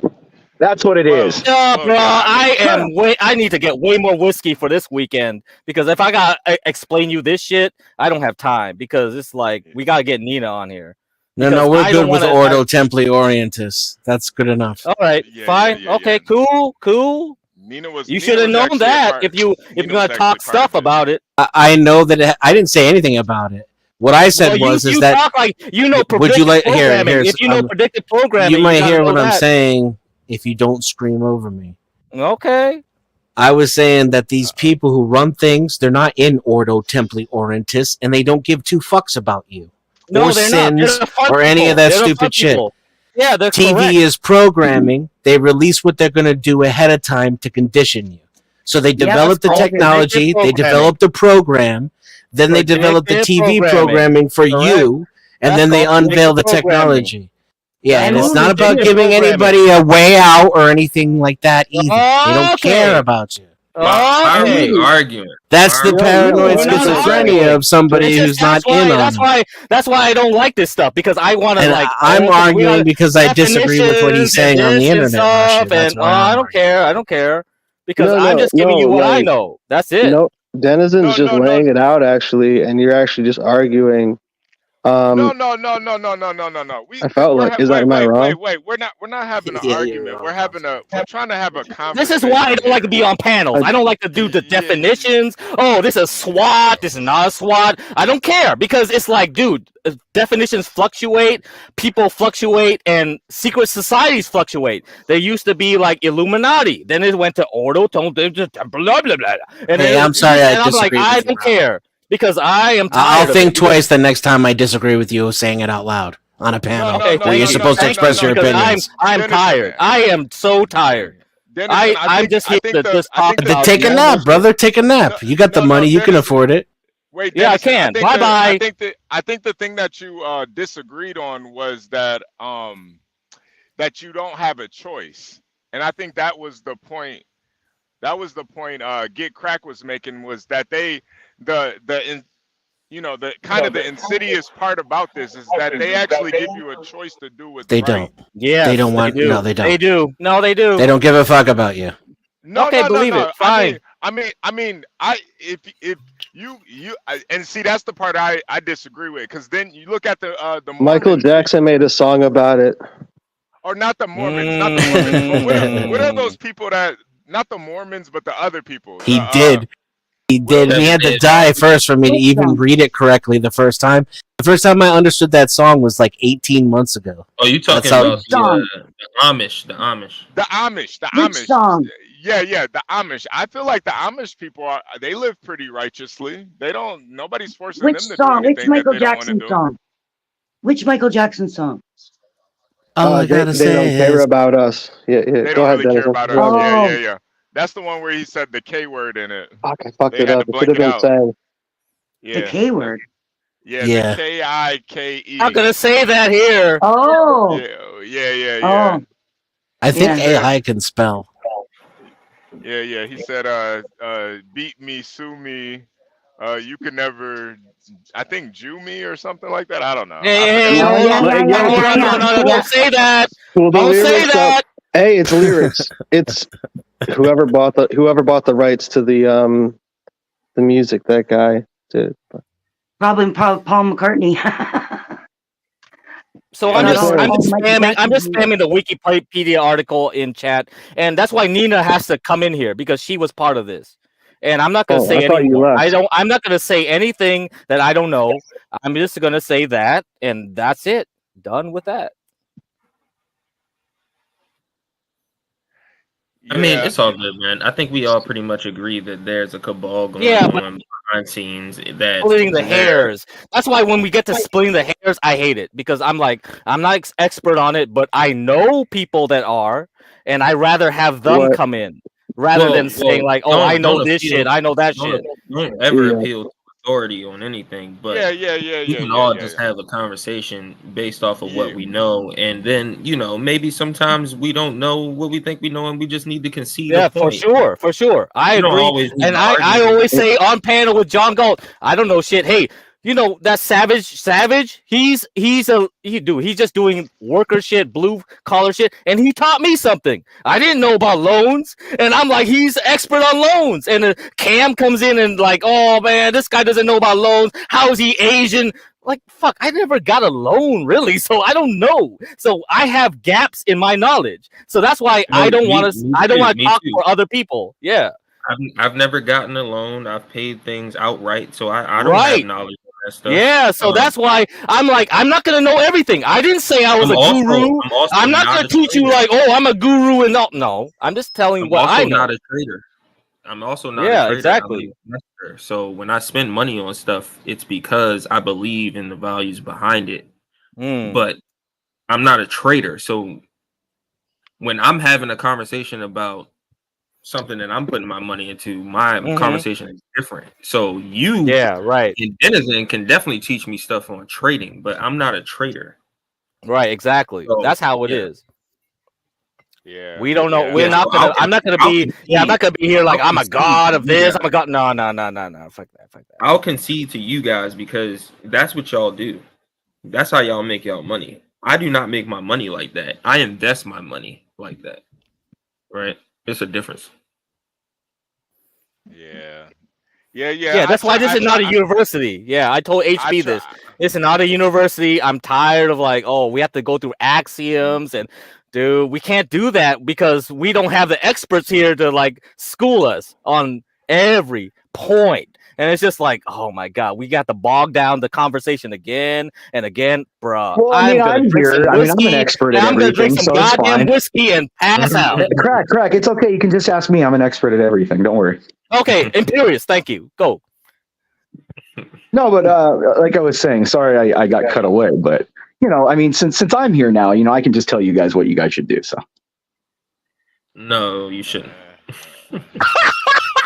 No, I mean, I was just listening. I was listening to Gary and talk about how he makes his money. Well, I mean, I saw him on the corner yesterday. I mean, you know, a couple guys picking him up. Oh, Gary, get on here. You get it.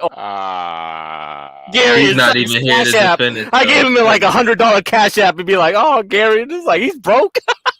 He's not even here to defend himself. My God. Yeah, Gary Baxter.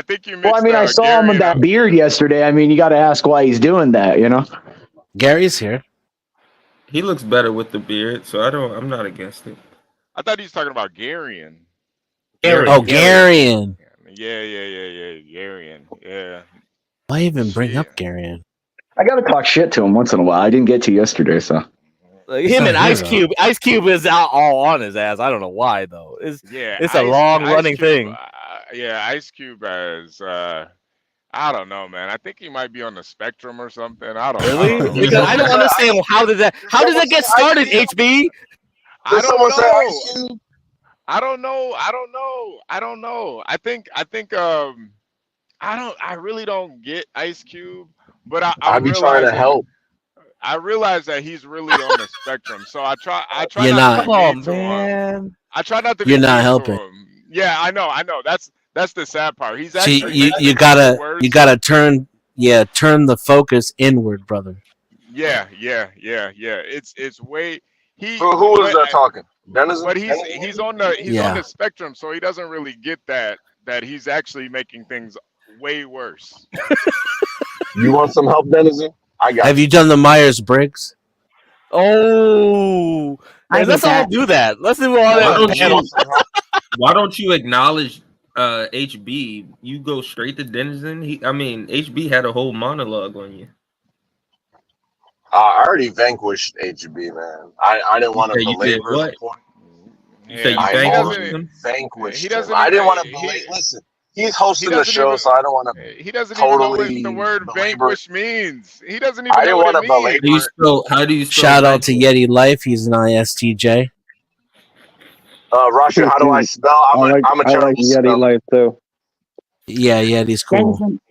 Denizen, You don't do public spelling. You said you don't do. No, I'm public a terrible speller. I do not spell. Just try to get it out, Kat, and I'll see if I can hear you. Thank you for letting me up to discuss that point. And I'm going to go now because I don't really know what you're talking about. But I appreciate you letting me up. I don't really know what they're talking about either, to be honest. Thanks, Kat. Okay. Bye, Kat. Yeah, feel free to come back if the topic changes and you're interested in it again. Thank you so much. Thank you. Thanks, Kat. Bye-bye. Yeah, I don't blame Kat. I mean, the straight people on the panel are a little lost from all the fags talking. So I mean, yeah, I mean is that's how is that it my is. son? Yeah. Is that my son Imperious talking? Oh my god! All right, fine. Stop stealing my jokes. I've said that so many times coming on here. Hey, Gary, a fellow INTP.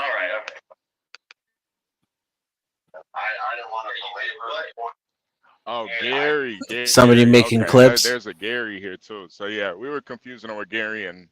Yeah, I thought he was talking about Gary, because Garian's not here. Yeah. No, I meant to talk to Garian yesterday when he was on panel, but I didn't get a chance to. So we done with the technology to, replace I think traditional punishment. Next topic, so. or Yeah. I think John will go over it again, maybe. Where is the old man? Why isn't he hosting the panel right now? He spoke in he was like, oh, I gotta get my roles, and he was like, hey, why don't you get like Angel's roles, his role right? of Angel can make roles for you. Yeah, his pre-roll Garian's here probably, now. He's in the chat. Yeah, So no. John's here. He's just in the chat. So yeah. This is so Imperius. John lets me do these trucker episodes where I could do like long streams while I'm driving, and just to update you guys on, I kind of had a really terrible, well, not terrible, but sometimes when there's a lot of construction, I gotta find out different routes to get through to where I need to get. Oh, is that why you can't get on time? It's like it gets really crazy. Yeah, especially in major cities. There's always like these goddamn construction sites. I'm surprised you get reception. I'm surprised you get reception everywhere you go, dude. I barely do. That's why I got. Look, here we go. You know, and right when I say it, dude, I'm sorry, I fucking jinxed it. Dude. Here we go, jinxed it. Yeah. I'm pretty fucked up now. God damn it. That's why we got the phone line on. We got the phone thing going. It's gonna be such a beauty because a lot of people don't need StreamYards. All that StreamYard resource sucks because you got to have like full bars of your 5G. Yeah, or exactly. Wi-Fi. It does suck. It's run by Patels. It's all Patels, because they're so stupid. They can't understand tech. Like, for as smart as they say they are, you can't fucking ask them a question because they don't know what the hell you're talking about half the time. They like can't do memory Patels are the worst. When I call them fucking IT, dude. I always I want a Jap to help me usually when I call the IT department. I'm like, give me an Asian because I don't want the Indians. The Indians, they smell when they come to when I come to my office. And then and not just that, but then they don't know. It's like I have to explain it 10 times before they know what my problem is. That's how it is. Like for real. The Asians are used to like doing what the white people need them to do, so they kind of can translate really quick. You know what I mean? An Asian kind of knows what I need. They know, okay, white man needs this. I'm not like bad, man. Because the Asians know we're not like hardcore. It's nothing like I need like super access to a C++ or something. It's just that I can't get something to work right with like an extension or some bullshit, And so and Asians are good at that, but the Indians. Yeah, so it's your fault. Go ahead. No, nothing's my fault. I'm perfect. I'm a white man. Nothing's my fault. But I mean, come on, it's White History Month. I get History Month. That's right.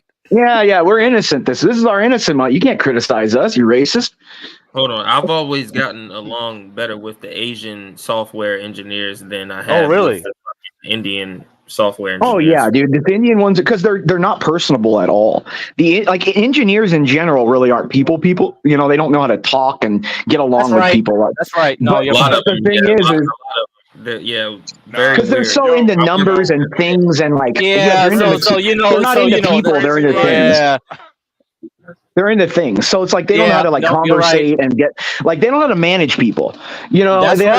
They know how to like build stuff or do a task that you direct them to do, but they're not thinking outside the box. No, correct. You're right. That's why white people, like I said, it's not that they're better engineers. I don't think white people are directly better engineers, but they're more creative engineers. They're better theoretical engineers. You're right. They're like you'll see like theoretical physicists or philosophers or like cosmologists. The people that are on the fringes are white people. Yeah. White people too. They'll be cultured white people. Like they traveled the world and whatever. Yeah, no, it's people that are just interested in knowing everything. They're just people that want to know everything. Those engineers. That's why I always defend White History Month and this stuff and that because I agree with that most of what Imperius said. No, but and it's like I've been in there. Yeah. How hot were those white people building them pyramids, bro? I thought they were aliens building them. Sexy. Egyptian women.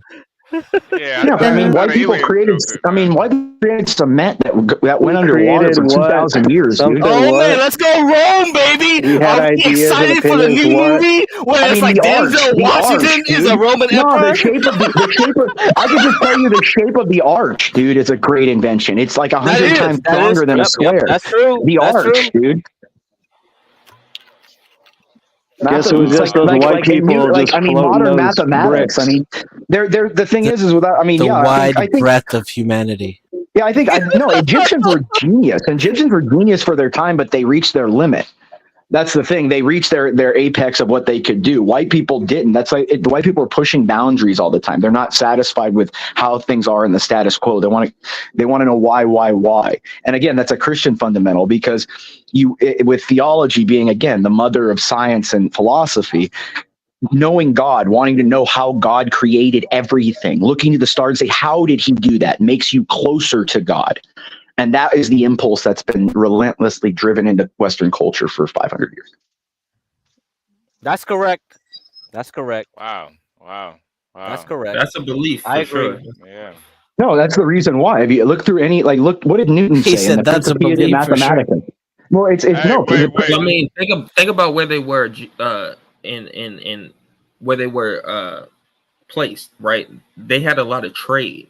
They had reasons to. That's true too. You're right, Rashu. That's true too. Yeah, because of where they were, right? You're talking about the Romans. You're talking about the Mediterranean and all this other type. They were trading ideas with each other all the time. Of course, Christianity was an idea traded into Rome. Not only that, they lived in a harsher climate. So this harsher climate forced them to try to find comfortability, right? To try to civilize themselves in certain ways. You didn't really have that in Africa, right? When you talk about when Africa got colonized, quote unquote, this was long after the pyramids were built. This was a people who was further south, who was in a warmer climate, who really didn't have to struggle to find any food or any clothing or anything like that, right? It was it's just different, right? Well, yeah, there was no necessitation for advancement because it's a temperate climate with no natural enemies. Like, that's the thing, because of where Rome was and because of its continuous nature of conflict. You got to remember, Rome didn't just conquer in like what Greece did.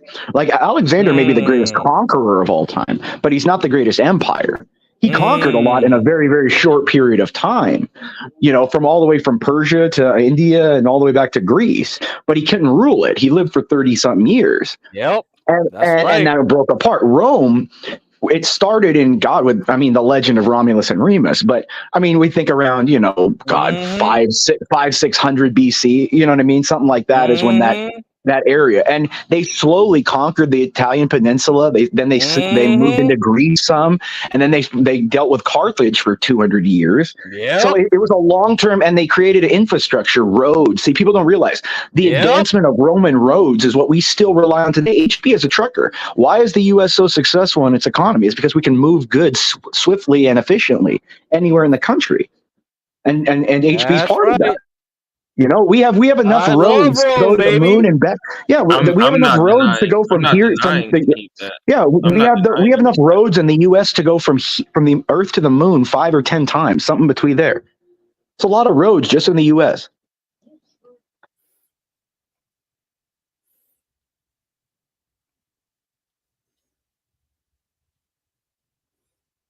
It's because it was necessitated by several things. One, Christianity. What did Constantine, when he conquered, when Constantine established Christianity, what did he say? By this sign conquer.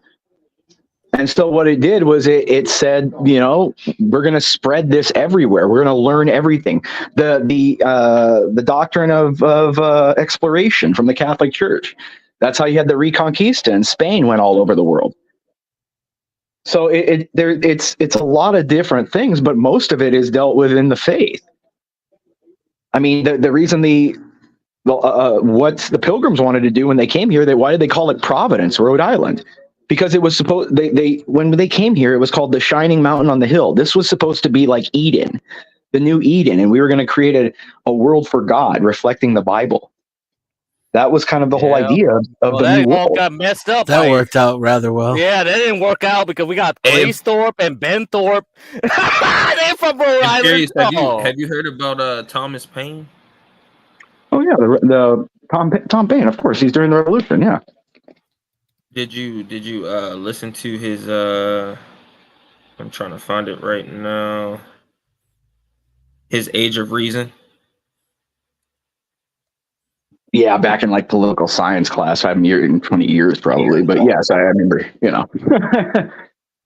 In his Age of Reason, he argued that the Constitution wasn't built off of Christian values, and that it was starting to go away from the values that he had originally signed on to, which is why which is why people don't really talk a about lot of it too is because this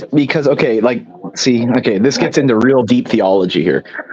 The thing is that Protestants don't understand or like Aristotelian theology, which is what like the Catholics do, and what a lot of some Orthodox kind of, but not so much. Orthodox a lot of mysteriousness and stuff in their faith, but Catholics have the Aristotelian. That's why we believe in like transubstantiation and how literally the bread and wine become the blood and body of Christ.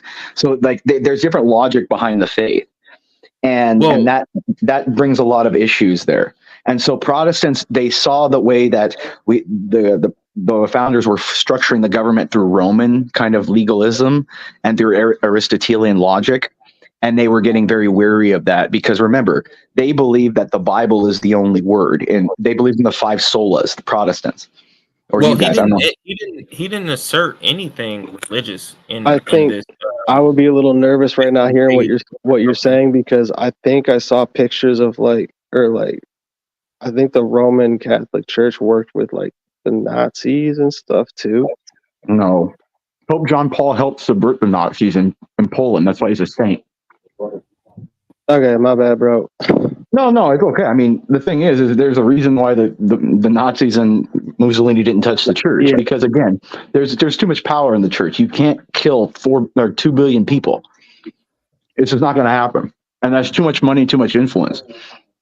So like they leave it alone. There's a reason why the Vatican never gets touched. There's a reason why like the real big cathedrals don't get touched in bombings. Like why did during World War II none of the churches get bombed? They bombed everything else.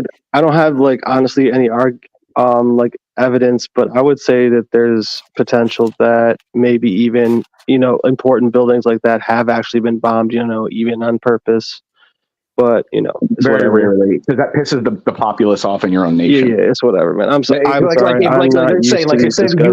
say if the U.S. hit the Dome of the Rock or like the Wailing Wall with a cruise missile, that'd cause a lot of issues here. You know what I mean? It would cause a lot of civil unrest. Like you don't do that like that, because that's like again beyond boundaries of nations are cultures and religions. Religion is boundless, cultureless. Remember, the apostles said, "Go to every corner of the globe and spread the word, not nation."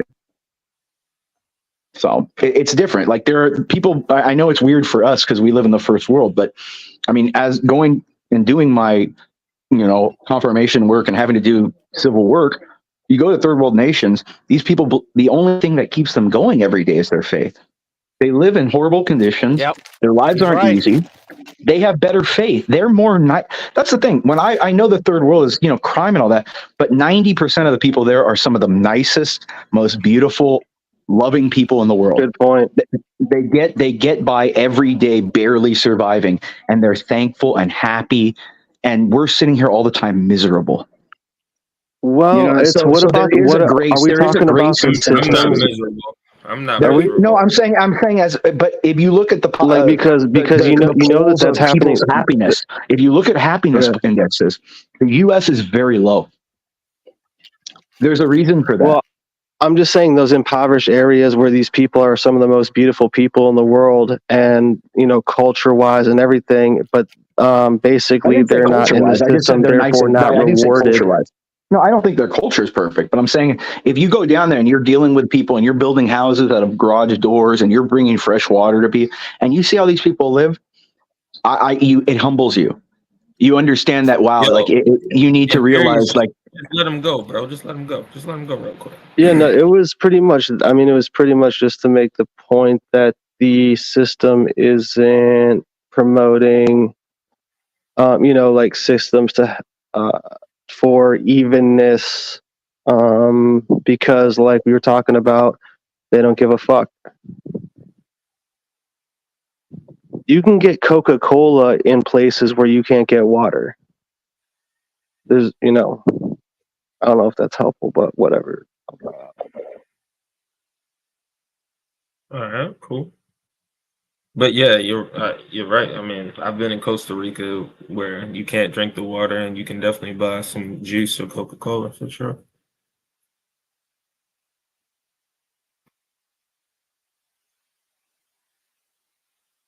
Imperious, you had a lot to say. Oh yeah, you could buy the Coca-Cola. The people there can't. So again, it's not. I'm telling you, it's the people. Like, this is not about like, oh, their culture of whatever language. And no, they're just the examples that I have seen when I've gone overseas and done work and done, missionary work, is that most people outside of here are much more welcoming and nice people. They don't take advantage of you. Yes, there's horrible crime because there's a subsection of their society that has no rules on them. But man, I'm telling you, the day to day, I've met so many more people down in other places that are just nice people compared to here. I go to the store. I mean, yeah, I live in a nice place and people are welcoming. But man, if I go to a big city, go to New Orleans, go to Mobile, they're miserable people, man. And it's sad. I mean, you can just look at the happiness indexes. We're like at the bottom. When I went to, I think we were in Mexico. I went to Mexico one time, and everybody was just speaking to me, right? And me and my girlfriend, we were like, why the fuck is everybody just speaking to us? And then, That's normal there, man. Yeah, exactly. So a few minutes later, we were like, you know what? I think it's just us. You know what I mean? It's you. Yeah. Yeah, it's our insecurity. We're so used to blocking ourselves off from everybody. Well, we're so used to like operating in a city where as though you don't speak to individuals, right? You're not really talking to people. So when you go outside of that environment, and then you might be in in Mexico, right? People are always speaking to you. It's like, why am I so reserved? Why do I feel kind of offended?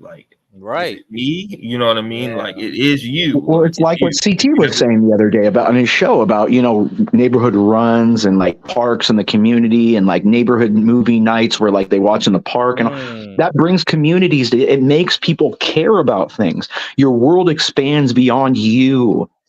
Yeah. It's beyond your little, I'm the world. All that matters is me. I'm God. So I'm telling you, like, okay, you want to hear something real funny story? I have a member of my family. He's a judge, and I don't talk to him much. He has a keychain that says, "We'll get along fine as long as you realize I'm God." That's how people are in America.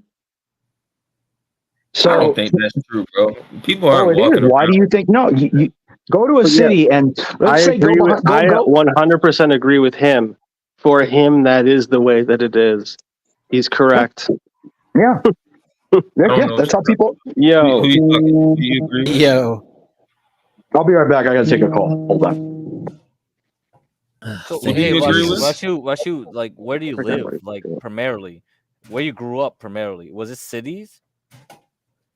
No, so I grew up outside of the city. My parents got me out of the city at a very young age. So, and I've been traveling all my life. But what I'm saying is that at a certain point as an adult, you realize, right? Like, if you don't get out of your environment often, you might be, subjected to those type of pressures. You understand what I'm saying? Okay. I just mean like because we were just saying it on some greetings type of stuff. Everybody's saying hi to us. Everybody's talking to us, whatever. And it was just like, well, why aren't we speaking to everybody else? Why aren't we saying, hey, how's your day? Blah, blah, blah. Yeah, you know what I mean? So, yeah, it just made us become more aware of. Yeah, I don't know if it's a city thing. That's why I kind of, because I grew up in San Francisco, and it's, it's like, it's changed. That's why. Well, San Francisco today isn't the San Francisco. Yeah. How old are you? How old are you? Yeah, I'm 45. I'm pretty old, I guess, but not that right, old. So, no. You're not old. The boomers, like, they remember the times. That's like way old back, and it's just. So I'm 31, and when I was coming up, you got to understand, The Wire was being filmed in Baltimore City, 2 blocks away from my church, right? So that was really kind of going on in that city at that time. So it wasn't all good. You know what I mean? So you kind of had to be reserved in those areas. But like I said, my mom got me up out of there like 94. Okay. Right, we moved to the county, but I'm just saying, we still went to church there. My grandmother still lived over there. My cousins and family, Thanksgiving, all those holidays was still over there. So you still got to know how to move in those areas. So I would say, Rashu, is like it's a low trust, right? It breeds that low trust mentality. Low trust, very low trust. And it's like in San Diego, you can rub shoulders with people who are making money. Out there, you're not rubbing shoulders with people who are making money. You got to get out of the hood and then go find people who are making money, right? So it's a whole different dynamic. I mean, you can find people making illegal money all day, right? Sure, but yeah, I get what you mean. Yeah. Oh, you showing my stuff? Hey, I found this on the ground. Like some. I told CT, like, I learned West African history by myself. It looks like these kids are learning West African history earlier than me. Oh, but can you read what they're scribbling? Like, what is this guy's name? I can't even, like, is this Jaden? Jesus Christ. This is bad, bruh. I can't even, like, the penmanship. You said what grade is this? I don't know, really, but I Oh my God. It's at least before 5th grade. And it's just like, what is this, bro? Like, they're learning way advanced stuff than I did, and they still can't even write. Hey, let me ask you this, Greg. What neighborhood did you find this on the ground? It was near a private school, surprisingly. So I don't know if it was, like, from that private school, or was it the public school 4 or 5 blocks down the way? Blacks Who Defy got his kids writing carte blanche right here in the So but to me, it's like they're learning way deeper than I did. When I did it, it was like I was voluntarily writing a term paper on West African cultures. Like, you see that? They got Ghana. Can y'all read that? Mali. Look at that. Can you read that? Yeah. No, I can't read that. The answer to number B. What is that? To letter B. What might be some challenges in trying to settle in some of these zones? Is that heat? It says heat's blood. Too many predators. I don't know.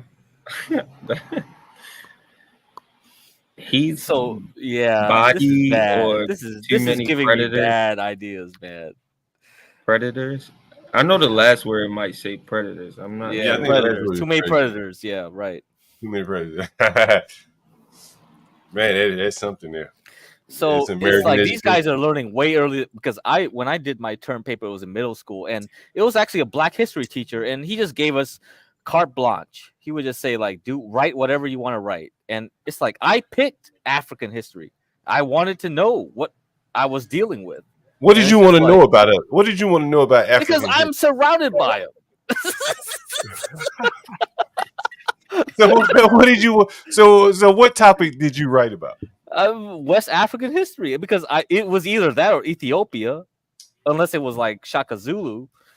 That was the only, like, 3 things you could possibly what was your imagine. term report about? What was your report no, about? No, it was just like pick a topic, write about it, and I was the only one. Hey, in middle school, I was the only one teaching about Egyptians, for real.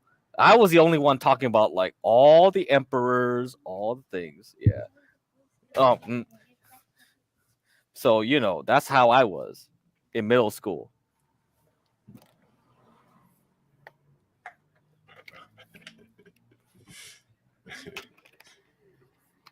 So anyway, get cracked. You found this on the ground.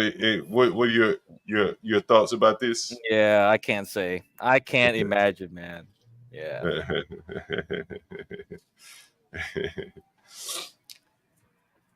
Dennis, any thoughts? I think Dennis may be going. Hey guys, I want to get a little feedback. I think tomorrow we may be set up. We will be set up. Let me say that. Let me set some stretch goals here. We will be set up for the phone call, prank call, phone call, whatever you want it to be. We can also call people if you like. We'll also be set up to even call people. You'll be able to talk to them online, and if you like. So you can be on the stream. You can. Maybe we can even allow you to call in. I'm not sure if we can have two people on the same call, but we'll have some call-in capabilities starting tomorrow. So I wanted to know if there are any people that you think we should call, any topics or prank calls or calls that we should make. I think it will make for a very interesting component to the show. So chime in the chat and let me know what you guys think about that. Imperius, what do you think about that? Well, I think, John, it'd be a fun addition to the show. You should have a little counter on the side of the screen of how many joints you smoke a day, sir. I think that'd be offensive. We could do a daily bet, a pool to see how many today John's going to light up. Hey, that'll be the next. We'll do poll questions on that. Yeah, I think that'd be very interactive. We could, it would be very funny. If you think we should do poll questions on that, the over, the under. Should it be joints or should it be just beers? We could do over, under, and a well, prop you could rotate it. Prop bet. Then you could have like your Monday night parlay where you got both of them. You got to bet the same day of a complete total. Like Monday Night Football, your Monday night parlay. Come on. It'd be one of those things. You know how they have the over under, would it be more than 100 points scored? We do an over under joints and beers, drinking, smoke. Yeah, then you could do like a monthly, and then you could go like long term, throw big money in there, do like a yearly bet. Yeah, I love betting, John. Well, we may give you something to bet on there in peace. Any other topics in the chat on the panel? Things you think we should talk about that may be interesting? People. I think you could talk about, John, that I haven't heard enough about. My friend, she had that freaking stupid show Suits, and I told her, I'm like, it's not like that. And she's like, yeah, but I love Meghan Markle. Can we talk about that whore, John? I'm tired of that whore. I really don't like that one, John. Yeah, I really don't like that whore, John. You want to talk about Meghan Markle? Yeah, I don't like that whore, John. Imperius. What do you guys think about? You want to talk about? I hated that show, Imperius. Let me see what the people. I hate it. It's like a fucking soap opera, dude. It's so. I tell people, I'm like, you understand that like 90% of the time, it's like the most boring thing in the world. You're not doing anything. You're reading. Right. You're reading all the time. You're reading and writing 90% of the time. Hold on. Who wants to talk about Meghan Markle? If so, Well, not just that. I'm just talking about some of these. I think we need to talk and get a list going of some of these young whores that have big mouths that are just doing shit. Like, what's that girl that's in that new Snow White movie? That little bitch too.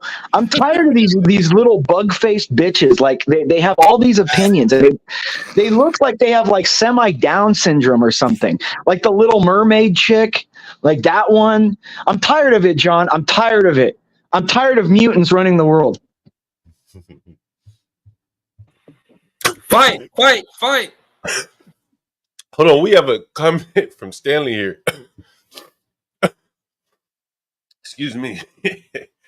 He says prank calls can be illegal depending on the situation and the laws of the state. Well, it wouldn't be prank calls. That's probably a word. I miss that, John. Don't you miss the days you could just make prank calls, John? Do you remember like Prank Yankers and when all those shows they would just call people and talk funny shit, John? Now everyone's so freaking up their own ass, John. Nobody can like take a joke. Nobody has a laugh in their life anymore. What do you guys think about the whole concept, that component, the added component to the show? Assuming we get people to call in, no one may call in, but if we get people to call in, I think it'll add an extra dynamic of anonymity that may give us a little bit of frankness. Yeah, you don't show their phone number on the fucking screen, John. I won't have to now. with this box here, I won't have to. I can just dial the volume up from the phone. I'm just playing. Dog. That was gonna be a concern, man, because I get to doing a couple things over here and I'll make a mistake and show someone's number. But hey, John, I got a topic. You know, it's a funny movie. I saw a black funny movie. You know those black movies that are, you know what I'm talking about, right, John? You know, I actually saw a pretty funny one the other day. I was flipping through Netflix. You ever see that movie Welcome Home, Roscoe Jenkins? Actually, pretty funny, John. You know, I don't watch movies in period, so you know, I don't watch. Yeah, TV. I was bored at home. I was flipping through, and I was like, oh, well, Danny Glover's in it. You know, I like Danny Glover. All right. And all I got, John, all I turned on, John, was all I got, John, in that movie was hilarious niggerdom, John. It was very funny. It was really funny, John. It was funny. Is Angel up here? Is that Angel? Pierce needs his own show with no other panelists on there. Yeah, just him rambling. Yep. No, I told John, give me a show where people call in and I just abuse. No, I told John a good show would be just have people call and I'll do it on his show once a week and I can just verbally abuse them for an hour every time I call. You know what? It Pierce. People like to be abused, John. I'm telling you. You're on to something here, because I do believe that people would call you. It really people want me to expose their frailties and their inequities, John. What do you think? Hey guys, do you think people would call in Pierce if there was a call-in number? You didn't have to dial in, and I could just give you your piece, and you can say whatever the hell you want to say. Do you think people would call in and give M. Pierce a piece of their mind? Yeah, it could be like, Peter Griffin's the whole grind my gears segment. You know what I mean? They could call in and give me something to add. They could say something and I could just, what really grinds my gears, and just go off on them. Mm-hmm. Mm-hmm. What do you think? Anyone in the chat, what do you think? Anyone on the panel, what do you think? That's a good idea. Yeah, one-on-one, that's correct. Other panelists, because when there's panelists and peers, just you don't know that me button. It's just once he starts throwing out the Bible, it's all downhill from there. And Pierce is 8 seconds or so after he gets on the panel. What other? And Pierce, I think your phone lines would be blowing up, man. Like we wouldn't be able to. Yeah, people love to hate, and that's fine. I'll take the hate, John. I love it. Mm-hmm. Mm-hmm. Nah, you could deal with the hate very well. You can deal with the hate very well, and you funny as shit. What about John's funny, dude? I'm telling you, John. I'm still waiting for John to throw on a James Worthy jersey. I'm gonna pay him a super check to throw one on one day. What about HB calling ahead to the truck stops to get the lot lizard status? What do you guys think about it? He's on his way. He should interview him. We should get to ask him questions. What we should do is get money together where he hires him. And then we can interview him, John. We could interview him on the show, John. On the show, you could have people call in and ask him questions, John. You know what we could do. We could do. Hey, go ahead. You should make an app. You should make an app. That way, all the truck drivers can take pictures of the lot lizards at their lot and then share it on this app. Right, and then that way you know what to expect before you come to that particular truck stop. How about we buy a lot lizard and interview her? That's what I'm saying, John. Buy a lot lizard and interview. And then just get her over on the phone. I mean, dude, you could get people calling in and be like, "Are you disgusted at the thought of giving HB a blowjob?" That's what you could ask her, and she could just be an answer. We could get people make fun of HB. You could get people make we could have Angel on, and be like, "Hey, how much would it cost for you to give Angel a blowjob?" Things like that. You could have great questions, John. Hey, man. These are some really good suggestions here. Because again, we could get them. Not funny. I think there's confusion. I think Rashi was saying John is funny, not Imperious. Because everyone's in the chat saying like, "Yo, you're not funny." I think there's a little confusion. But I think we could get some really good content here, you guys. You let me know what you think. I'm still waiting on some more suggestions in the chat here. Yeah, we can have the lot lizard get interviewed in HB. John, you know what I was thinking too? Another good one, John. Since so many blacks where you're at, you could do for your channel. We could throw a plot together, and we could have John tell some of the blacks that he manages, be like, "Hey, here's some money." We could come together with some ideas and tell them to do something for a certain amount of money and see if they do it, John. What do you think they'd be capable of doing? I don't know, John. Maybe we could get a bum fights kind of thing going here, John. We could get black fights going. Black fights going. Maybe cleaning the toilet or something, John. Oh, yeah. No, you know what? Going to a white person's house and having to clean their house, John. That would be funny, John. Just to hear them bitch all the way. You could tape it. John, it would be funny. Well, you know, usually when I go there, they're not there. I was thinking, people have suggested I should wear a GoPro. So there's some of the things that I see. Cam, basically. Yeah, it's something like a GoPro or a body cam. And people have suggested that may be like something worth viewing. You know, I've been thinking about it. You let me John, know. I find your interactions with them hilarious when you post the videos. I think it's really because, you know, John, it's like I think they'd be there at, you know, normal hours. Like, so if you go there on 9 a.m., they're still sleeping, you know, on a weekday. You could go there 9 a.m. any day of the week and they're there.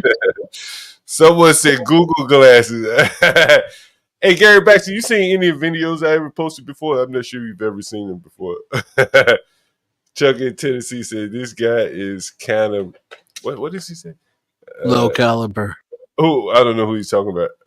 He's talking about Imperius. Oh, Imperius. Hey man, I've got friends in low places. All right. Yeah. Anyway, Imperius, man, what do you do for a living, Imperius? I don't know. I don't do much. I sit home all day. Imperius. No, really. What do you do for a living? I create form and you know, analyze contracts. Let's deal with that. Hey, how about this, guys? How many of you guys are you an attorney? Are you an attorney? Yeah. You passed the bar? Let me ask you this question. How many of you guys are looking forward to our discussion with Ken Watson? I think that's going to be some I'm sorry. I said I am. I think it's going to be some very, very good content. You know, I think it fits right in line with why I started this stream. Is he an actual developer, John, or is he like a broker? What does he do? Is he a speculator? He's kind of like property manager. Like, what's his function? I can show you again on his LinkedIn, but I talked to him last night at length for a bit, and I mean he's kind of like Master Kim in many, many ways. He's a black guy. He's a corporate what do they call it? Commercial and residential broker. He owns his own firm, but he also owns gas stations, convenience stores, stuff like that. He was married to a Hindu woman, an Indian woman, so he speaks Gujarat. I'm sorry? You talking about Vance? Vance. No, the gentleman he's going to have on his show. Yeah, the guy I'm going to have on the show on Wednesday. He's not having JD Vance on his show. Yeah, man, that would blow. Vance is booked for a while. But this is going to be better than JD Vance because this is a man who isn't bought by anyone like JD Vance. You know, he suffered the ups and downs, and I think Sir Graystroke less. Yeah, JD Vance. John, speaking of video games, that guy Sir Gaystroke or whatever his name is, you know, a good game came out, John. From took me back to nostalgia. NCAA 24, John. I remember when I was in college, that game was like way superior to Madden. Everyone liked NCAA better than Madden, John. I'm pretty happy that's back. I might have to buy that and be a little college kid for a weekend and get really drunk and play that.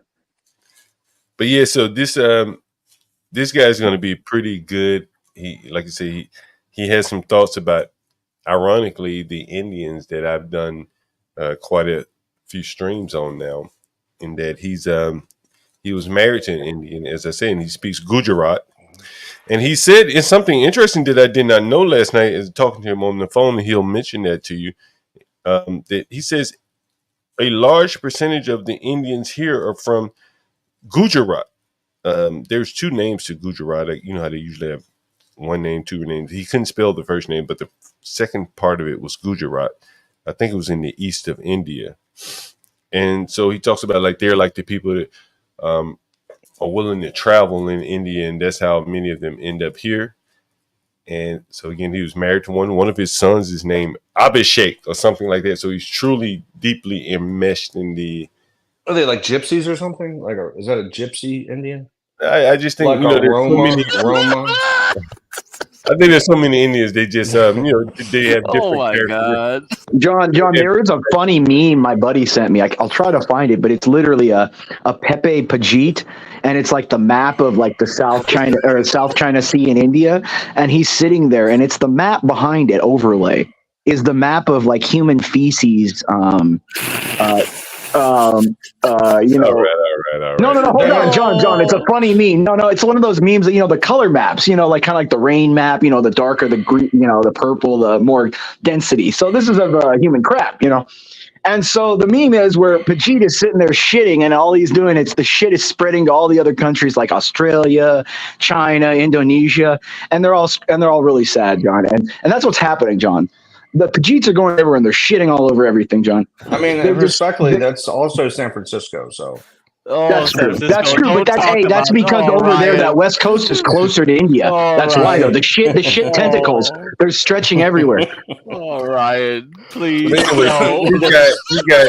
San Francisco, there's a shit map. I swear. Yeah, there are. There's. This guy. I think you're gonna find his talk very interesting. He's a very talkative guy. And he's going to give you some perspective on kind of Indian culture. They're very entrepreneurial. He'll talk about that. What nationality is he? He's a black guy. He's from. Let me pull him up again. Is his wife Punjabi? She's from Gujarat. She's from Gujarat. Oh, let me see what region she's from. Google it. Gujarat. She's over there where they shit in the sand. What did you confess at earlier in Piers? She's a sand shitter.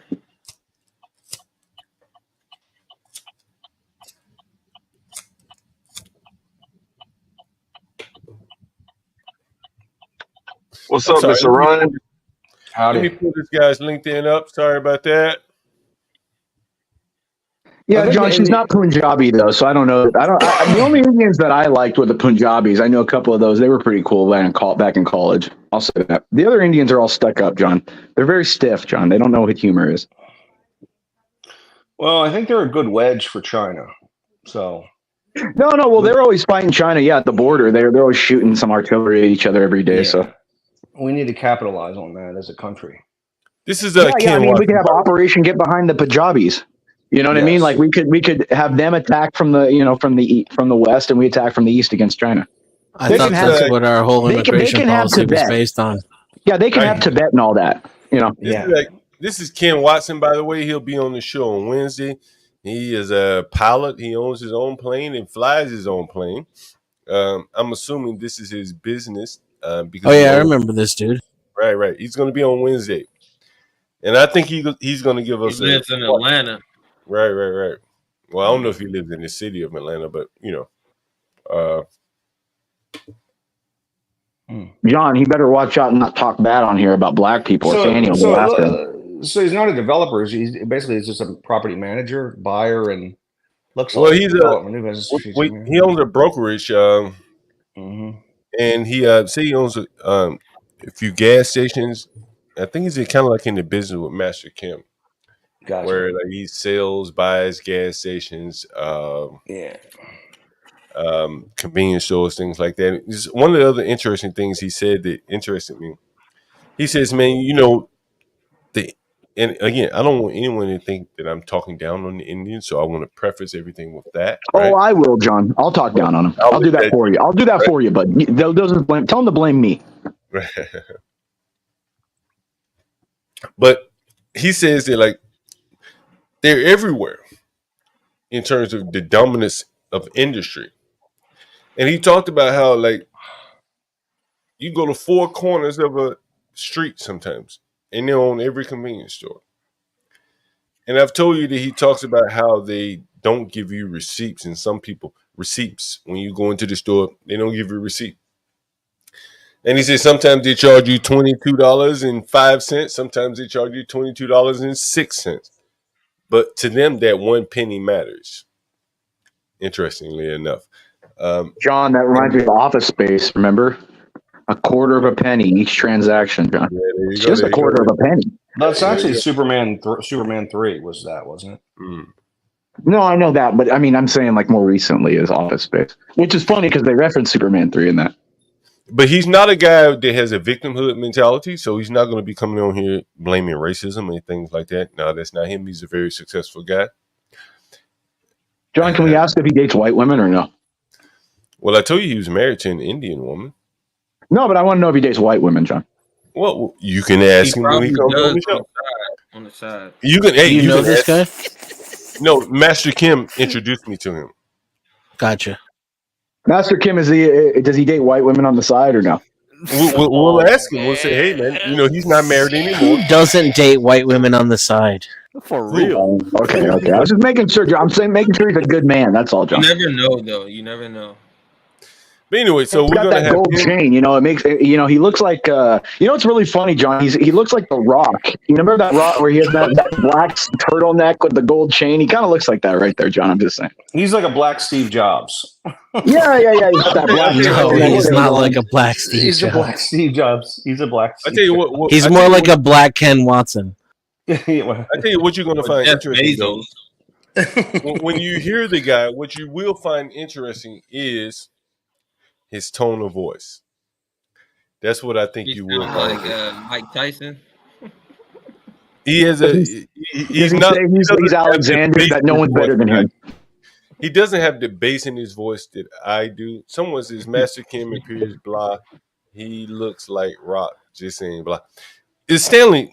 This guy's in your area, and I think that you might be interested in hearing what he has to say. Matter of fact, once I open up the floor, ain't interested in hearing nothing. Nobody. Well, once I open up the floor, yeah, Ken Watson's probably a Republican, so Stanley ain't gonna want to hear nothing.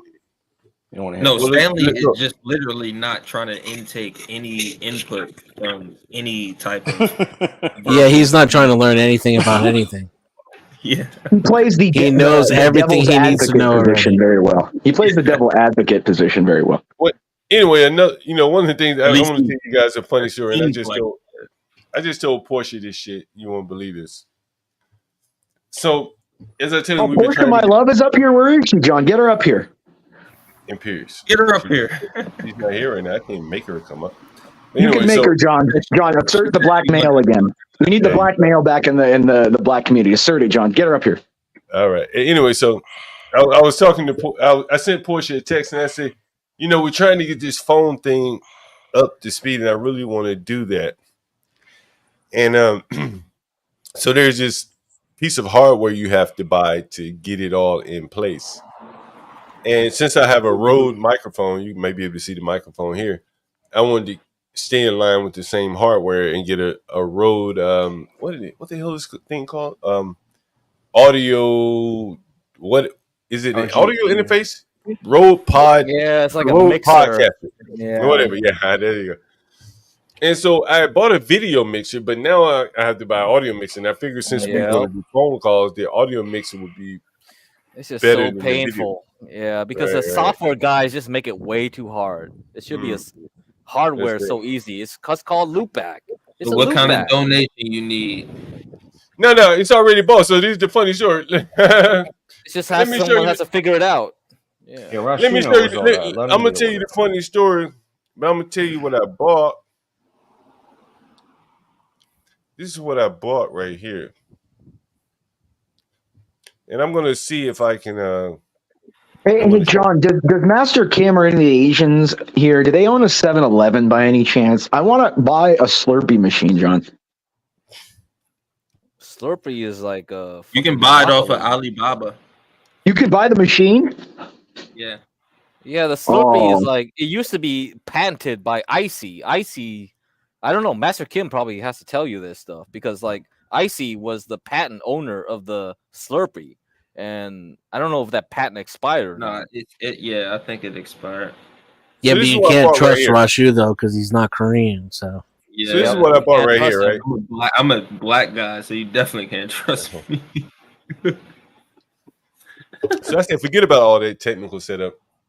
Although I really want, hey, you guys send a Cash App to Garion because he called me at 7:30 this morning. I already did, bro. Well, I don't know who did it. Didn't. Better be working. But, I'm just repeating to the guy. Like the guy called me at 7. He sent me a text, email yesterday, and then he called me at 7:30 this morning. I was up, so it wasn't a big deal. He said, "Hey, you ready to do this show?" I said, "Hey, whenever you're ready." And Were you already drinking? Nah, coffee, yeah, with a little bourbon, but hey, slow rolling. But anyway, so we got on and we did it, but we were gonna do it through Google Audio, and Get Crack made a good suggestion. Yo, guys, just do it through hardware; it's easier. So I said, okay, all right, fair enough. And so, this is what I end up buying right here because I have a Rode microphone, so I figured why not just buy a Rode machine as well, right? Makes sense to me. So this is what I bought right here. And so I sent a text message to Portia. I said, because she had told me this is what you should buy or whatever. So I went out and bought it. And you can see DoorDash delivers it. DoorDash. Hey, John, how soon until DoorDash delivers weed? I wonder if that's next, John, probably. Hey, did I know I showed you guys I know I showed you guys my bag from the delivery people. They deliver my Wait, they weed. deliver, John? Are you serious? They deliver to your house now? Yeah, they do that almost everywhere. Oh my God, John! Hey, I'll pitch my weed company in a minute. Not my weed company, but the people that deliver to me. John needs milk thistle. What the hell is that? What's milk?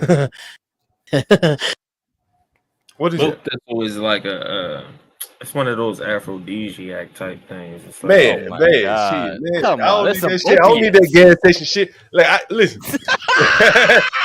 Listen, let me tell you. Listen. When I clean some of the houses in the ghetto, man, I find all that shit.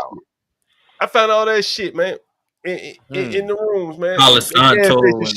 Hey, John, do you ever find He's saying you have a yellowish hue. You ever find guns or anything, John? If he did, he wouldn't tell you. Oh, I mean, he could have lost them in a boating accident by now. I'm just saying. Have you ever found any in the past? No, people typically aren't gonna leave anything really of it. I showed you guys the rose I found behind. Did I show you guys that? I want to know how you driving around in somebody else's car unregistered. Who? I got my own car. John, is it a Cadillac? Nah, it's a Volvo, man. Swiss shit. I thought you Volvo, really, John? That's my mom's favorite car. One of your tenants died. Hey, John, you know my mom had the first one of those, the 2-door boxed one back in like the 80s, John. Pretty funny. That thing was like a tank, dude. Old John, Volvos, yeah. New Volvos are Chinese made. What did you say? Died and then yeah. He died and he left a Volvo. Yeah, you're right. And that's what made me buy one. Right? Because I was like, you know what? Damn. That is a good car, man. You don't got that later, 5 or 6 years later, I cranked the car up, man, and then it started like it was brand new. So I said, let me keep that John, car. if you had a dream car, what would it be? You know, I've always liked that Maserati, man. Johnny Sachs Maserati from Sopranos, man. That's some player shit right there. You a player, John? Yeah, I think, John, if I was going to have to pick one, you know what I'd pick, John? The 1965 Aston Martin DB5. I think that would be if I had to pick a car, that would be my car, John. Man, speaking of player shit, and I got a few minutes, man, before I had to run. I was on a stream. What's that nigga name? DJ Hemp, and he's a good host. I will What's say that nigga name? John, I want him to let me on the panel with one of all those girls are on, John. I think it would be a pretty entertaining panel. And so I was on there with DJ Hemp, and what did he say? He had a couple of niggas on there, and they were talking about cars. He said, man, I can't get a woman without a scat pack. I said, what the fuck is a scat pack? The Dodge Charger joint. He never expounded on it, but I said, okay, a scat pack, right? All right, fair enough. It must be some kind of car that runs fast. Scat. Them bitches ain't fast, bro. And so I started going back and I started thinking about. Hey, John, can I address the chat member really quick? You have someone in there. You have a girl in there talking about that it's from Casino Royale. The Aston Martin DB5 is from Goldfinger. Get your face out of your ass, please. All right. And so anyway, there's a nigga on there and he's talking about scat pack and how he can't get women because like you gotta have a scat pack and he's a black guy. And this is DJ Hemp's show. And here I am, I'm a little bit older than this guy. I'm 49. And I said, man, like, nigga, I've had women all my life, and Yes, me too. My life, I ain't had this Duchess girl is asking for a paddling, John. She's asking for a paddling, I think, John. All right. I'm gonna put this shit up. No. Hey, John, put up his 1965 Ash. Hey, John, 1965 Aston Martin DB5. Put it up, John. Tell me that's not the most beautiful car all you homos would ever dream of. You guys look it up and I'll post the picture. But anyways, so I'm thinking like, this guy's talking about how he can't get women without a scat pack and how you gotta have a nice car. And I'm telling him, I said, bro, like, hey, man. You can't take your car into the bar with you when you're talking to a female. Well, you can put your keys on the bar counter. You can't. Hey, I've seen those Ford Lightnings. Those F-150 Lightnings are pretty brutal with scat packs, though, John. I'm telling you, they're monsters. I don't doubt that. They're very nice. But my point was that this guy was adamant that the women of today will not give you any play without a scat pack.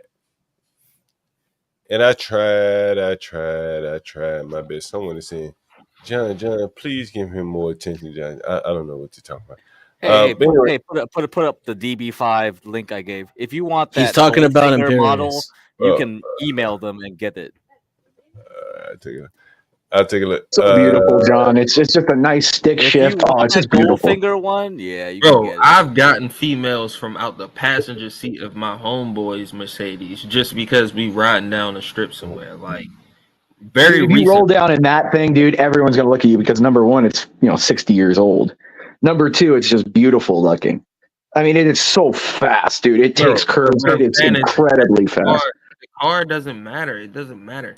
You just have to have the wherewithal to fucking just go at anything and just be clever enough to say something that might. If you're driving like a $1.5 million car, you're probably going to be able to, go and do anything. Well, yeah, you'll be able to do it a lot easier at that point for sure. I think it's one of the most expensive cars of all time. So, if you're driving that thing around, people are going to be like, "Whoa, what is that?" Number one. All right, it'd be just like driving a bespoke fucking Rolls Royce, like a C-tail. John, I don't think that guy's wrong. The one I was talking about, he can't get a female without the nice car, without the scat pack. I think he's right. But here's my caveat. Yeah. For the females that he wants, he can't get them without the scat pack. Clearly, he ain't talking about most females, or that's where he's a little confused. Yeah. Hey guys, I got to get ready to get out of here. Honestly, I would love to stay here longer. I don't have anything else to do. Well, I do have something else to do, but if I didn't, I would stay here longer. John's got to go pick up another pound later today, so we're in his way. They have to deliver that. Let me. I'm gonna do something a little different, and I'm gonna put you guys on the spot. And while doing so, I'm gonna give the chat a time to chime in as well. Give me some. I'm going to go around the panel, starting at the top of the panel all the way to the end, and then I'll drop you down as soon as you give me your suggestion. So it's not to be kind of make other people bashful about suggesting something. So I'm going to give you an opportunity to suggest the topic or something you would love to talk about, and I'll start with Denizen. Denizen, what do you have here? Is there anything you would think you would like to talk about freely? And I guess that's the operative word there. Freely, that you would like to see me broach. John, what do you know about Detroit style pizza? I don't really like Detroit style pizza, to be honest. I see. So how long have you been a homosexual? Well, let me rephrase. I've only had it once, right? And it was here in DC. So probably some liberal made it on 14th Street. Oh man. And so it wasn't, it wasn't to my liking, but I'm willing to try it again. How about that? Excellent. Detroit style pizza is the superior kind of pizza. Go ahead. Interesting. Oh, okay. Would you like to do a Detroit versus Chicago style pizza? I could do it versus any kind. Is that a topic we should do? You would suggest? I'm always down to talk about Detroit style pizza, but you know me, John. I'm an outlier. I have weird, eclectic tastes. Now I like Chicago style pizza. The one time I've had that, I was in Chicago and I had that. I say it reminds me of Italian style. You know, it's kind of stuffed or whatever. You know, I will say that. True Italian style. It's very thin, and like full tomatoes on there, and then some marinara on. Like that's actual. Like if you've been to like Rome or Italy, like that's actual. Yeah, that's right. Yeah, focaccia, very thick bread. The whole point of the pizza is the crust. There's a place in my hometown called Mata's. Well, you know what? It's not even Italian. Maybe you are correct. It's called Mata's Greek. And let me share how it looks. It looks very Chicagoan. Oh, John, anything Greek, there's going to be a lot of hair in the food. Let me see if I can share it with you. How the hell did I do this? It appears you haven't talked. But this shit is good, man. Man, this place has been open at least 45 years or so of my life. Let me see if I can find. Here are what their pizzas look like. Yeah. So you can see how it's like. Let me see if I can. Very filling pieces. Let me see. I'm surprised they don't have more pictures, but damn. But so I guess this is probably my favorite type of pizza. Honestly, look up Buddies. This is a small town, so they're not gonna have many pizzas. Buddies, is this Detroit style pizza? Yeah, Buddies Rendezvous, Detroit. How do you spell rendezvous? Rendezvous. RENDEZ. Oh, that's right. DEZ. Yeah. VOUS. That it? No. Click the "Did you mean" first. See where it says "Did you mean"? Oh yeah, right. Click that first. Now scroll down. You should probably put Detroit in there though. Oh, this is Detroit. Okay, I started to put Detroit. There you go. That top one. Click that top one. Yeah. There you go. All right. You guys want to do a pizza debate? Here. If you guys want to do a pizza debate, you chime in with your favorite style. We should do a steak one, John. We should do steak too. We maybe do that next. We might do that next. Are there any images? Man, there's no pictures. John, I'm hoping no man in this chat here or anything likes a well done steak, John. I think that's what we need to establish. If you like a well done steak, you're a homo, John. You never That's true. know. I agree with Imperius on that one. You never know. You might find someone with a well done steak palate here. I'll take that steak and slap him in the face with it, John. It's not a steak anymore. It's a piece of rubber. I can't find any pictures here. That's a fail for their website. I think that's really the travesty of small businesses. They can't scale, man. Right. They don't know the new websites, new web. Yeah. They need to have Asian owners. The Asians know how to do that really well. All right. No. I'm being serious, John. John, I'm serious. They always have these old pho places or boba places, John. They're good at their marketing. Hey, John. It was like what you were saying earlier, right? When you go to DoorDash or when you go to Uber Eats or things like that, those chain that's extra sauce. They pay to be at the top of those queues, right? Just like the SEOs do to get, when you go that's a Detroit style right there. Yeah. Now I like this place right here in Pierce. Yeah, I hear you, Rushy. I'm sorry about that. This is a place in New York that moved to DC. The only thing they'd have to do to make that Detroit style, Mr. Gaystroke, the only little boy I like was you when you changed the pan that they were cooking it in. One at a time. All right. If they just change the pan that they're cooking it in. Can I repeat the? Come on, Pierce. I'm going to come to you with a suggestion. Hey, you know what? Let's move these things along. Hey, Denizen. I'm willing to do this because I like the Greek style, and no one's going to like the Greek. But I think people will really have a battle between New York, Chicago, and Detroit. What do you think? It'd be interesting to find out. What I was saying is the only real difference between Detroit and what we're looking at here is the pan that it was cooked in. So I would say this is Detroit derivative. I take credit for it if on my side of the debate. Yeah, that's why I pulled it up, because it reminded me of this place. Now, this is one of my favorite places. This is Emmy's out of New York, but they now have a place in D.C. I think you can see it there, Navy Yard. They have a couple places. That's Sicilian style pizza right there. Yeah, Focaccia. This is one of my favorite places for pizza right there. Very, very nice, very nice. Man, you're making me hungry. We gotta try all these pizzas. Dennison, if you're ever on the East Coast, New York or DC, you have to try Emmy Square. Oh, Emmy's is up my alley. I can tell from the picture. It looks delicious. Now, there's another place in DC. I know I'm prolonging you. I hope you have like 2 more minutes. Detroit. Now, this place is where really put a sour taste in my mouth, because they put the Detroit name in their I think that's the name of it. Let's see. Yeah, this is it right here. Red Light Bar in Detroit Pizza. Like, this place is not very good, but it's popular because it's in a popular neighborhood. But doesn't look anywhere near as good as Emmy's. That is correct. That is correct. I'm glad you know. Hey, John, do you like Ann Pizza? Yeah, I like Ann. Man, I used to have a tenant that worked there. His email address was Big Booty Lionel. Jesus Christ. Jesus Christ. And man, he used to bring me pizzas from there all the time. And I say, man, you know what? Am I going to eat a pizza from Big Booty Lionel?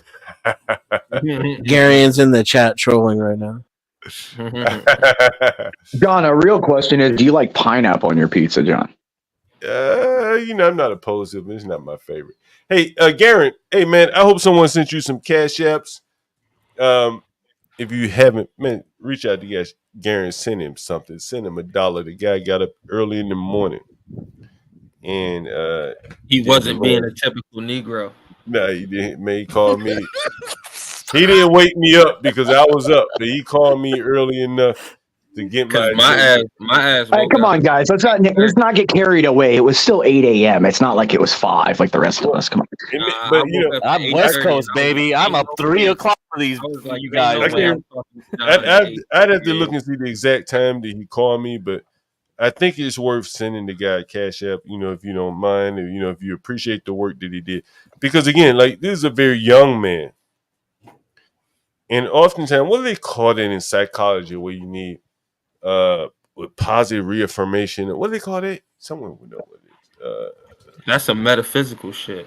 No, in psychology. It's called affirmation, John. It's called affirmation. Yeah, short of using that word, that is the word affirmation, something like that. But this is young man is you need to sit down and chant before and I mean, he sent me a message yesterday saying, hey, 7:30, most young men would even recommend. We got Master Kim up here. So we may end up going another 15, 20 minutes. What's up, Master Kim? Oh, good. He can give me the Slurpee machine now. Yeah. Hey, that's right. Hey.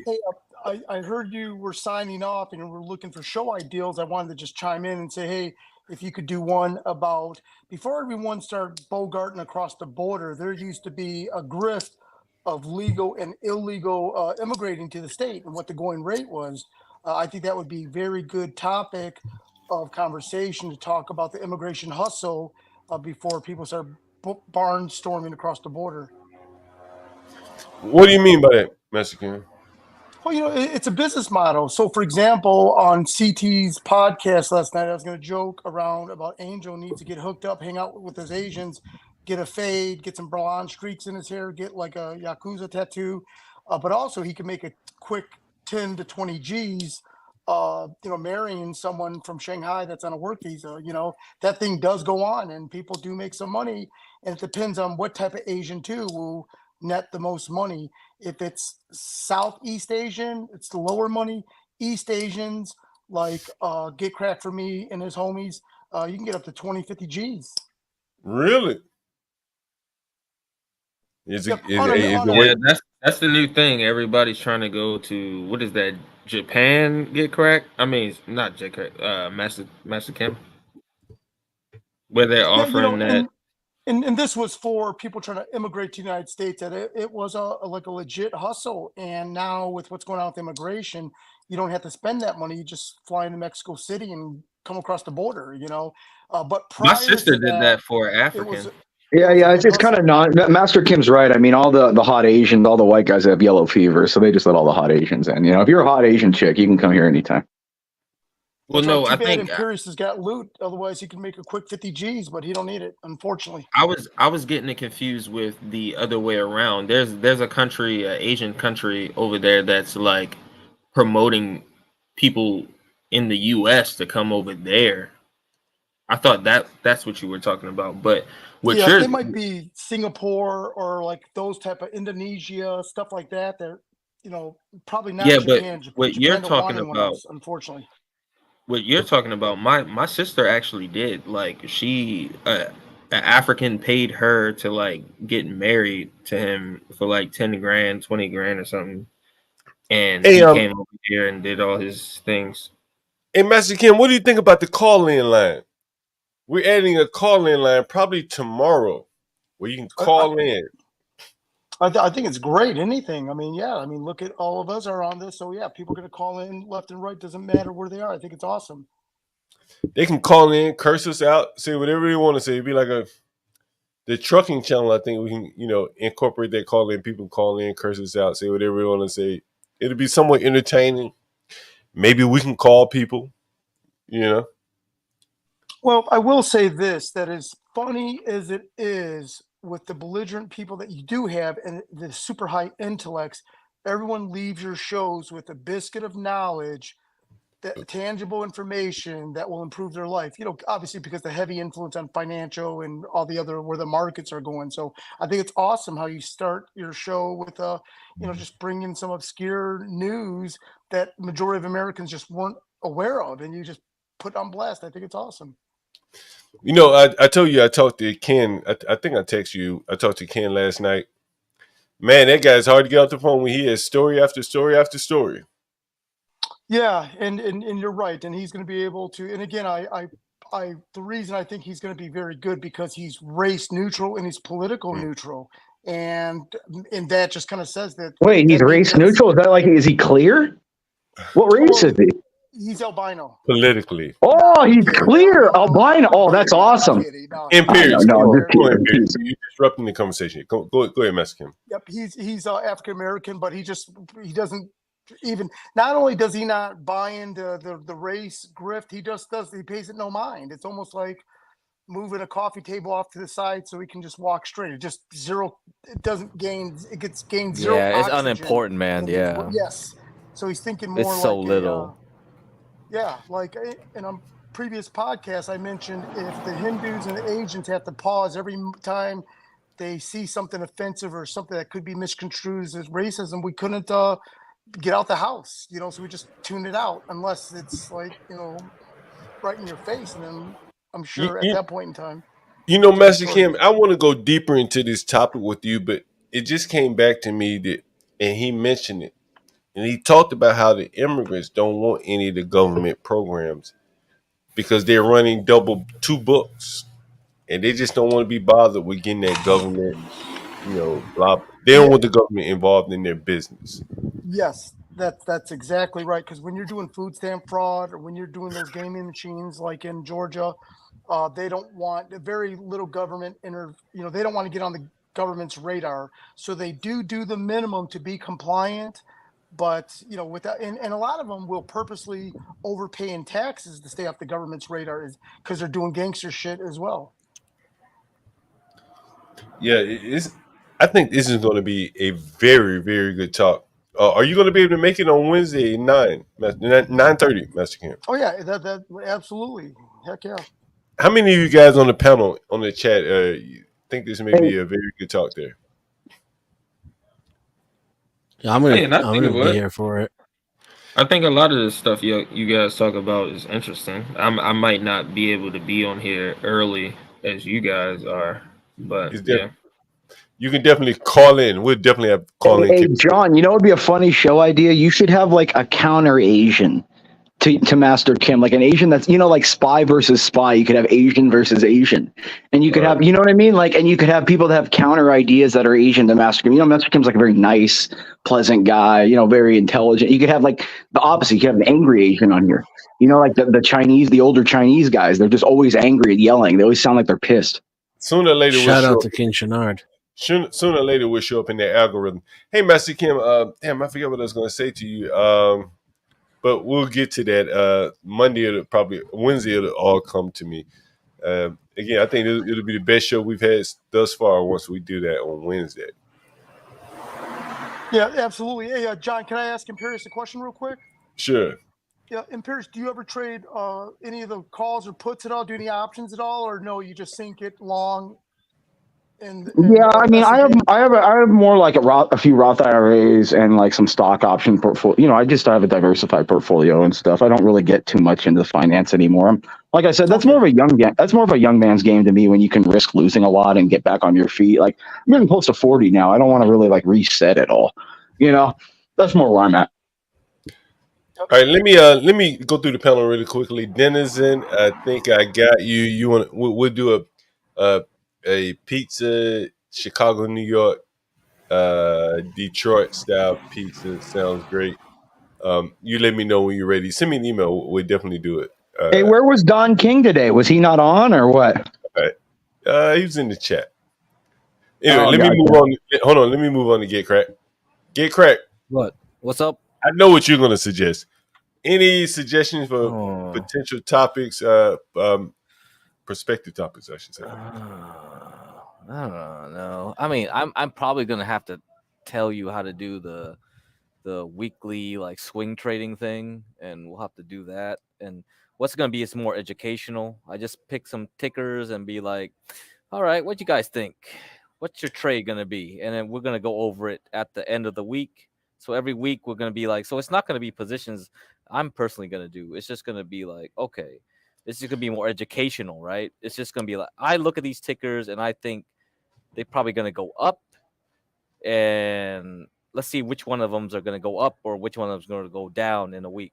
And we're gonna say like, why didn't this work? Why did I read it wrong? You know what I mean? So that's why I want to see people fail, because if you don't fail, you ain't gonna win. There you go. Yep. I definitely agree with that. All right, Rashu. Hey, and Master Kim, if you hold on, I have a question for you from I'm the Jerk. I'm the Jerk. I don't see your question. Put it back in the chat one more time for me. Rashu, I know I think I have an idea what your topic is going to be. It'll probably be you doing a show on it. But go ahead. What's your topics you like to suggest?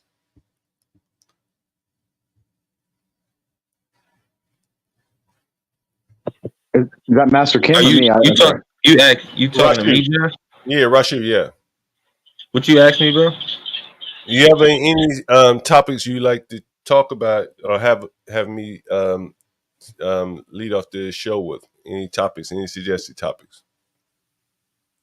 I mean, we definitely need to clarify this Bitcoin conversation, at least from my perspective, because I keep talking in the chat, and you can't really gauge where a person is truly coming from off of text. You need to be able to have a conversation with somebody. So I do feel like you guys have an incorrect interpretation of my perspective on Bitcoin, but let's definitely go ahead. I was gonna say, let's do this. Let's just do a stream where I'll be kind of the moderator and you just discuss your point of view on Bitcoin. We do it like that. How about that? Yeah, I mean, you guys can just ask me questions. I mean, there you go. To be honest with you, you've already admitted publicly that you don't know about it. So everything that you're saying from that point on is speculation. And what you guys are doing is correlating cryptocurrency to Bitcoin a lot of times. I think so. Once we get this call-in line, people will be able to call in. They may be embarrassed to get on screen and ask you these questions, but they'll be able to do it a little bit more anonymously by phone. So I think for you, I'm not the arbiter of But you know a little bit more about it than the rest of us. Yeah, I mean, I don't need think this. that We it's need an this. Yeah. investment.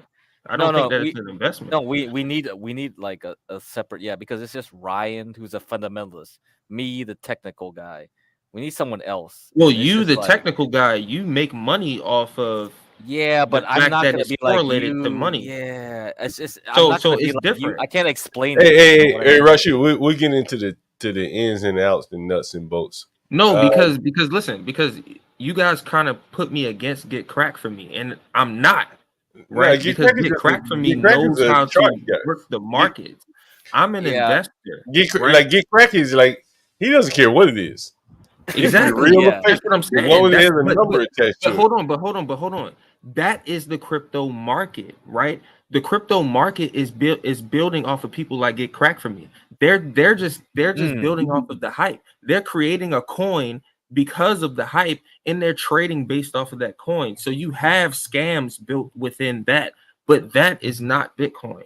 And that's what I'm trying to separate. Yeah, that's what we need. We need another, because otherwise Ryan is gonna keep saying like, he's a fundamental. I've talked to Ryan about it for generations, but he's still talking about Warren Buffett, who fucking the problem is, started in 1920. All right. Look, so we're gonna get to Master Kim so we can end this show, because I do have to run. Hey, don't skip the white man on White History Month. Come on here.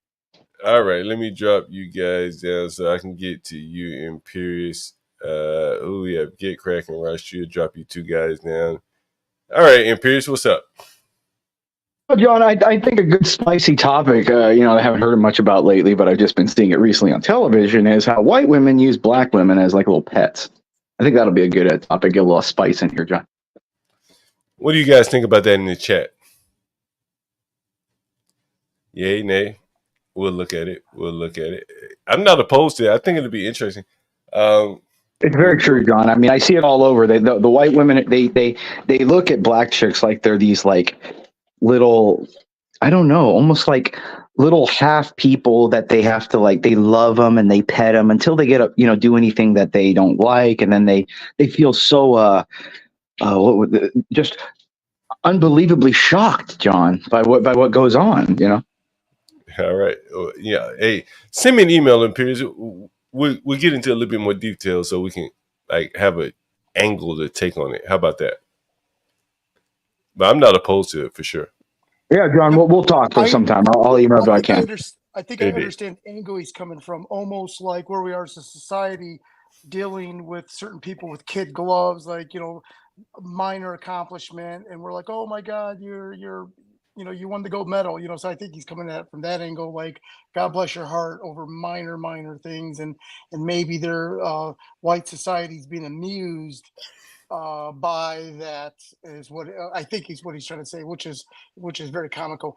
So, hey, I'd like to do a show on bootleg stuff, fake counterfeit stuff, that the quality is so good that it's mirroring the originals. In fact, I would argue that a $500 cloned a Rolex super clone, with the exception of, well, I guess the movement being, I forgot what movement Rolex uses, but it would just, unless you take it to the Rolex shop and they run the serial numbers, would they be able to determine that it's illegitimate, because all of the other moving pieces are almost identical, the craftsmanship, everything. So squinty ass Asians are actually, we do origami, we do some stuff that take delicate details. In fact, we're the masters at it.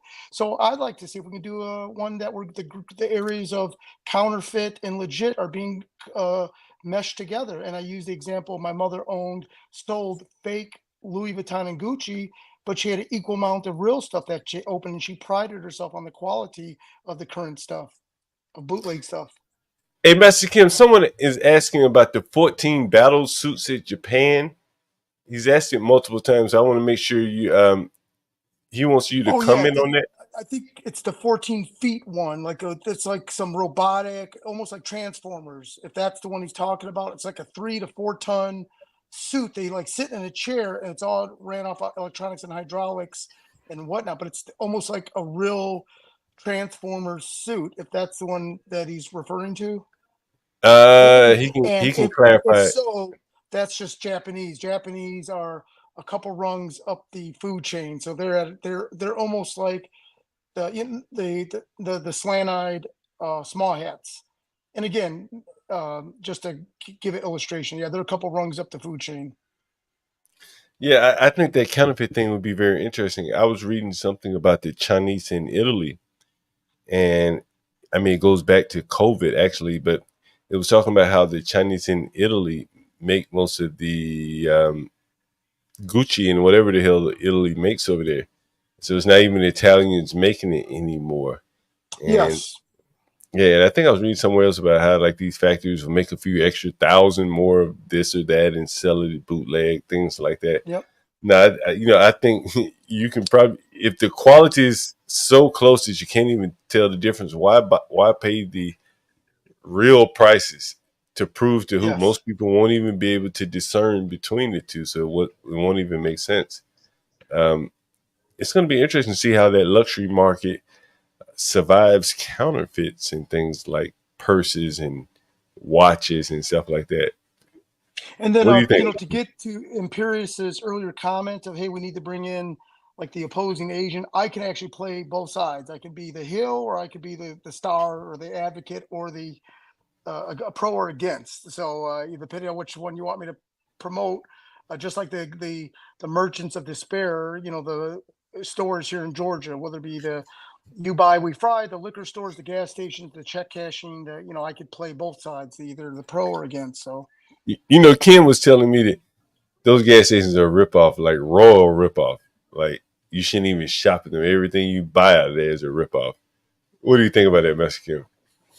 Oh yeah, but it gets back to hey, if they want a Lucy 3:00 in the morning, $1.50 for that Lucy, that whatever that is, and keep in mind, everyone thinks when they buy Lucy, it's going to be a Marlboro or a Newport Light. Many times it's a crushed pack of cigarettes that actually got stepped on, and we can't get credit, so they just pop open the pack and throw those camo special blends in the Lucy pot. Or some Virginia Slim, Light, Ultras, whatever, So you mean like if a pack of cigarettes get crushed, they got someone that'll stuff them back in it. Yeah, because keep in mind, they're pulling cigarettes out so quick for customers, they accidentally drop a pack. Back in the day, you used to be able to get a refund from the manufacturer, but manufacturers do not do refunds on out of dates or damaged cigarettes anymore. The good old days. So you might be smoking a crushed cigarette that's a Camel. Yes. So, but keep in mind, what Ken is saying is true. Ken's got a good perspective, but again, he's talking to a sensible businessman, meaning you, that it is a ripoff. But to many people in those areas, it's a matter. It is what it is, I guess, right? It's a matter of life and death. If you need a cigarette, you gotta get that cigarette. It doesn't matter how much it costs. That may be all you have. Go ahead, Mexican. Yep. Okay, so I gotta let you go. My wife is here, and I gotta let you go. But I look forward to the show. Yeah, I'm going to take you down, Mexican. Get Crack up here. There's a comment here. He says the stream about the suicide guy. I was riding my scooter downtown DC because I've been trying to figure out what hotel was it, because I've been looking for the article, and I think it was the Hyatt Hotel. It was very near the Capitol, so I think it was the Hyatt Hotel. So I want to pull up that article before I do the stream. That's why I keep pushing it back. But I think that would be, I don't know, for some people it may be a tearjerker. But when I think about it, it is kind of sad. So that's why I keep pushing it back. I'm just looking for that article where it mentions the guy. I think he jumped off of the ledge or a balcony. I can't, but he was inside the hotel, and he jumped off of, some of those hotels have the balconies where you can look over down to the main floor. And so he jumped down to the main floor and killed himself in front of all these people. And the craziest thing is that he was my tenant, and I never had any thought that he would kill himself or anything like that. And he would cut everyone's grass up and down the street, the public part. He go with one of those lawnmowers that don't use gas, the one that has the little wheel things, the liberal things. Cut everyone's grass up and down the public part of the grass. And very nice guy. He even painted my house, meticulously painted. He was a Greek guy, so he painted the house black, but it was meticulous, and he put a road star or North Star type thing where Bethesda this way, Silver Spring that way, whatever, Maryland that way, on the top of the house in like lime green. And you never would have known. And I mean, the job he did on painting that house, I couldn't have paid anyone to paint it. He bought the paint and everything. But you never would have known that he had such demons in his head. And so, yeah, he eventually killed himself. Anyway, and so the topic will be the conversation that I had with his mother. You know, I was more or less the last person that she could call to have a conversation with him his last few minutes, days, moments of his life. And I've had other conversations like that with people where their children have gone crazy, but this is the only one that has killed himself. So I think it'll be an interesting stream. Any people that have any thoughts about suicide, things like that, or ever had suicide in their family and stuff like that, you may have an interesting opinion on it. So anyway, I'm going to do that at some point. I'm just looking for the article. If I can't find it, I'll just do it without it. All right. Thank you guys for joining. We still have about 11 people here. That's great. Perfect. All right. Have a good day. Hey, go over to CT stream. I'm not sure what he's talking about today, but I'm sure it'll be interesting. Talk to you later.